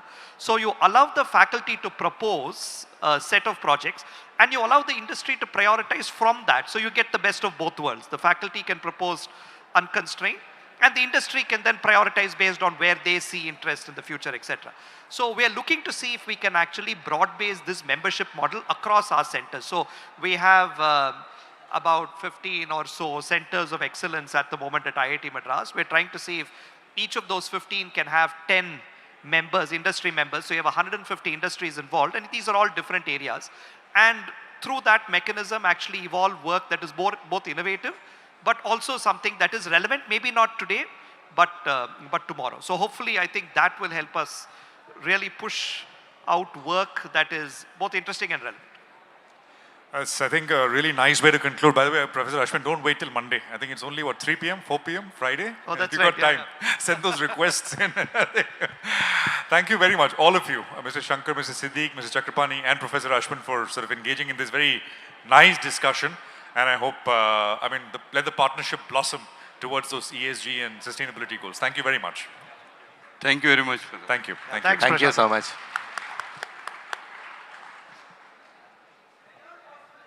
Can I request all the panelists for a group photo, please?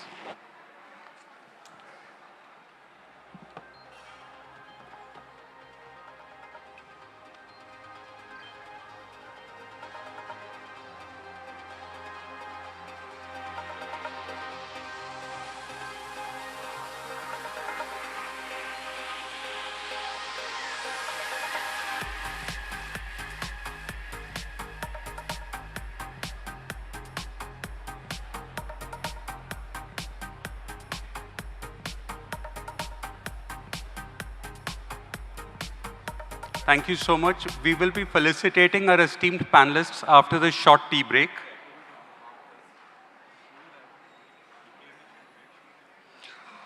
As we bring this enlightening panel discussion to a close, we would like to extend our deepest gratitude to our distinguished panelists. Your presence and contributions have been truly invaluable, providing us with profound insights and stimulating thoughtful dialogue. Ladies and gentlemen, we have a short tea break for 10 minutes, please, because we're running slightly behind schedule. Thank you.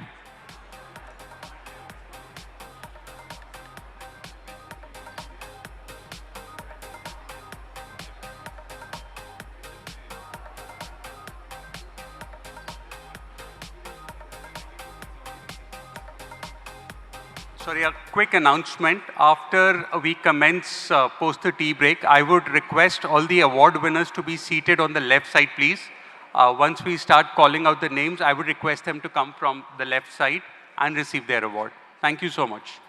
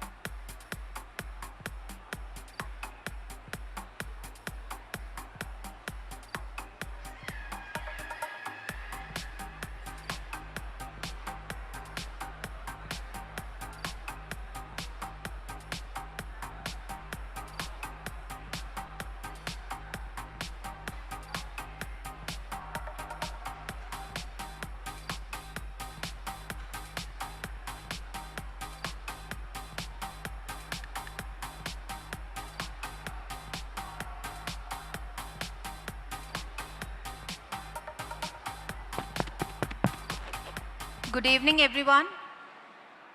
The next session is about to begin. I request you all to please come seated.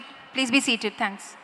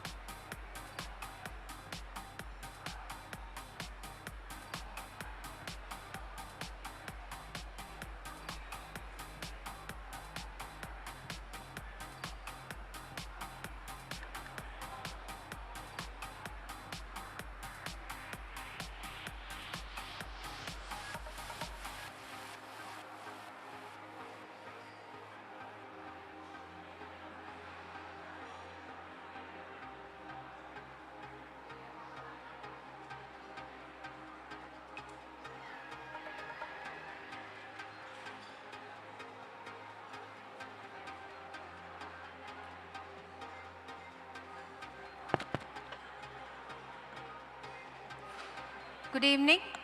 The next session is about to begin. Can we all please be seated?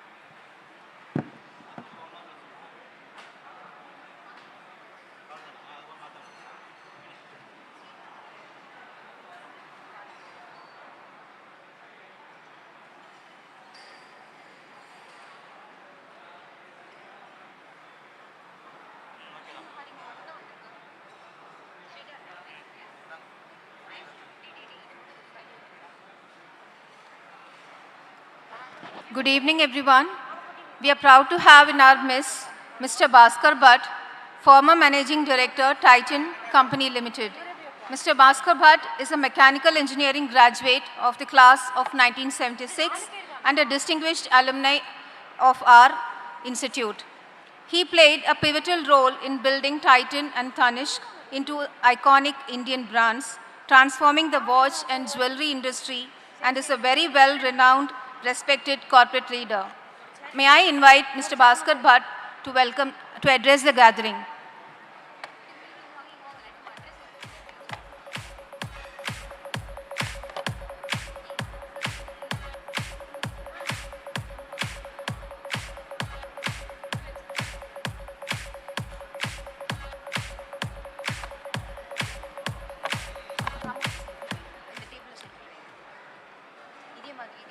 Good afternoon, everyone. My sincerest apologies. I was supposed to have been here a few hours back, but I was so committed to sustainability that I refused to fly because, you know, you can create a lot of big carbon footprint if you fly. So I took the train and it dropped me off at Perambur, from which it takes an hour. I still tried anyway. But that's just to start with a few brownie points for myself so that you feel I'm really responsible. But having said that, I just want to share a few thoughts on this. I must congratulate the institute. I mean, I somehow don't feel like saying congratulations to the institute because I'm like a family member, so you don't congratulate each other in a family. But from what I can see as the program for the day and the work that the institute has done, it's really inspiring. So I worked for over 40 years in a group which is known for having sustained continuous progress and profitability and community service for over 150 years, which is the Tata Group.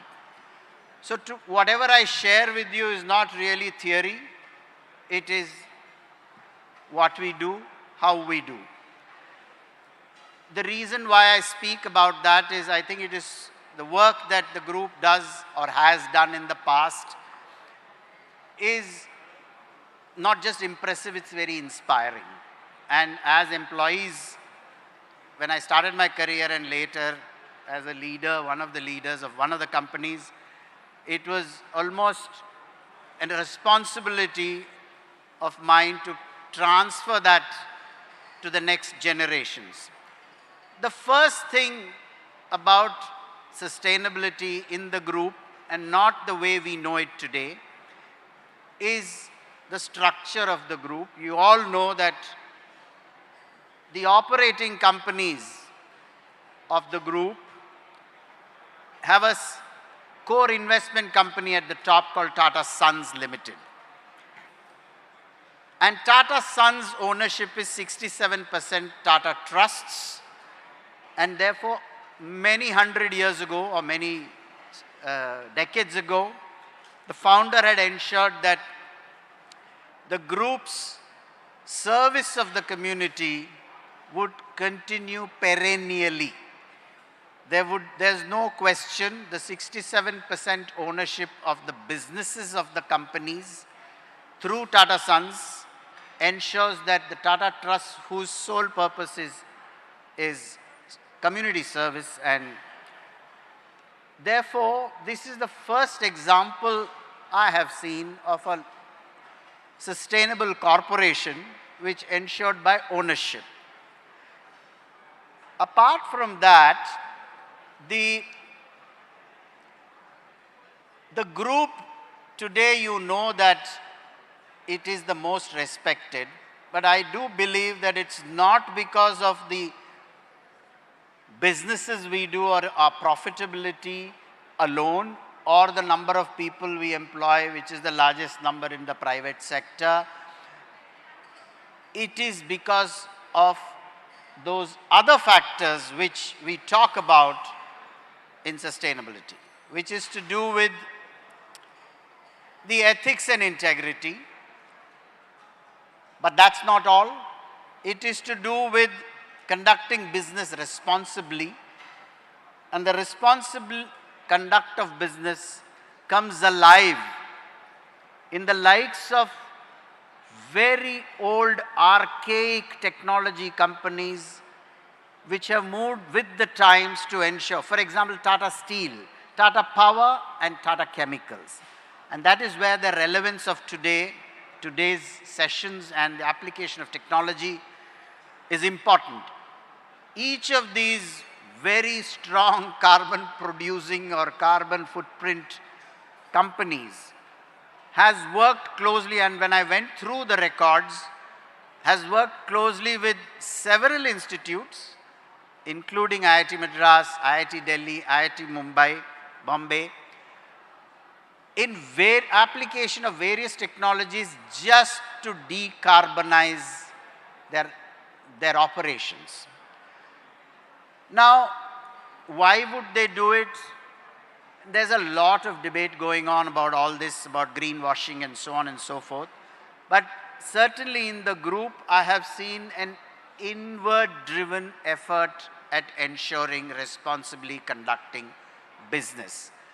Now, how can we do this? So I will start, therefore, just with two things, because in the question paper was leaked to me for the panel discussion. So I might as well answer both the questions because I knew the questions, I might as well answer those. The first was about using design thinking principles in sustainability. While I think it was asked of me, it would have been asked of me primarily because of my stint at Titan, which is known for design. But that design and design thinking are very different subjects. We do believe that the principles that govern design thinking are very much applicable today when it comes to technology, when it comes to sustainability. I think rethinking, and I believe, I don't know about the syllabus in the institute, but I do believe that applying those principles, which is about empathizing, ideating, and confabulating, which is brainstorming, prototyping, all these apply as much to sustainability as they do to other products or processes. And in my company Titan, we actually, without having been in the thick of this sustainability debate that is going on across the world, we had launched a program called Design Impact Awards. It was not a competition, it was just encouraging common people across the country to participate and seek funding for ideas of theirs that would have social impact. And I can see here one of them, which was 6 years back, that IIT Madras had presented as a case for funding. I can see here it was called Neo Motion, and it's very, very inspiring to see that one of those entries is thriving, and one of them from the IIT Madras itself. So in small ways, companies do what they can. So I'll come to the second bit, which is what do I think as an industry leader that IITs need to do. Let me share the third part of the Tata Group's responsible conduct of themselves. I wouldn't say business. I think creating institutions like TIFR, TISS, Tata Institute of Social Sciences, the Tata Medical Centers, and the greatest of them all, Indian Institute of Science. All these are, in a way, I'm not saying national monuments, but assets dedicated to the nation for work where we can attract the brightest minds to contribute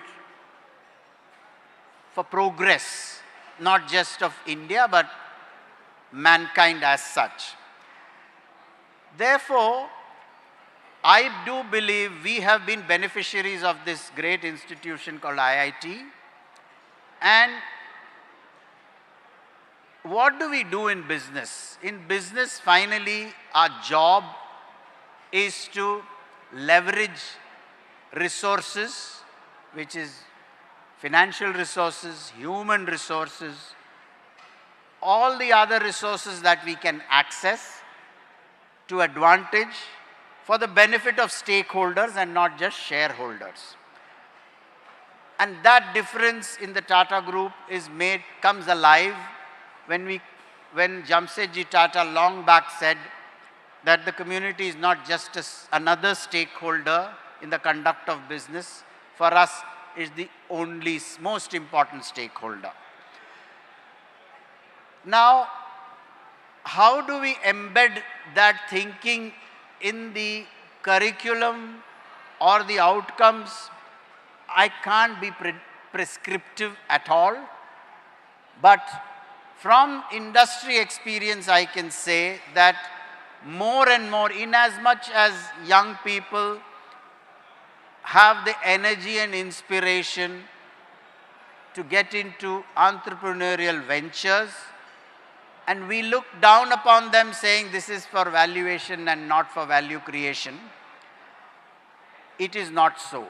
I think we have been able to harness this inspired energy of the youth because they also seek purpose. And is there something that in our educational institutions we can do to ensure that purpose is as important in your career as, shall we say, profit is? I'm not saying profit in the sense of a corporation. I can't be prescriptive how you can do it. The institutions know best. We know how to do it in industry to inspire our people purposefully and ensure that we are profitable. Therefore, there is a way forward. I can give you example after example of application of technology which in the group we have used. But I have not come here to talk about the achievements of the group. It is just that I want to finally share a quote of Jamsetji, which I was most impressed, and I think it is most relevant. Because of the 17 global goals that have been articulated, the SDGs, all 17, whether every corporation, every business can pursue, it's impossible. I have been on the CSR committees of several companies, some of them I have chaired. And what do? Companies, the best thing companies do is they are very sensible. They know that you can't boil the ocean. So companies pick and choose. From eradication of poverty to if you call it diversity, biodiversity, climate change, from all of those you pick and choose. And it is, given the nature of our country where, the disparity of income is so vast, it is natural for us to lean towards eradication of poverty or hunger. So here is a very relevant quote which I end my speech with. And this was done more than 150 years back. There is one kind of charity common among us. It is that patchwork philanthropy which clothes the ragged, feeds the poor, and heals the sick. I am far from decrying the noble spirit which seeks to help a poor or suffering fellow human being. However, what advances a nation or a community is not so much to prop up its weakest and most helpless members, but to lift up the best and the most gifted so as to make them of the greatest service to the country. Jamsetji Tata, 150 years back. We have the best and the brightest minds here, both in the form of our professors and the teachers and the students, and the nation. Certainly IIT Madras and all the other IITs celebrates this not just as an institute of learning, but as a brand itself. So the second bit, which is using those brightest minds for the service of the nation, is something we can all think of. Thank you for your patient listening, and sorry once again.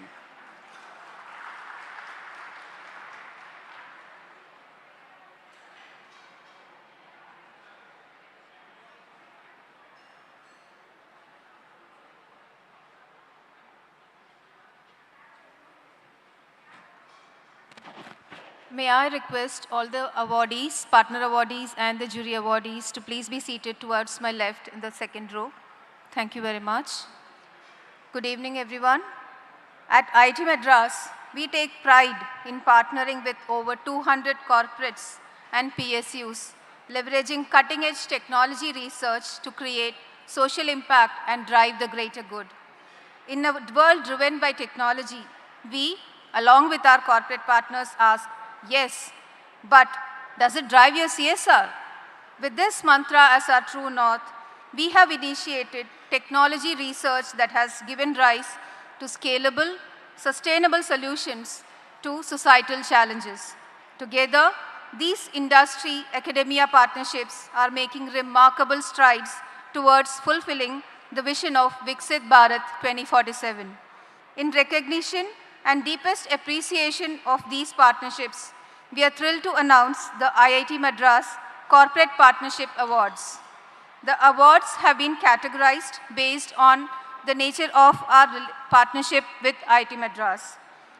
I now request Professor Ashwin Mahalingam, Dean, Alumni and Corporate Relations, to please come on stage to felicitate the awardees.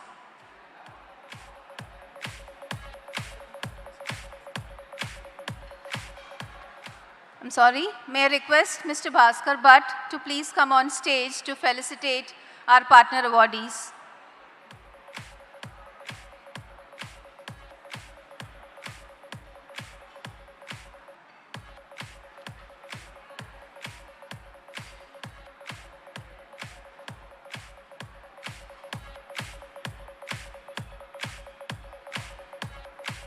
Thank you, sir.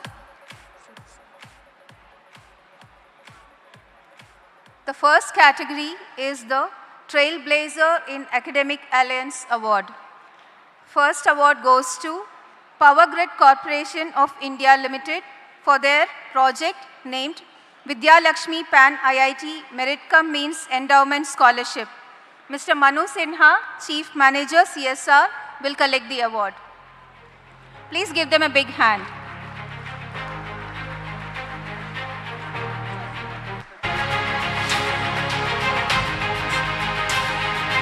Jay Sheelan is also on stage with us.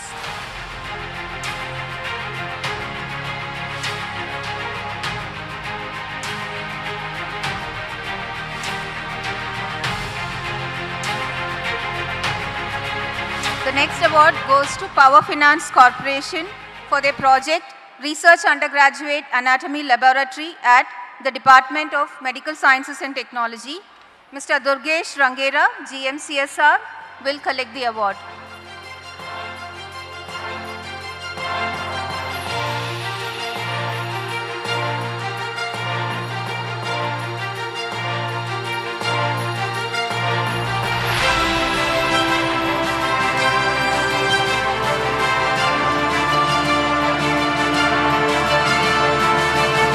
Kotak Mahindra for their project Kotak IIT Madras Save Energy Mission.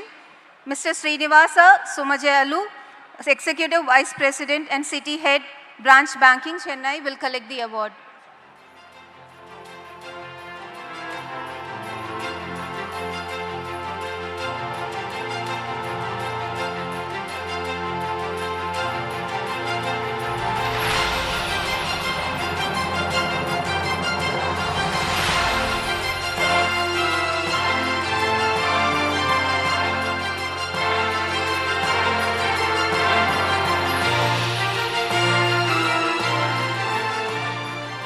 Next, TTK Prestige Limited for TTK Center for Rehabilitation, Research and Device Development, R2D2. Mr. Vetrivel Murugan, AGM, will collect the award. Please give them a big hand.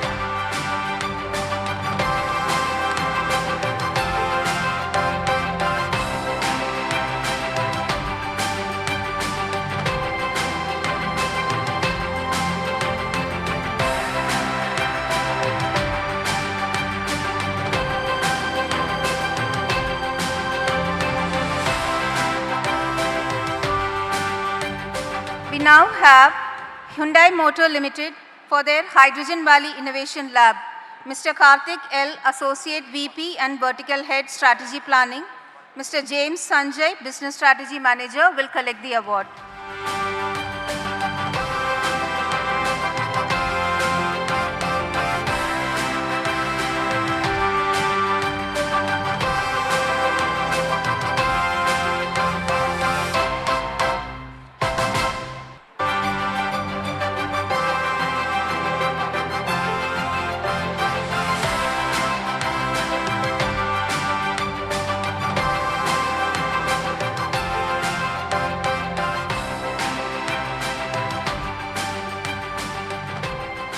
We now have the Pioneer in Technology Award going to Wells Fargo International Solutions for supporting innovation and support scholarships at IIT Madras.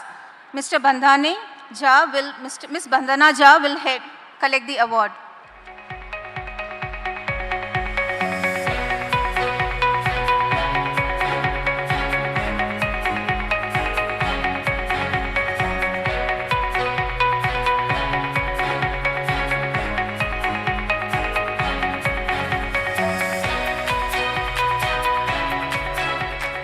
We now move to the next category of awards, which is Excellence in Collaborative Innovation.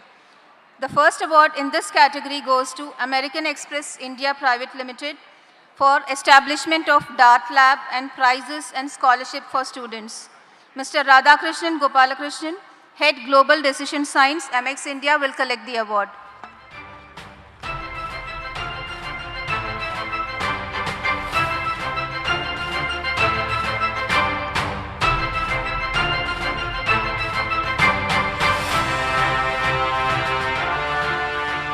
The next award goes to BOSS Global Software Technologies for Center for Data Science and Artificial Intelligence. Mr. Sangeet Nambiar, Director, Innovation and Research Partnerships, will collect the award.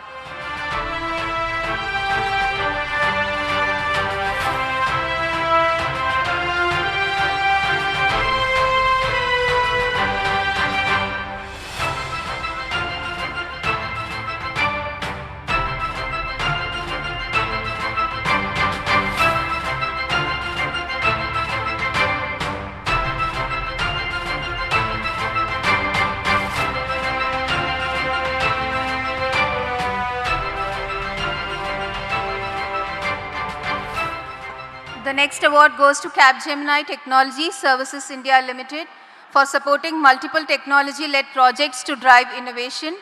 Mr. Anurag Kumar Pratap, Vice President and Head CSR and Sustainability, will collect the award.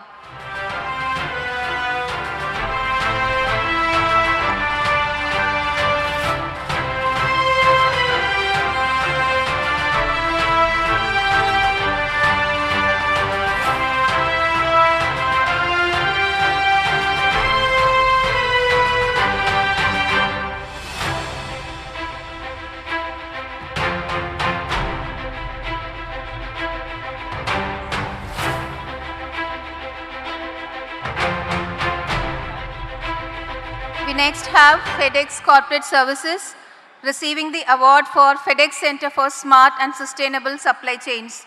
Mr. E.S. Sudarshan, Managing Director, India Sales, will collect the award.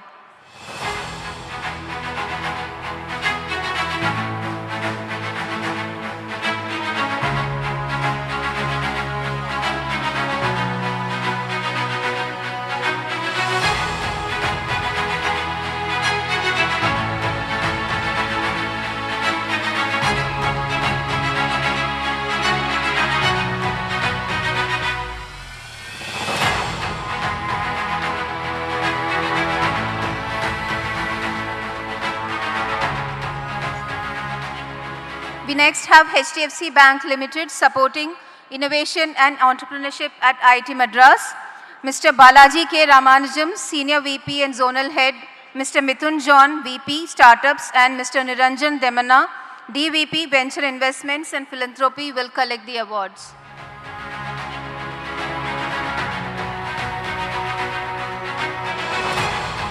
Representatives from HDFC.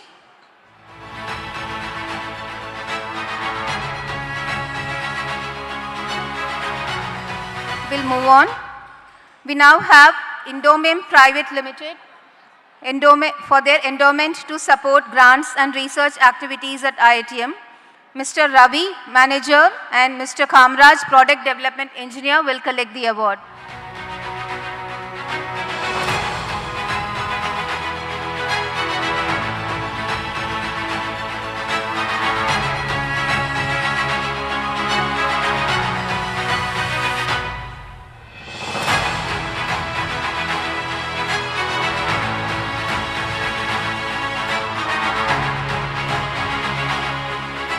We now have Emphasis Limited collecting the Excellence in Collaborative Innovation Award for Emphasis Center for Quantum Information, Communication and Computing, Ms. Darshita Niranjan, Senior Manager, Corporate Social Responsibility, Anita Chandrasekharan, Project Lead Emphasis, and Santosh Balasubramanian, Group Manager, will collect the award.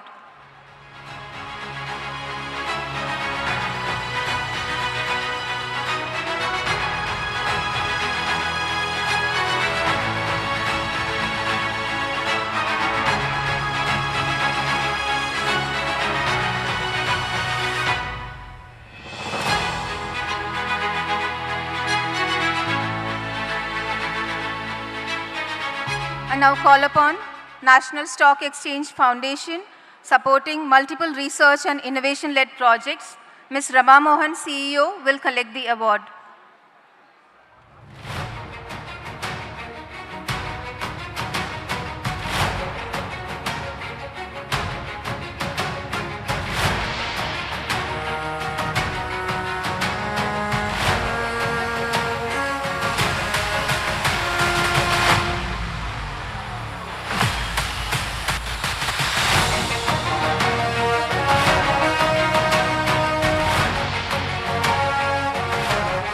Now have Wipro Foundation supporting the Ideas to Impact program and IITM Brain Center. Mr. P.S. Narayanan, Global Head of Sustainability, will collect the award.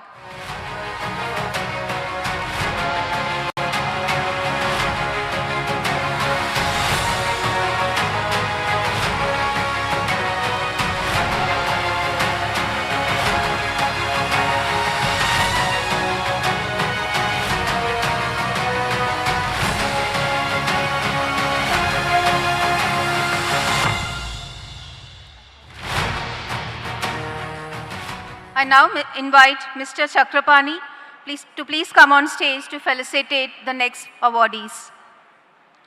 Mr. Chakrapani, please.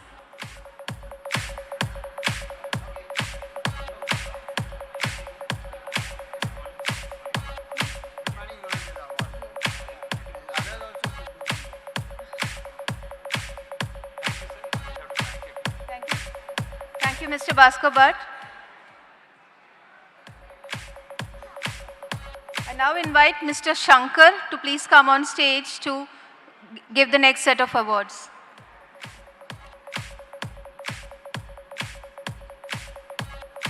The next award category is the Visionary Partnership category. We now have Access Investments Private Limited supporting infrastructure for sports at IIT Madras.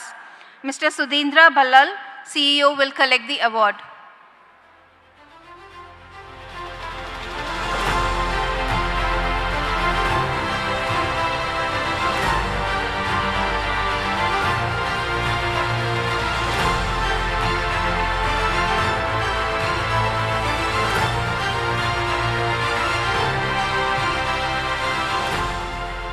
We now have Altair Engineering India Private Limited for supporting e-mobility simulation lab.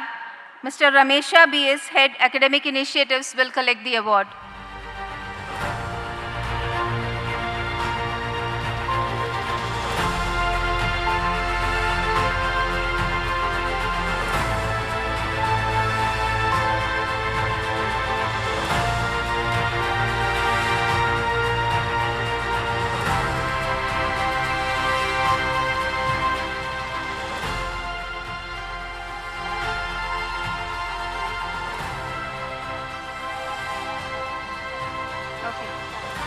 The next award goes to Computer Age Management Services Limited for supporting CAMS IITM FinTech Lab.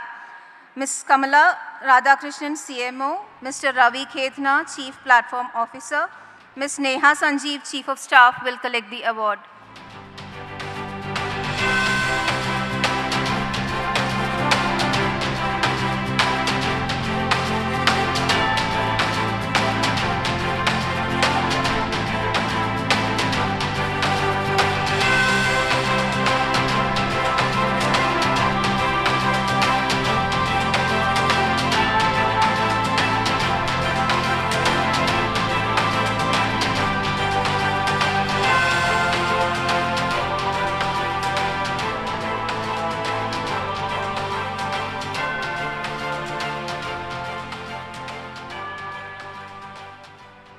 we now have OnePlus Technology India Private Limited for their Never Settle Scholarship project.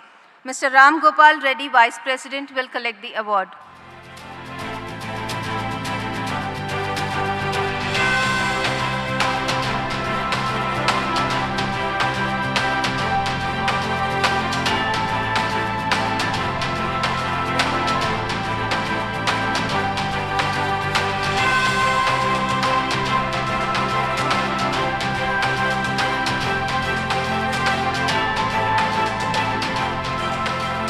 I now invite the team from Renault Nissan Technology and Business Center for their projects in road safety and scholarships for education. Mr. Henry Messia, Deputy General Manager, Government Relations, will collect the award.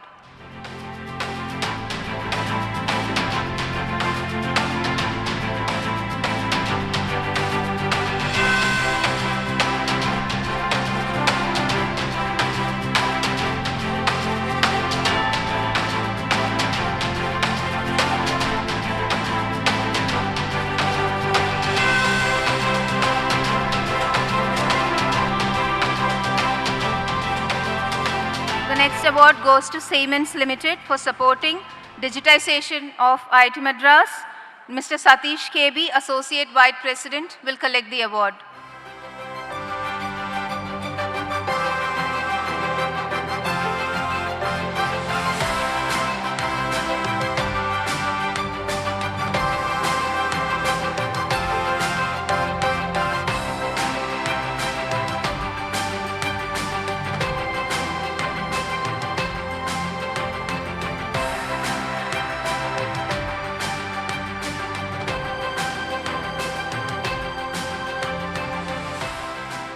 Thank you, sir. The next award goes to Saint Gobain India Foundation for their project for sustainable peri-urban development and support to the IITM Brain Center. Mr. P. Padmakumar, ED, HR and Head, CSR, will collect the award.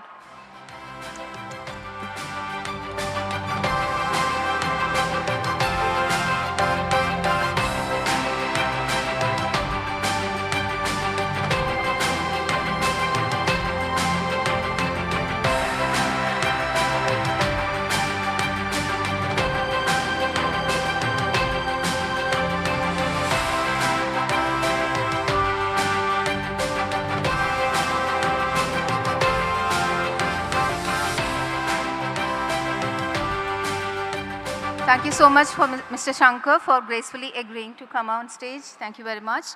I now invite Mr. Chakrapani to come on stage, please, to felicitate the next set of awardees.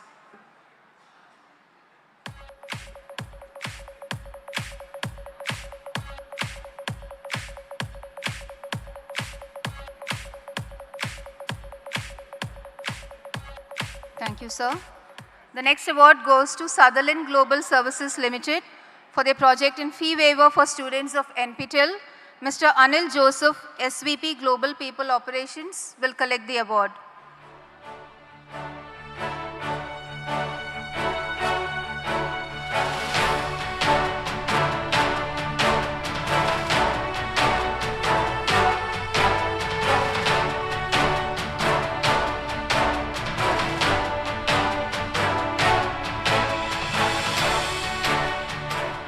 Thank you, sir. The next award goes to Titan Company Limited for supporting innovation and entrepreneurship at IIT Madras. Mr. Sridhar N.E., Chief Sustainability Officer, Mr. J.J. Dominic, Head CSR, will collect the award.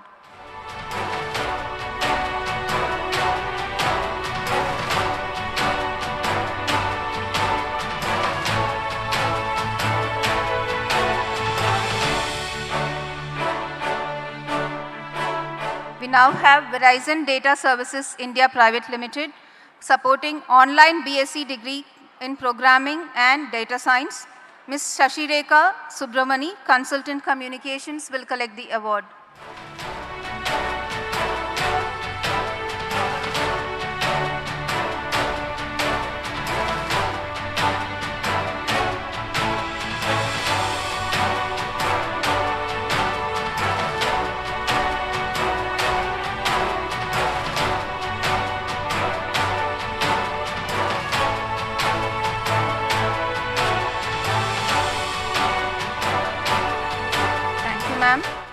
now move on to the next set of category of awards, that is the Pioneer in Technology Award. The first award in this category goes to Cholamandalam Investment and Finance Company Limited for indigenous state-of-the-art ultrasound scanner for maternal and fetal healthcare. Mr. Narendra Kumar, Head CSR, Ms. Richa Singh, Deputy General Manager, will collect the award.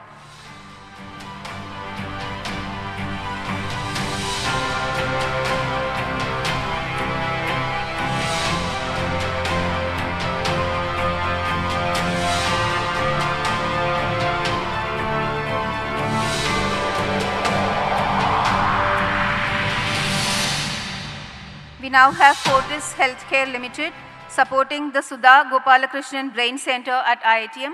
Mr. Naveen Bhatia, Regional Head Corporate Affairs, will collect the award.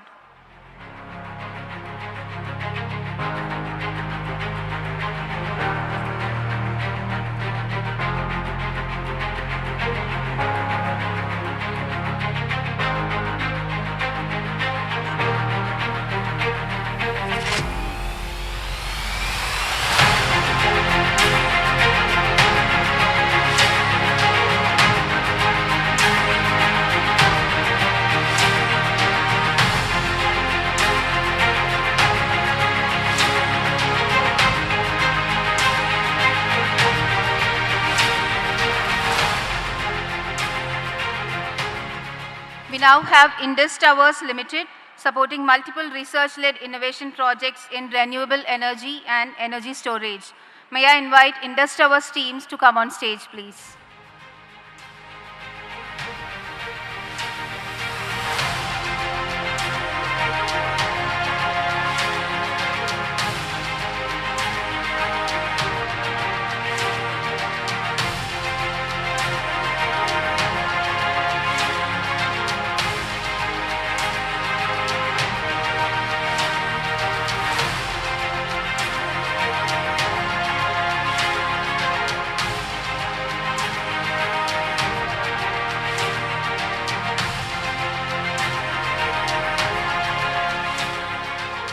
The next award in this category goes to IndusInd Bank Limited for their climate change impact analysis. Ms. Tejashri Vadvikar, Lead Flagship Partnership CSR Sustainable Banking, IndusInd Bank, will collect the award.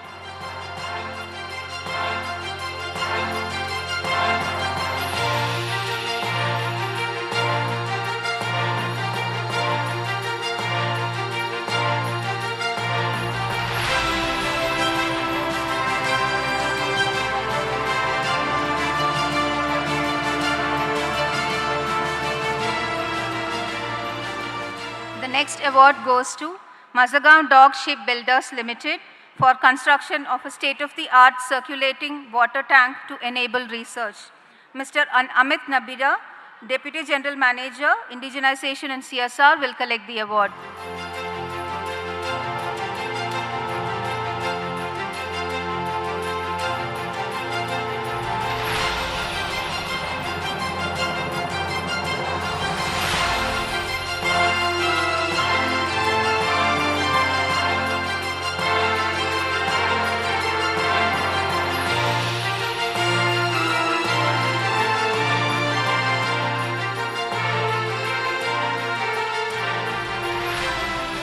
The next Pioneer in Technology Award goes to Tata Elxsi for TTK Center for Rehabilitation Research and Device Development, R2D2. Mr. Anantanarayanan Krishnamachari, Delivery Head, Media and Communications Network, will collect the award.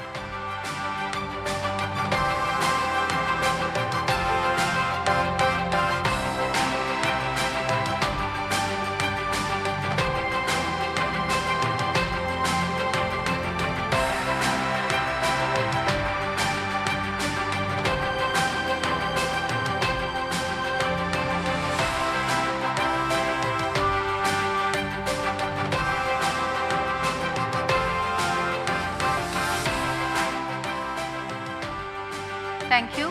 We now have Vertiv Energy Private Limited for supporting research in sustainable cooling and supporting school children with STEM education. Dr. A.S. Prasad, Vice President Product Management, will collect the award.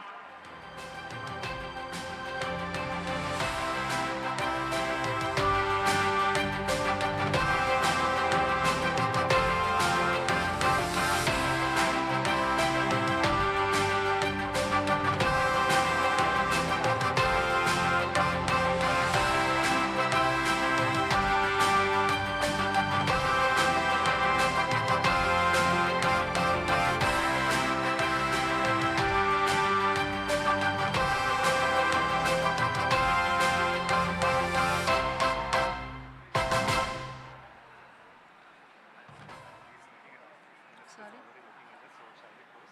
I think we will close.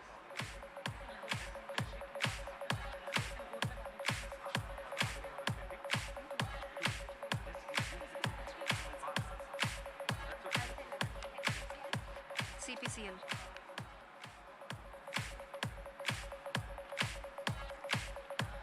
I now invite the team from HDFC Bank Limited for collecting their award in Excellence in Collaborative Innovation for supporting innovation and entrepreneurship at IIT Madras. Mr. Balaji K. Ramanujam, Senior VP, Zonal Head, Mr. Mithun John, and Mr. Niranjan Demanna, DVP, Venture Investments and Philanthropy, will collect the award.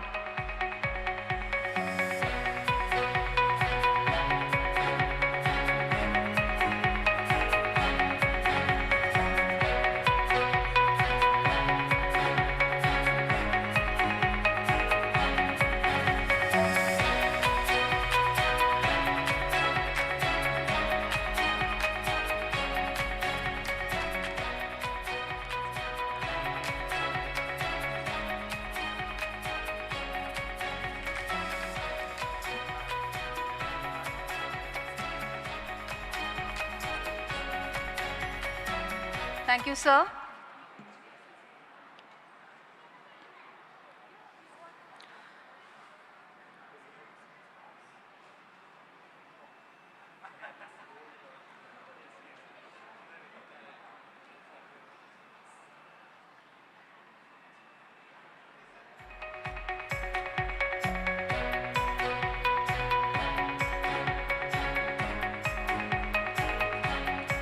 We would now like to felicitate the CXO panelists from our Mr. Bhaskar Bhatt.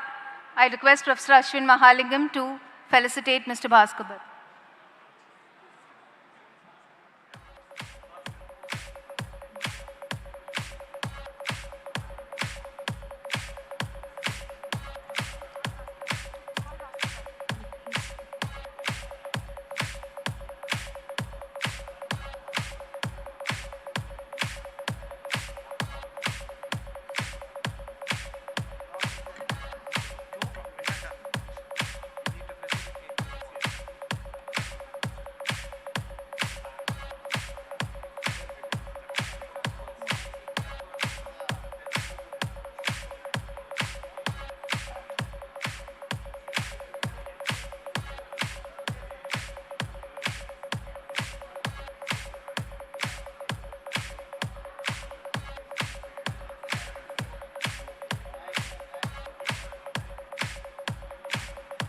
May I request Professor Ashwin Mahalingam to felicitate Mr. R.V. Chakrapani.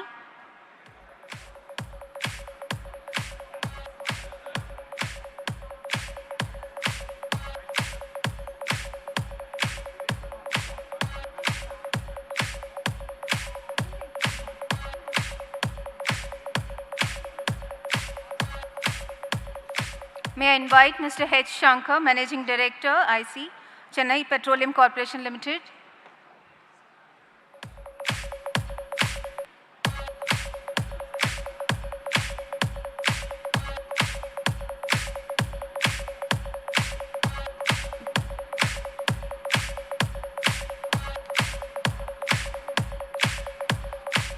Thank you very much, everyone.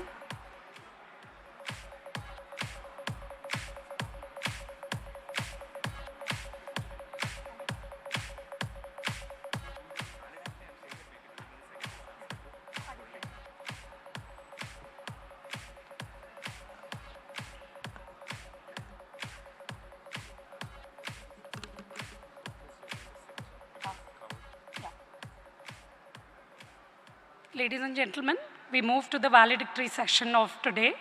Request you all to settle down and please be seated.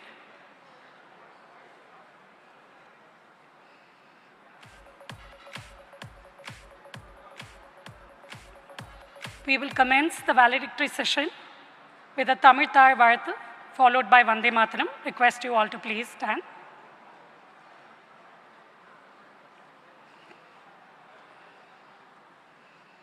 நீராறும் கடலுடுத்த நிலமடந்தை கெழிலொழுகும் சீராறும் வதனமென திகழ்பரத கண்டமிதில் தெக்கணமும் மது சிறந்த திராவிடனல் திருநாடும் தக்க சிறு பிறை நுதலும் தரிதனரும் திலகமுமே அத்திலக வாசனை போல் அனைத்துலகும் இன்பமுற எத்திசையும் புகழ் மணக்க இருந்த பெரும் தமிழனங்கே தமிழனங்கே உன் சீரிழமை திறம் வியந்து செயல் மறந்து வாழ்த்துதுமே வாழ்த்துதுமே வாழ்த்துதுமே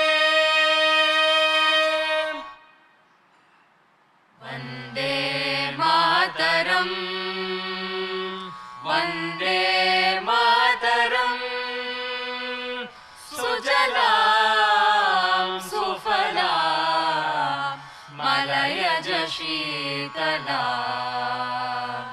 सस्यश्यामलां मातरं वन्दे मातरम् शुभ्रज्योत्स्नां पुलकितयामिनीं फुल्लकुसुमितद्रुमदलशोभिनीं सुहासिनीं सुमधुरभाषिनीं सुखदां वरदां मातरं वन्दे मातरं Vande Mataram. Thank you. We very warmly welcome our chief guest, Honorable Minister Dr. T.R.B. Raja, Minister for Industries, Investment Promotions and Commerce in the Government of Tamil Nadu, and we request him to please come to the stage. We also request Professor Kamakoti, our Director, Professor Ashwin Mahalingam, Dean, Alumni and Corporate Relations, and Mr. Kaviraj Nair, CEO, Office of Institutional Advancement, to come to the stage.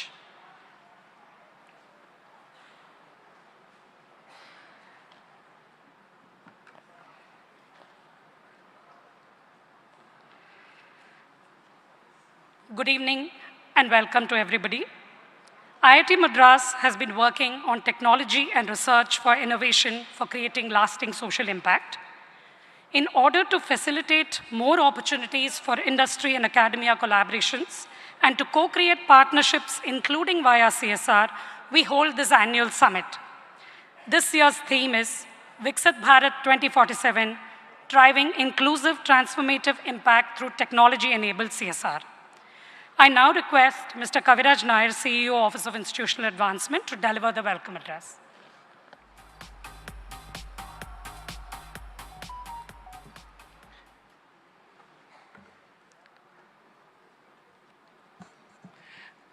Good evening, everyone, and a very warm welcome to the valedictory function of the National CSR Conclave. It's my privilege to welcome you all to the valedictory session of the National CSR Conclave at IIT Madras. We are deeply honored by the presence of our chief guest, Minister Dr. T.R.B. Raja, our Director, Professor V. Kamakoti, and our Dean, Professor Ashwin Mahalingam. Thank you so much, sir, for your time and your gracious presence today. That has made a lot of difference to the event today. At IIT Madras, our mission extends beyond pioneering research. We focus on deploying technology to deliver measurable, sustainable, and large-scale impact. With robust governance and a deep commitment to accountability, we have earned the trust of corporate partners, aiming to align business objectives with societal changes. And today's conclave has showcased the immense possibilities that arise from when academia and industry come together. Together, we have developed transformative solutions in healthcare, clean energy, skill development, and water management. Yet, the journey towards a truly inclusive and developed Bharat is far from over. So our request, our reading is that there is immense power to amplify the impact in ways that our partnership has power to magnify the impact in ways that no single entity can achieve alone. IIT Madras stands ready to co-create and deploy innovative solutions to address critical societal challenges, whether through technology-driven transformation, building the skills of future generations, or advancing sustainability goals, our expertise and commitment can help fulfill your aspirations while advancing the national agenda. To all our current and potential partners who are present here, I extend our deepest gratitude. Your trust and generosity have turned bold visions into impactful realities. But the best is yet to come, and together let us continue striving for a Viksit Bharat 2047, a future defined by inclusive growth and sustainability progress. Welcome once again to this valedictory function. Thank you, sir, for your presence today. And I now look forward to the insights and inspirations from our chief guest and other dignitaries on the stage as we conclude this conclave with renewed purpose and commitment to transforming lives and building a brighter tomorrow. Thank you. Thank you, Kaviraj. I now request Professor Ashwin Mahalingam, Dean Alumni and Corporate Relations, IIT Madras, to address the gathering on collaboration opportunities with IIT Madras.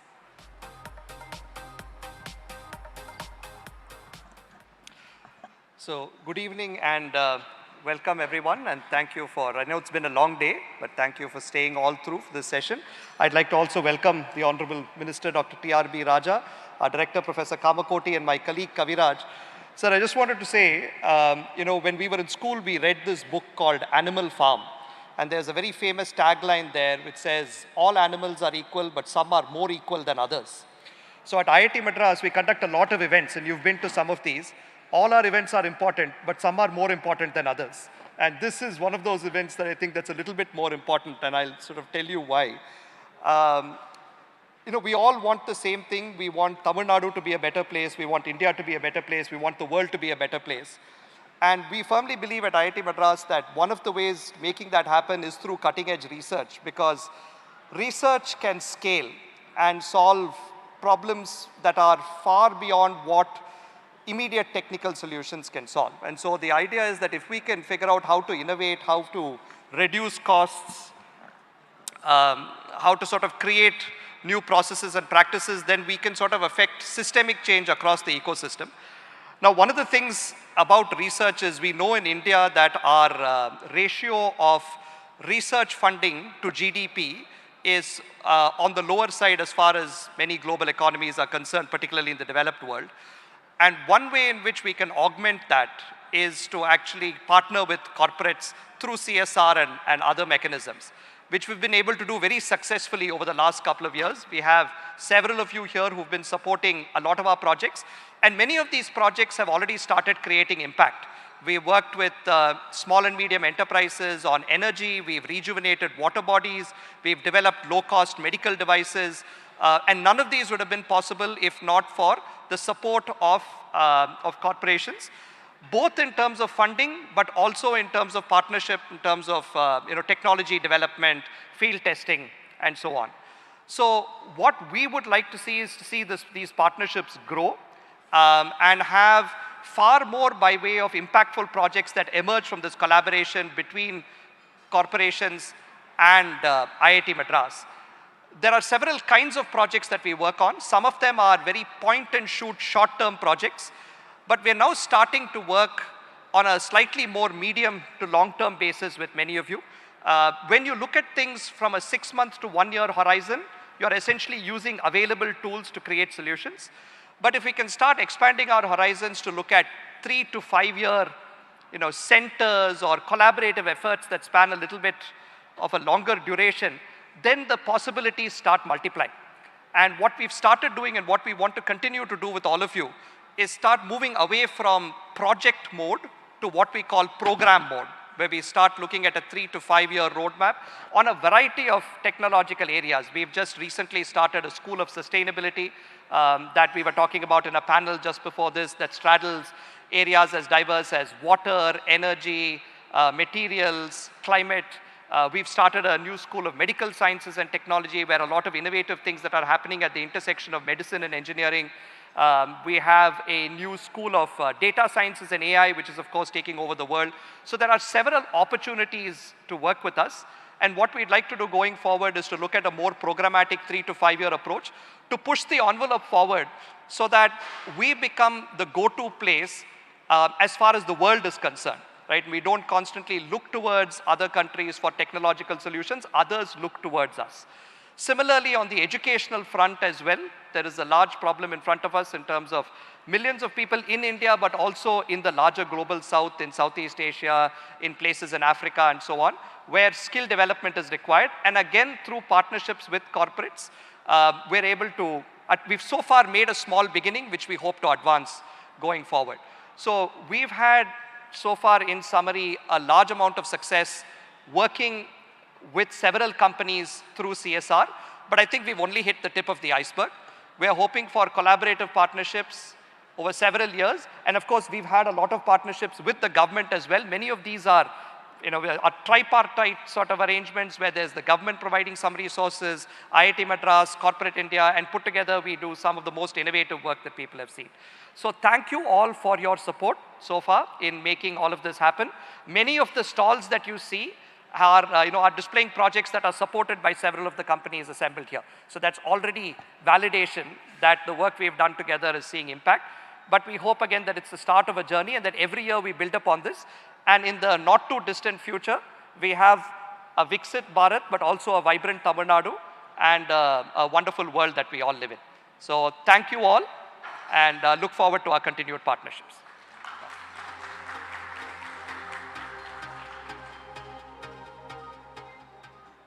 Thank you, Professor Ashwin. I now request our director, Professor V. Kamakoti, to address the gathering.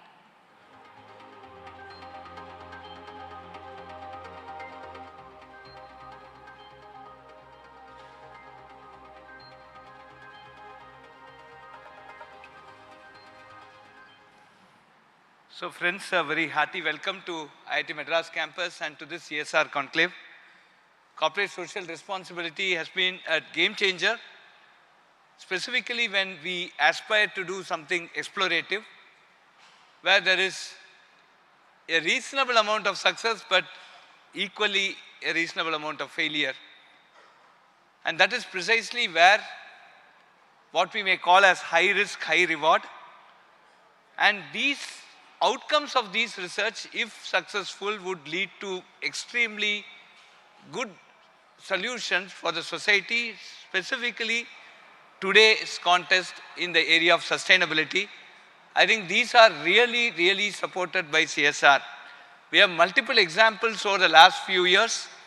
One of that is the Carbon Zero Challenge, which has come completely out of CSR, where we had gone to all institutions across the country, Tier 2, Tier 3, and also rural India. People come out with ideas. We have a very dedicated team that goes through these ideas and finally come out with shortlist some of these ideas which could become a startup. I'm very extremely happy to tell you that over the last few years, we have more than 25 startups in the Carbon Zero, coming out of the Carbon Zero Challenge, working on specific areas of sustainability that would essentially lead to a lot of human good. I think these are many examples. The other one that I could also cite here is the rehabilitation and the devices for the physically challenged. This has also grown because of CSR grants. And today, friends, we have a complete test bed in our research park where we can take these devices, the wheelchairs, the standing chair, and many such assistive technologies that you could go into that center and experiment them for suitability in real world scenario. We also conduct sports for the physically challenged, and these are really, really important milestones that has come specifically out of CSR grant.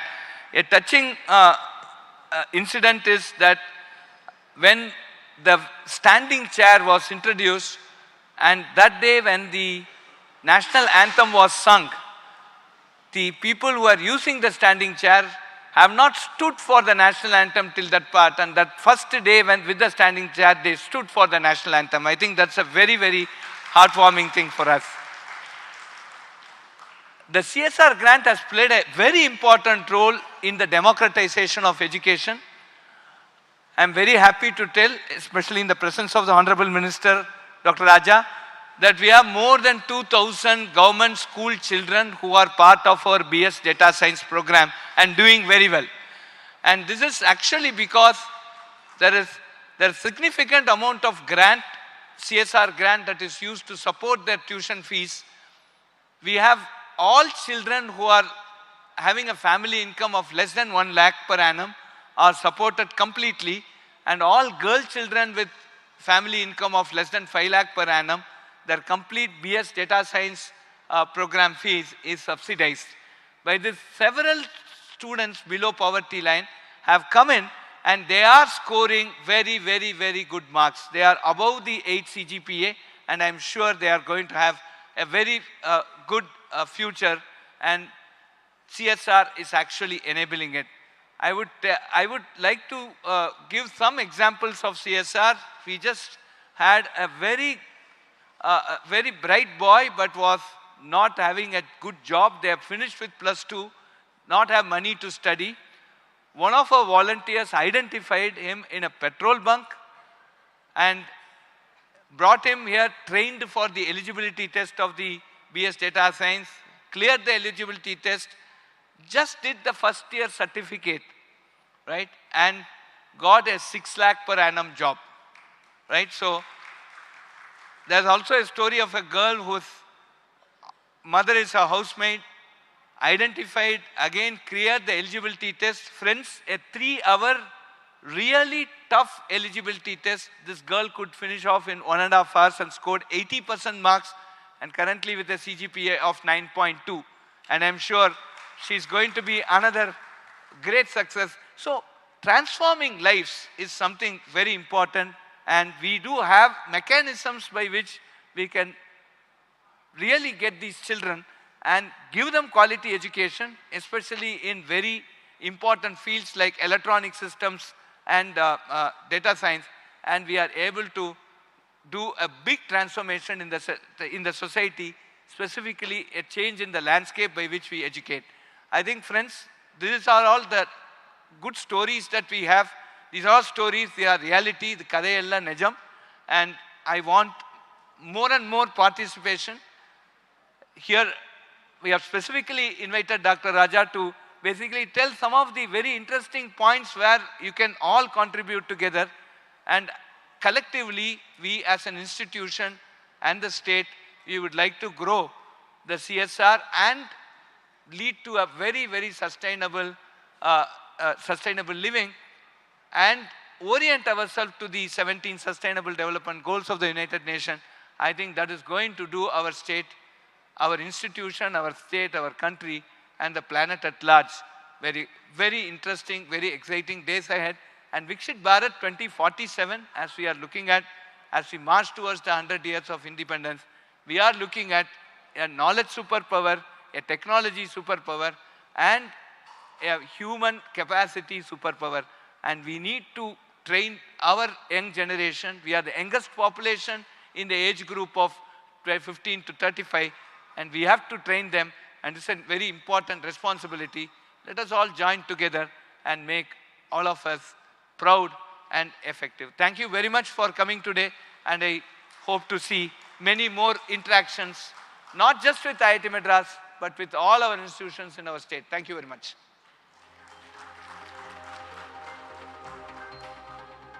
Thank you, sir. Earlier this evening, we had felicitated our corporate partners who enabled long-term impactful collaboration. We thank them for their support, and with the permission of the chief guest, there was one award of CPCL which had got left out. We would request Director to kindly felicitate the CPCL guests, Mr. Rohit Kumar Agarwala, Director Finance.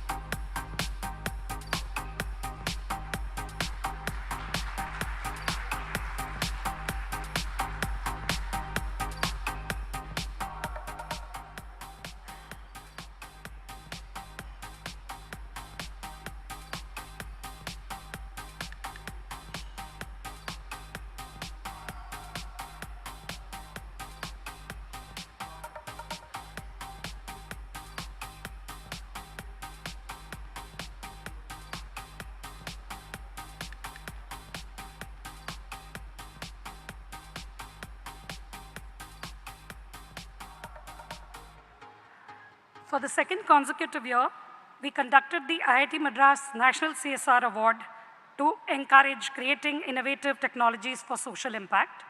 My colleague Sunita will take you through the process that we followed.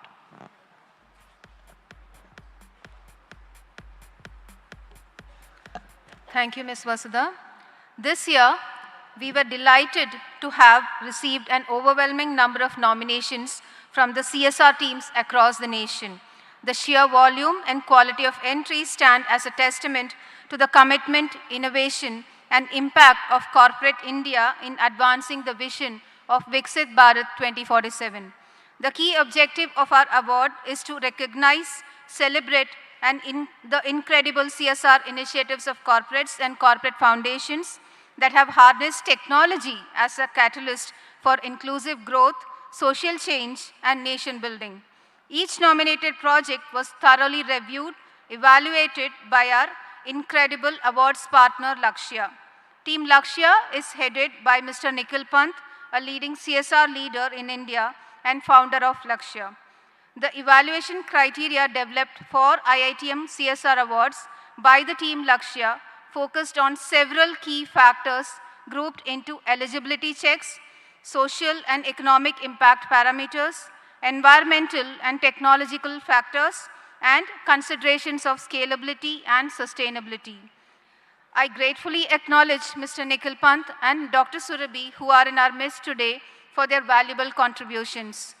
The shortlisted nominations were further screened and scrutinized by an esteemed panel of jury members who are global leaders in the corporate and social sectors. The jury members are Mr. Ambi Parameshwaran, independent brand coach and founder, brandbuilding.com, Ms. Prita Venkatachalam, partner and co-head, Asia and Africa, the Bridgespan Group, Mr. Rajiv Lochin, managing director, Sundaram Finance, Mr. Sri Krishna Sridhar Murthy, co-founder and CEO, Sattva Consulting, Ms. Swati Agarwal, partner and leader, Impact Consulting, Deloitte. Thank you everyone for being such an esteemed jury with us. May I now invite Ms. Swati Agarwal on stage to give us a brief overview of the jury screening and her experience as a member of the jury panel. Over to you, Ms. Swati.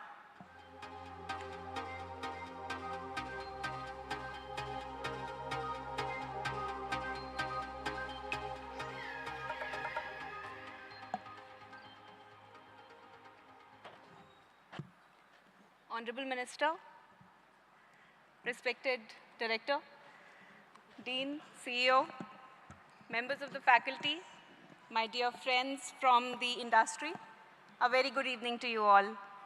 It's indeed an honor and a privilege to be here in your august presence.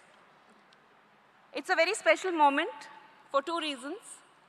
The last time that I was here on campus was for the 25th reunion, not for myself, but for my spouse, so that's as close as I get to IIT Madras.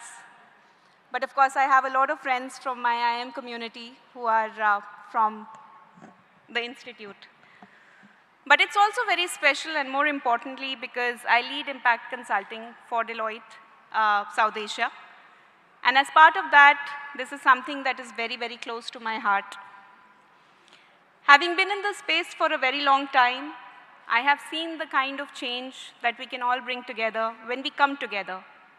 And I think I saw the felicitation of the partners from an IIT Madras partnership perspective, but also I see what happens when governments and the private sector and academic institutions and the entire ecosystem mobilizes itself for change. As a country, we have seen a large amount of change. We have seen some of the largest programs in the form of digital payments. We've seen, from healthcare perspective, inclusive healthcare perspective. We've seen change in form of skill building and so on and so forth. I will not take time here to walk through some of those. But what I would talk about definitely from a jury perspective is what stood out for us as a jury was the fact that these awards are at the intersection of technology and purpose. And that's a very potent combination for change. My predecessor already spoke about how the awards progressed, and I believe Nikhil and Surabhi are here, so thank you for the shortlist. It was a difficult choice for the jury, and I speak for the entire jury here. But as we went about assessing the 20 entries that we received as a jury, and there were some intense conversations that happened to select the winners, I must congratulate everybody who participated in the awards. I must also congratulate the winners, and we'll get to know that in just a bit. As I was going through the entries and as we were deliberating these entries, I must admit I had a lot of goosebumps because one could see what was happening at a grassroots level. I see Surabhi nodding, so perhaps you had the same experience. From drones providing healthcare to assistive technologies helping the visually impaired work in factories, to the kind of cluster-based and ecosystem-led change at the villages, including the use of AI for yield productivity and such like, each entry really blew us away as a jury. We have tried our best to select what we believed from this set of entries were sort of slightly ahead of the others.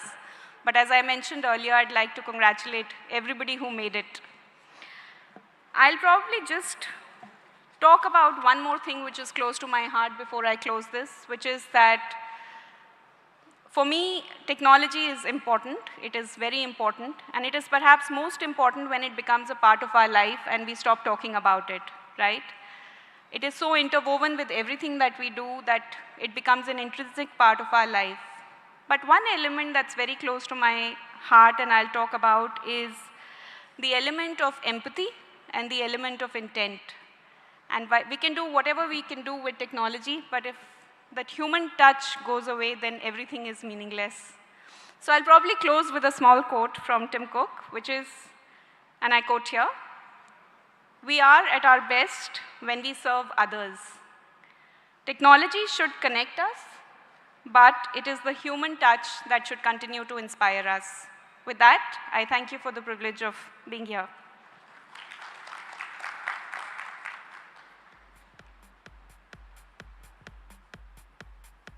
Thank you very much, Ms. Swati, for those inspiring words.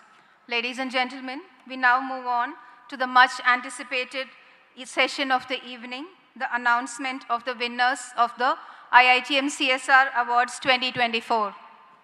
The first set of awards are for the category A companies with revenue greater than 500 crores.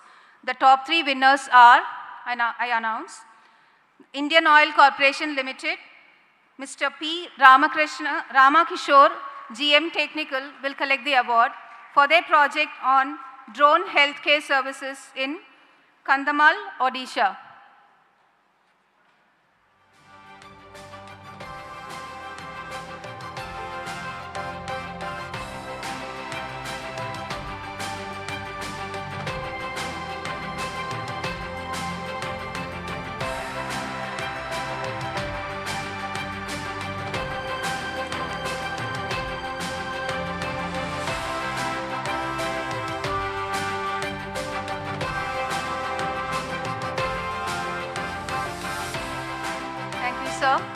The next award goes to Nokia Solutions and Networks India Private Limited for their project Smartpur.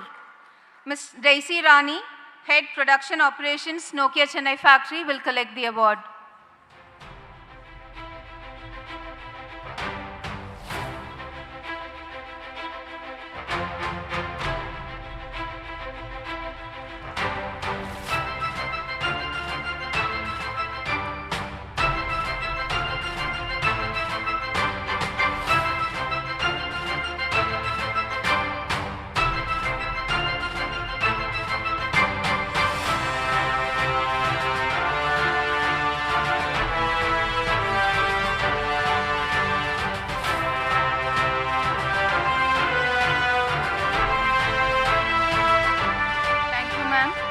We next have ITC Limited.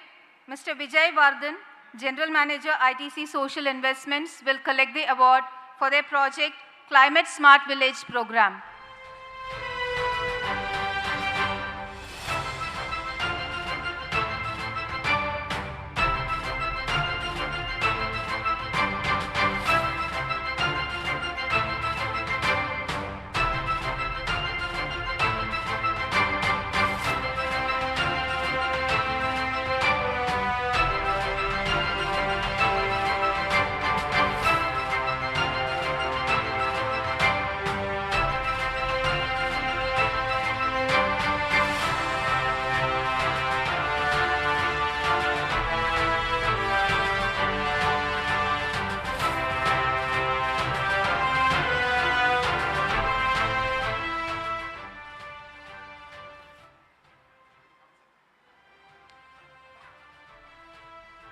Thank you, sir. The Special Mention Award in Category A goes to Tube Investments of India Limited for their project TI Learning and Information Hub. Mr. Bhaskaran Kannan, Head ER IR SCSR, Mr. Ebenraj Penil, Senior Manager IR, Mr. I.M. Perumal, Assistant General Manager, will collect the award.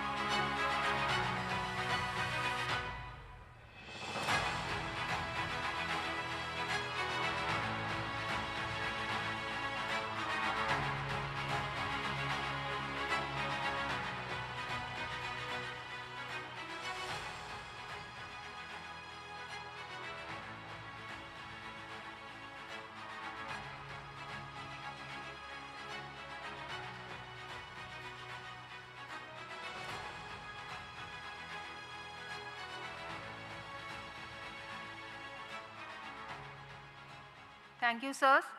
I would now like to announce the winners of the category B. Right Water Solutions, India Private Limited, for their project Amrit Gram. Mr. Hemant Badane, Senior Manager CSR, will collect the award.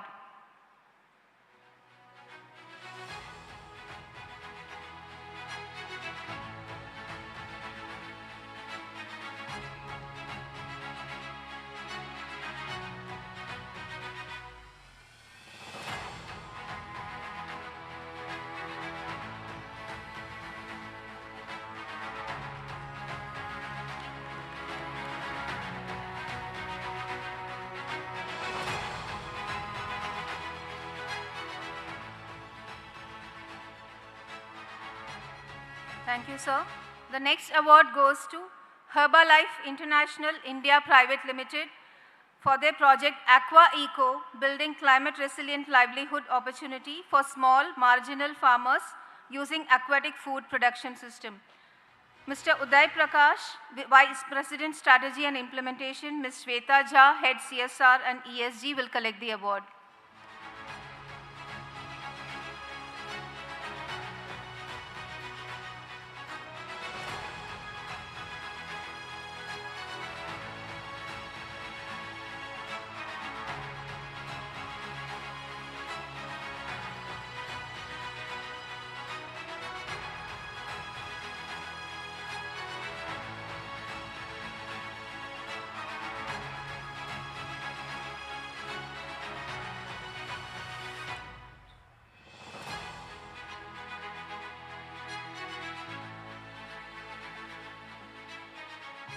Thank you, sirs.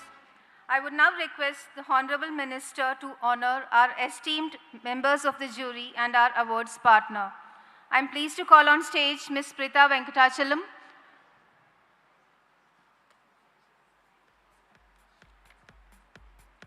Ms. Prita Venkatachalam is partner and co-head Asia and Africa, the Bridgespan Group.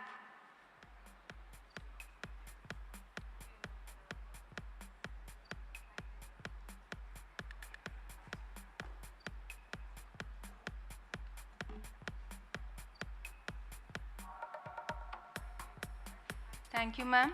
I would now request Ms. Swati Agarwal, partner and leader Impact Consulting at Deloitte, to come on stage.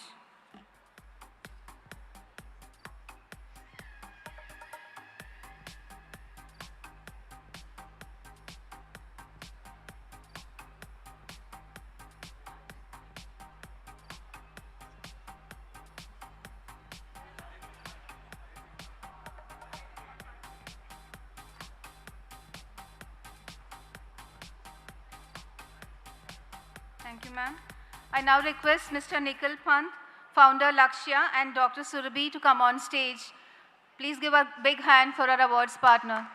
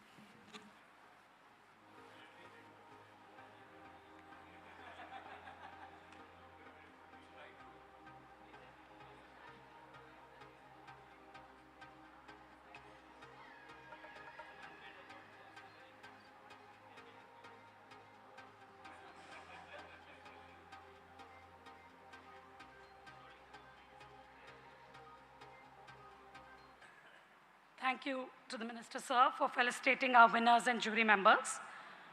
We will now move on to the next part of requesting our chief guest, Honorable Dr. T.R.B. Raja, to address the gathering. Dr. T.R.B. Raja is the Minister for Industries, Investment Promotions and Commerce in the Government of Tamil Nadu. He has been elected thrice to the Tamil Nadu Legislative Assembly from Manargudi and holds the position of the party's IT Wing Secretary. Thank you, ma'am. Thank you. Thank you. Thank you.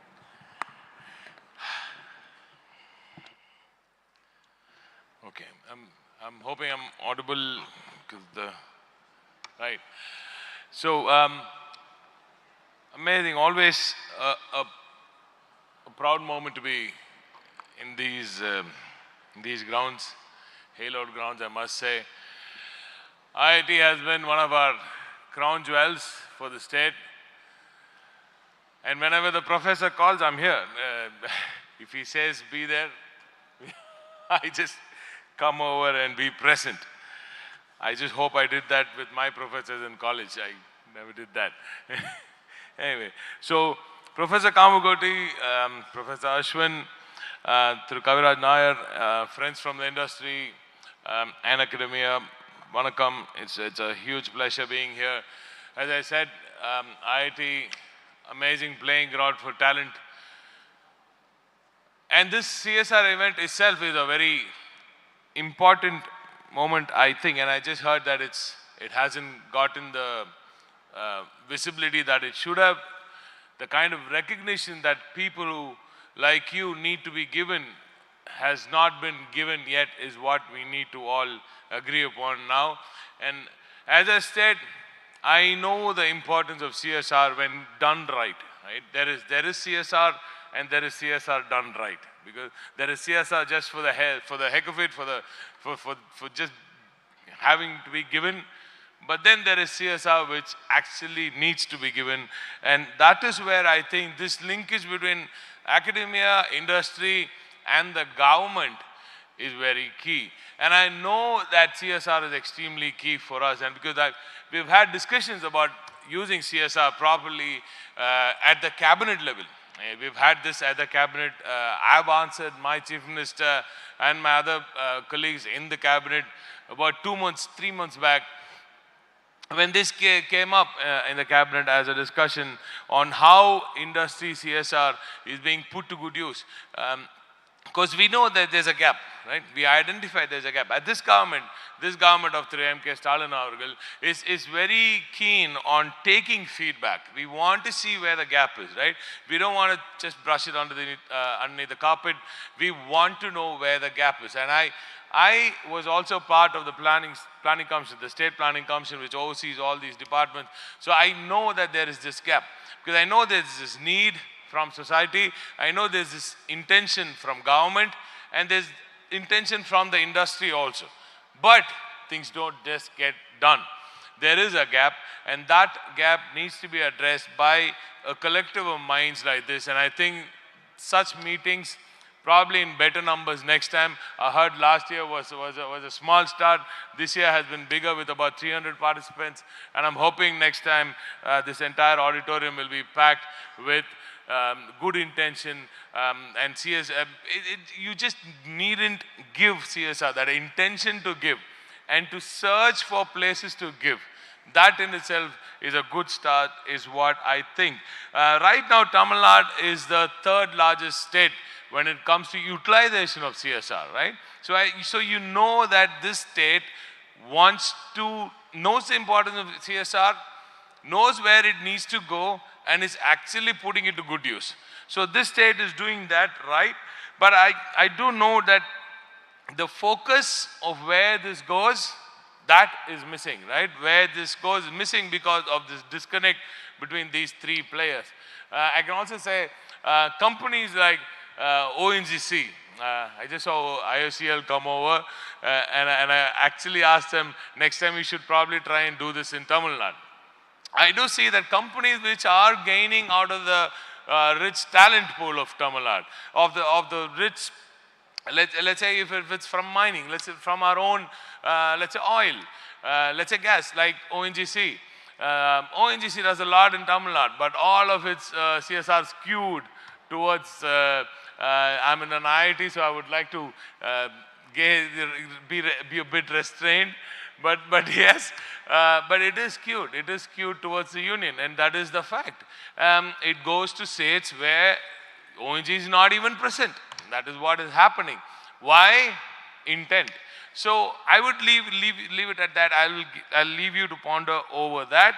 But I think CSR as such, which is focused on areas that need focus, with a little bit of government intervention. When I say government intervention, I do not mean political intervention. These are two different things, right?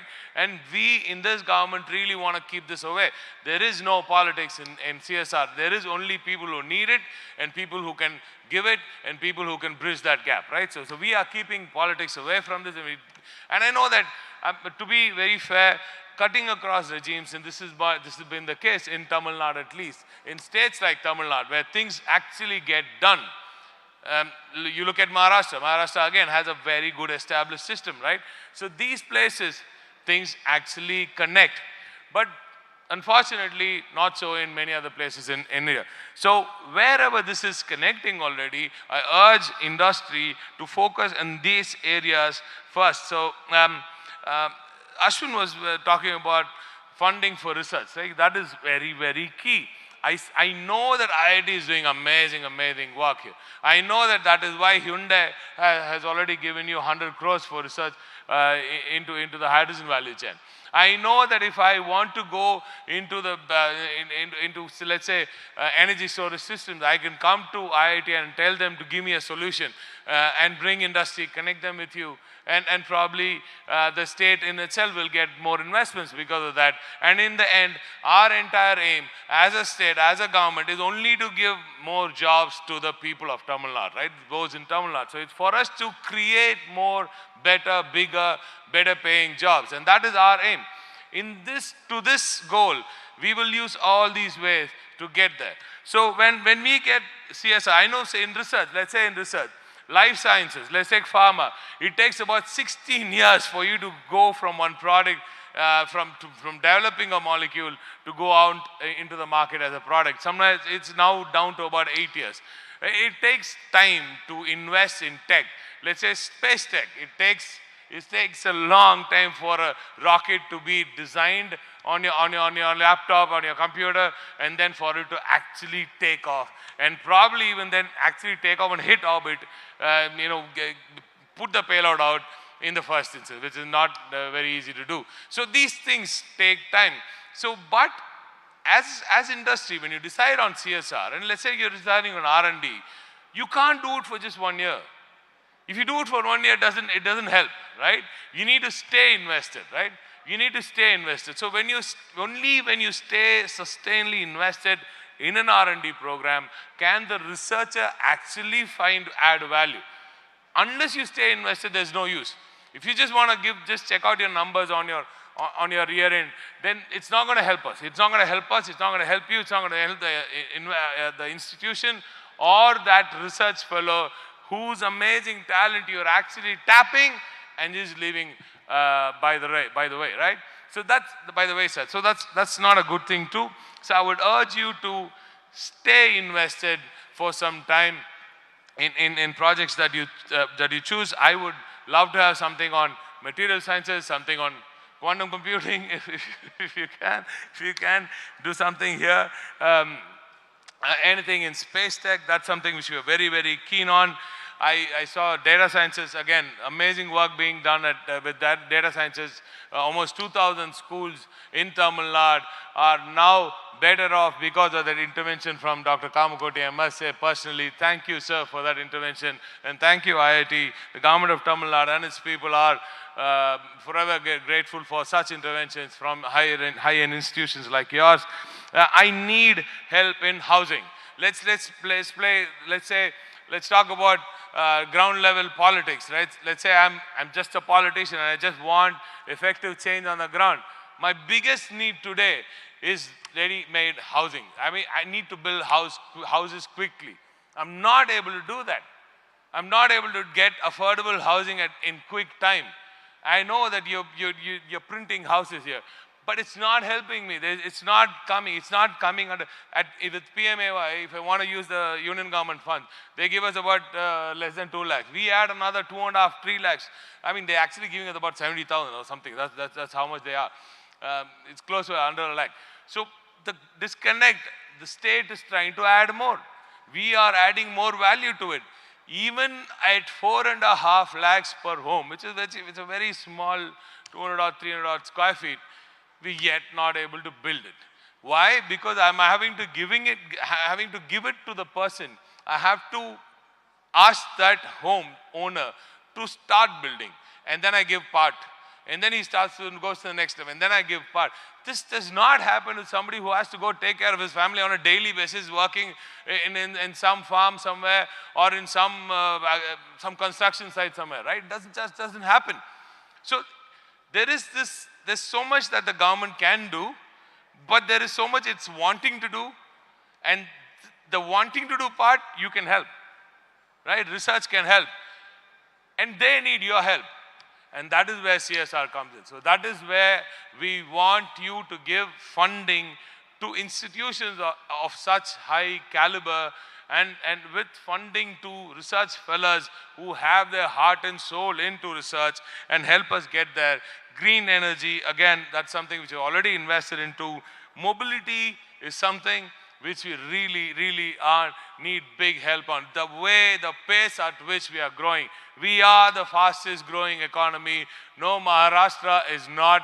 Tamil Nadu is the #1 economy in India. Maharashtra has Mumbai, and it's got all the headquarters and stuff. So it's basically, if you look at the number game, it's way skewed.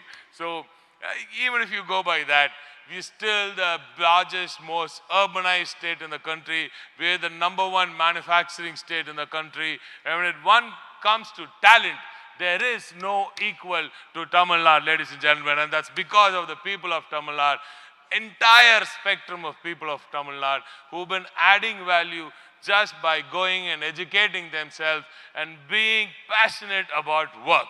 The way we work, no other state does. That is the best part about Tamil Nadu. And when we are all talking, when I was talking to Ashwin also, he was talking about how the entire spectrum, when it comes to the inclusivity part, here in Tamil Nadu, you can't even come close to the vicinity of where Tamil Nadu is when it comes to inclusivity. Because, ladies and gentlemen, because of the way we give thrust to women in Tamil Nadu, the empowerment that our women have, 43%, 43 amazing percentile of women working in India are from just this one state called Tamil Nadu. And that is something which we are extremely proud of. So thanks for, and the professor spoke about transforming lives. This government does that on a daily basis. He spoke about 2-3 lives that he has changed. Professor, we're doing that on a daily basis. With your help, I think more lives that need to be changed can be changed. And I think the numbers are staggering. We can't do this alone. You definitely can't do this alone. And all of you cannot do this alone. But together, we can transform this nation. And Viksit Bharat is something which we are heading towards in 2047. Viksit Tamil Nadu is already there, ladies and gentlemen. We are among the fastest growing states in the world. And we do not, let me underline that, we do not think other states are our competition. We compete with other nations, and that is why it's called Tamil Nadu. Nandri, vanakkam.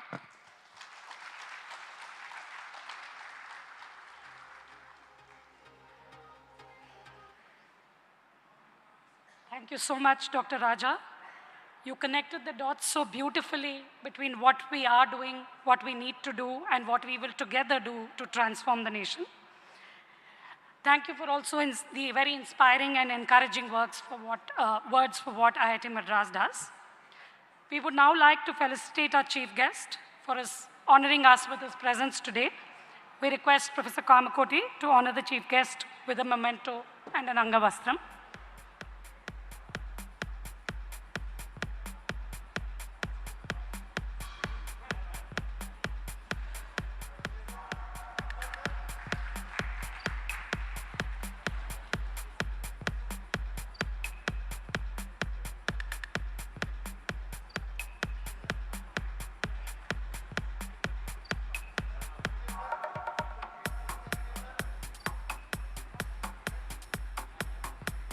We also request Professor Ashwin Mahalingam to honor the minister with a unique 3D printed model of a deer with technology developed at IIT.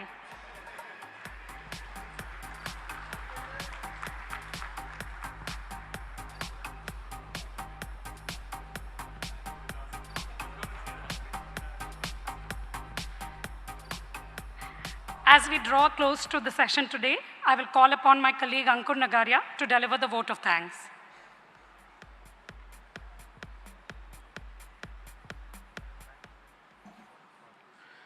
Thank you. My name is Ankur. It's my pleasure to extend our heartfelt gratitude to all those who made this event a grand success. First and foremost, I would like to express deepest thanks to the Honorable Minister Dr. Raja for gracing this occasion with his presence and sharing his invaluable insights. A special note of gratitude goes out to all our corporate partners. I would also like to take this opportunity to thank Professor V. Kamakoti, Director of IIT Madras, and Professor Ashwin Mahalingam, Dean ACR, for their leadership and encouragement. Our heartfelt thanks to IIT Madras faculty for their active involvement and contribution. Last but not the least, big thanks to the alumni and corporate relations team and the institute support staff for their tireless efforts in organizing the summit and ensuring its success. Thank you and have a great evening.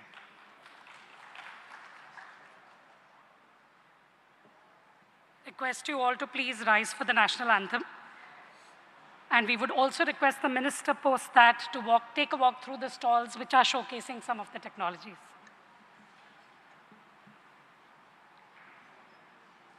Jana Mana Adhinayak Jaya He Bharat Bhagya Vidhata Punjab Sindh Gujarat Maratha Dravida Utkala Vanga Vindhya Himachal Yamuna Ganga Uchala Jaladhi Taranga तव शुभ नामे जागे तव शुभ आशीष मांगे गाहे तव जय गाथा जन गण मंगलदायक जय हे भारत भाग्य विधाता जय हे जय हे जय हे जय जय जय जय हे Thank you, everybody, for your presence today.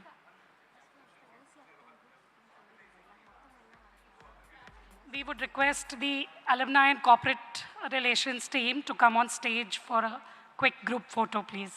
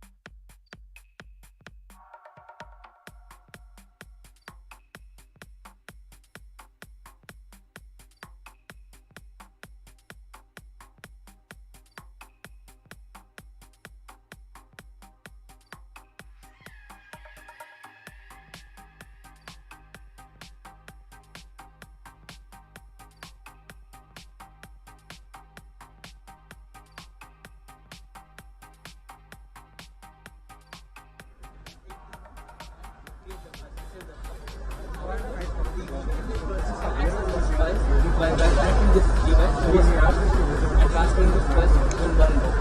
So while visiting the event, we highlight this. You don't need to connect any of the smart. It's just as if a standalone device. You can just do this, and just by the end of the day, the user wants to access it, get transferred to another. So it's like yes, yes. So basically, you just there are yeah.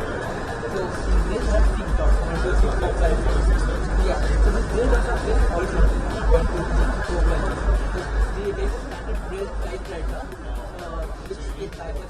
So you can set the process and take notes also. It is whatever that they can use the student also the employee for the job.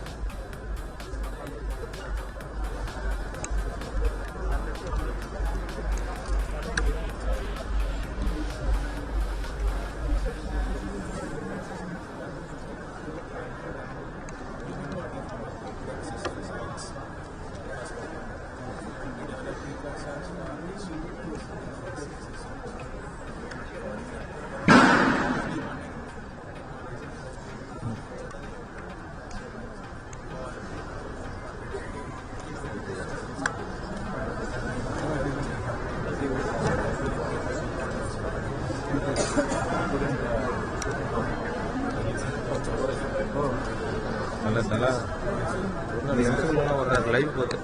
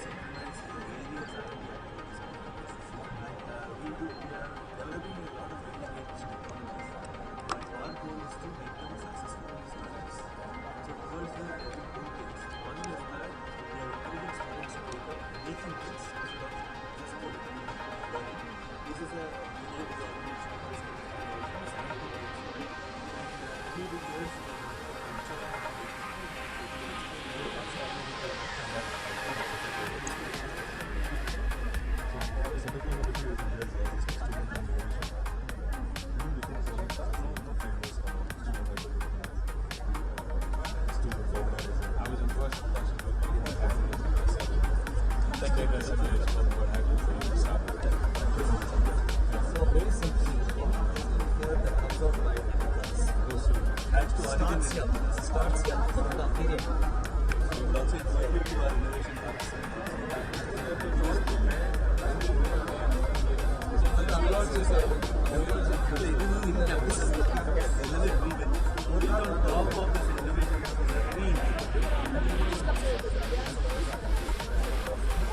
the word of incubate.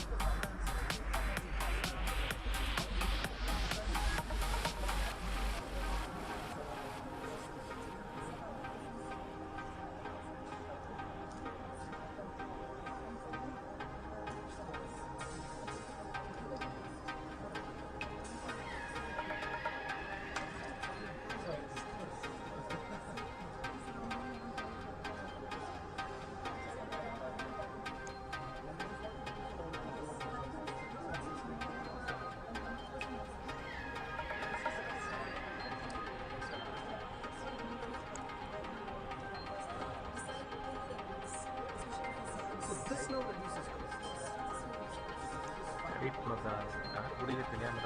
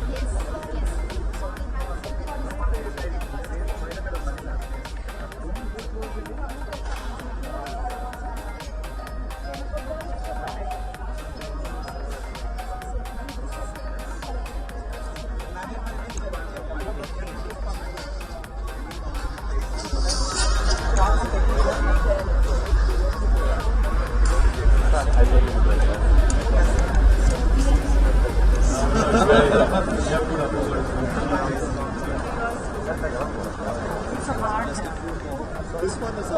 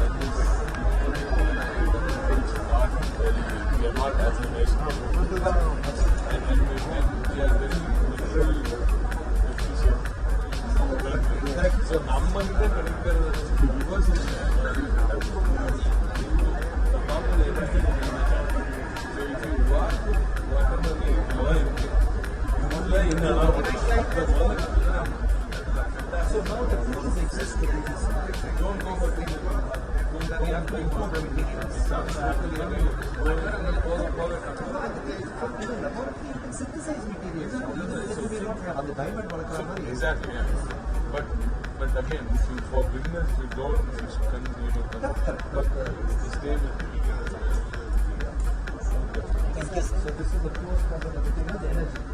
These guys are everything: hydrogen, carbon capture, battery, solar,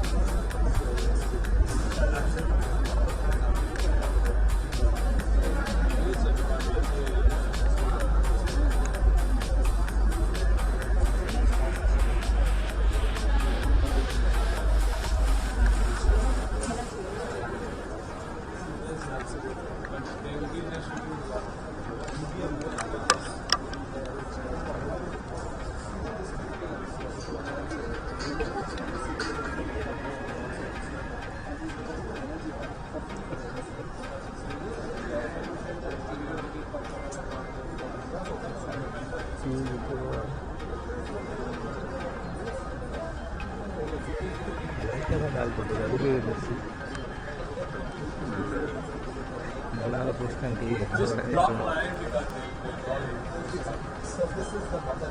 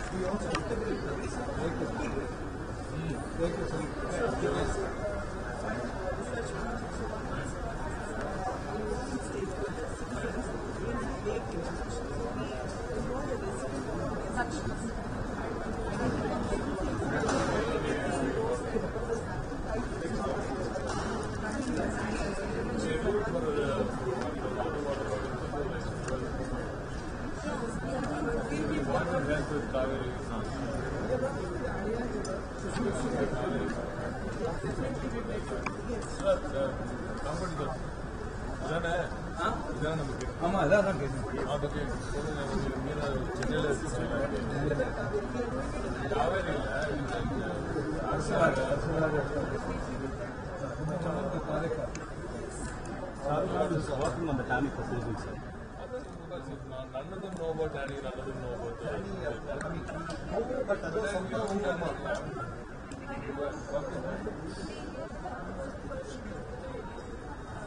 along with which department? You have to work with which department? You have to work with some departments and other things. No, sir, just with state planning commission is enough for the time. Actually, just right now, rushing to see the state planning commission vice chair. He will be with me for 3 hours, writing the question. 4 hours. So I will be with him. And if you, this is the one.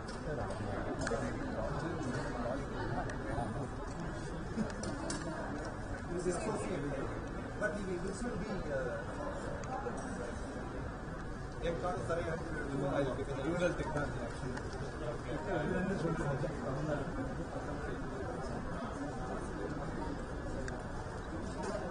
Ram.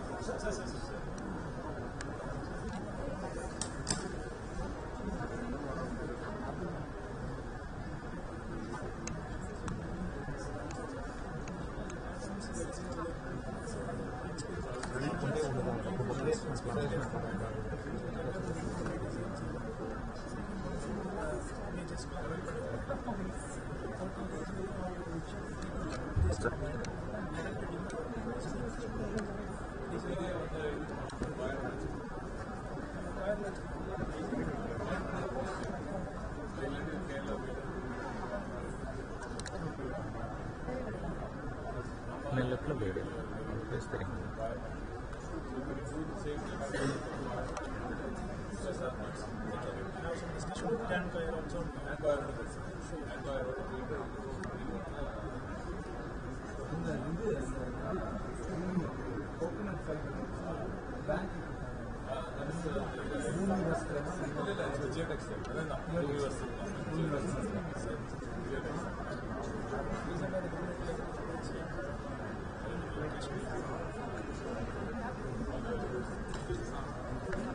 last one.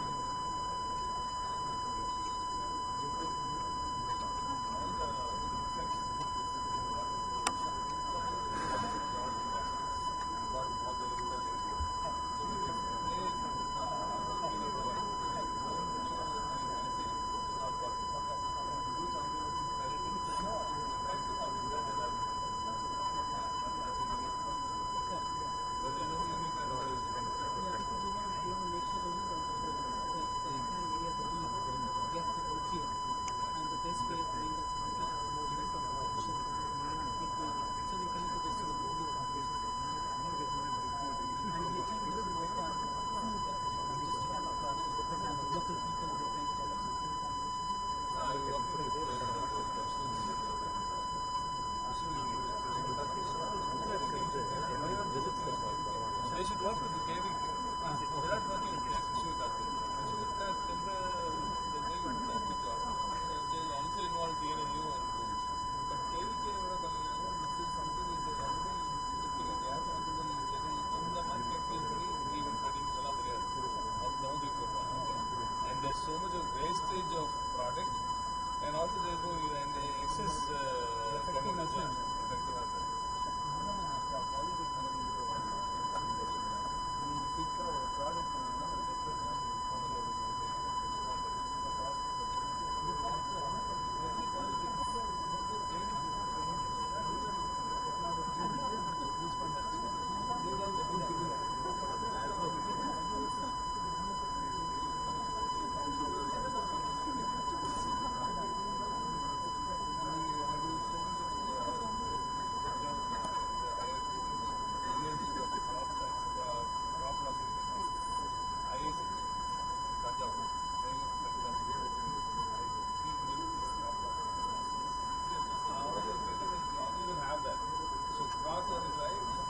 probably add value to what but you should evaluate the placement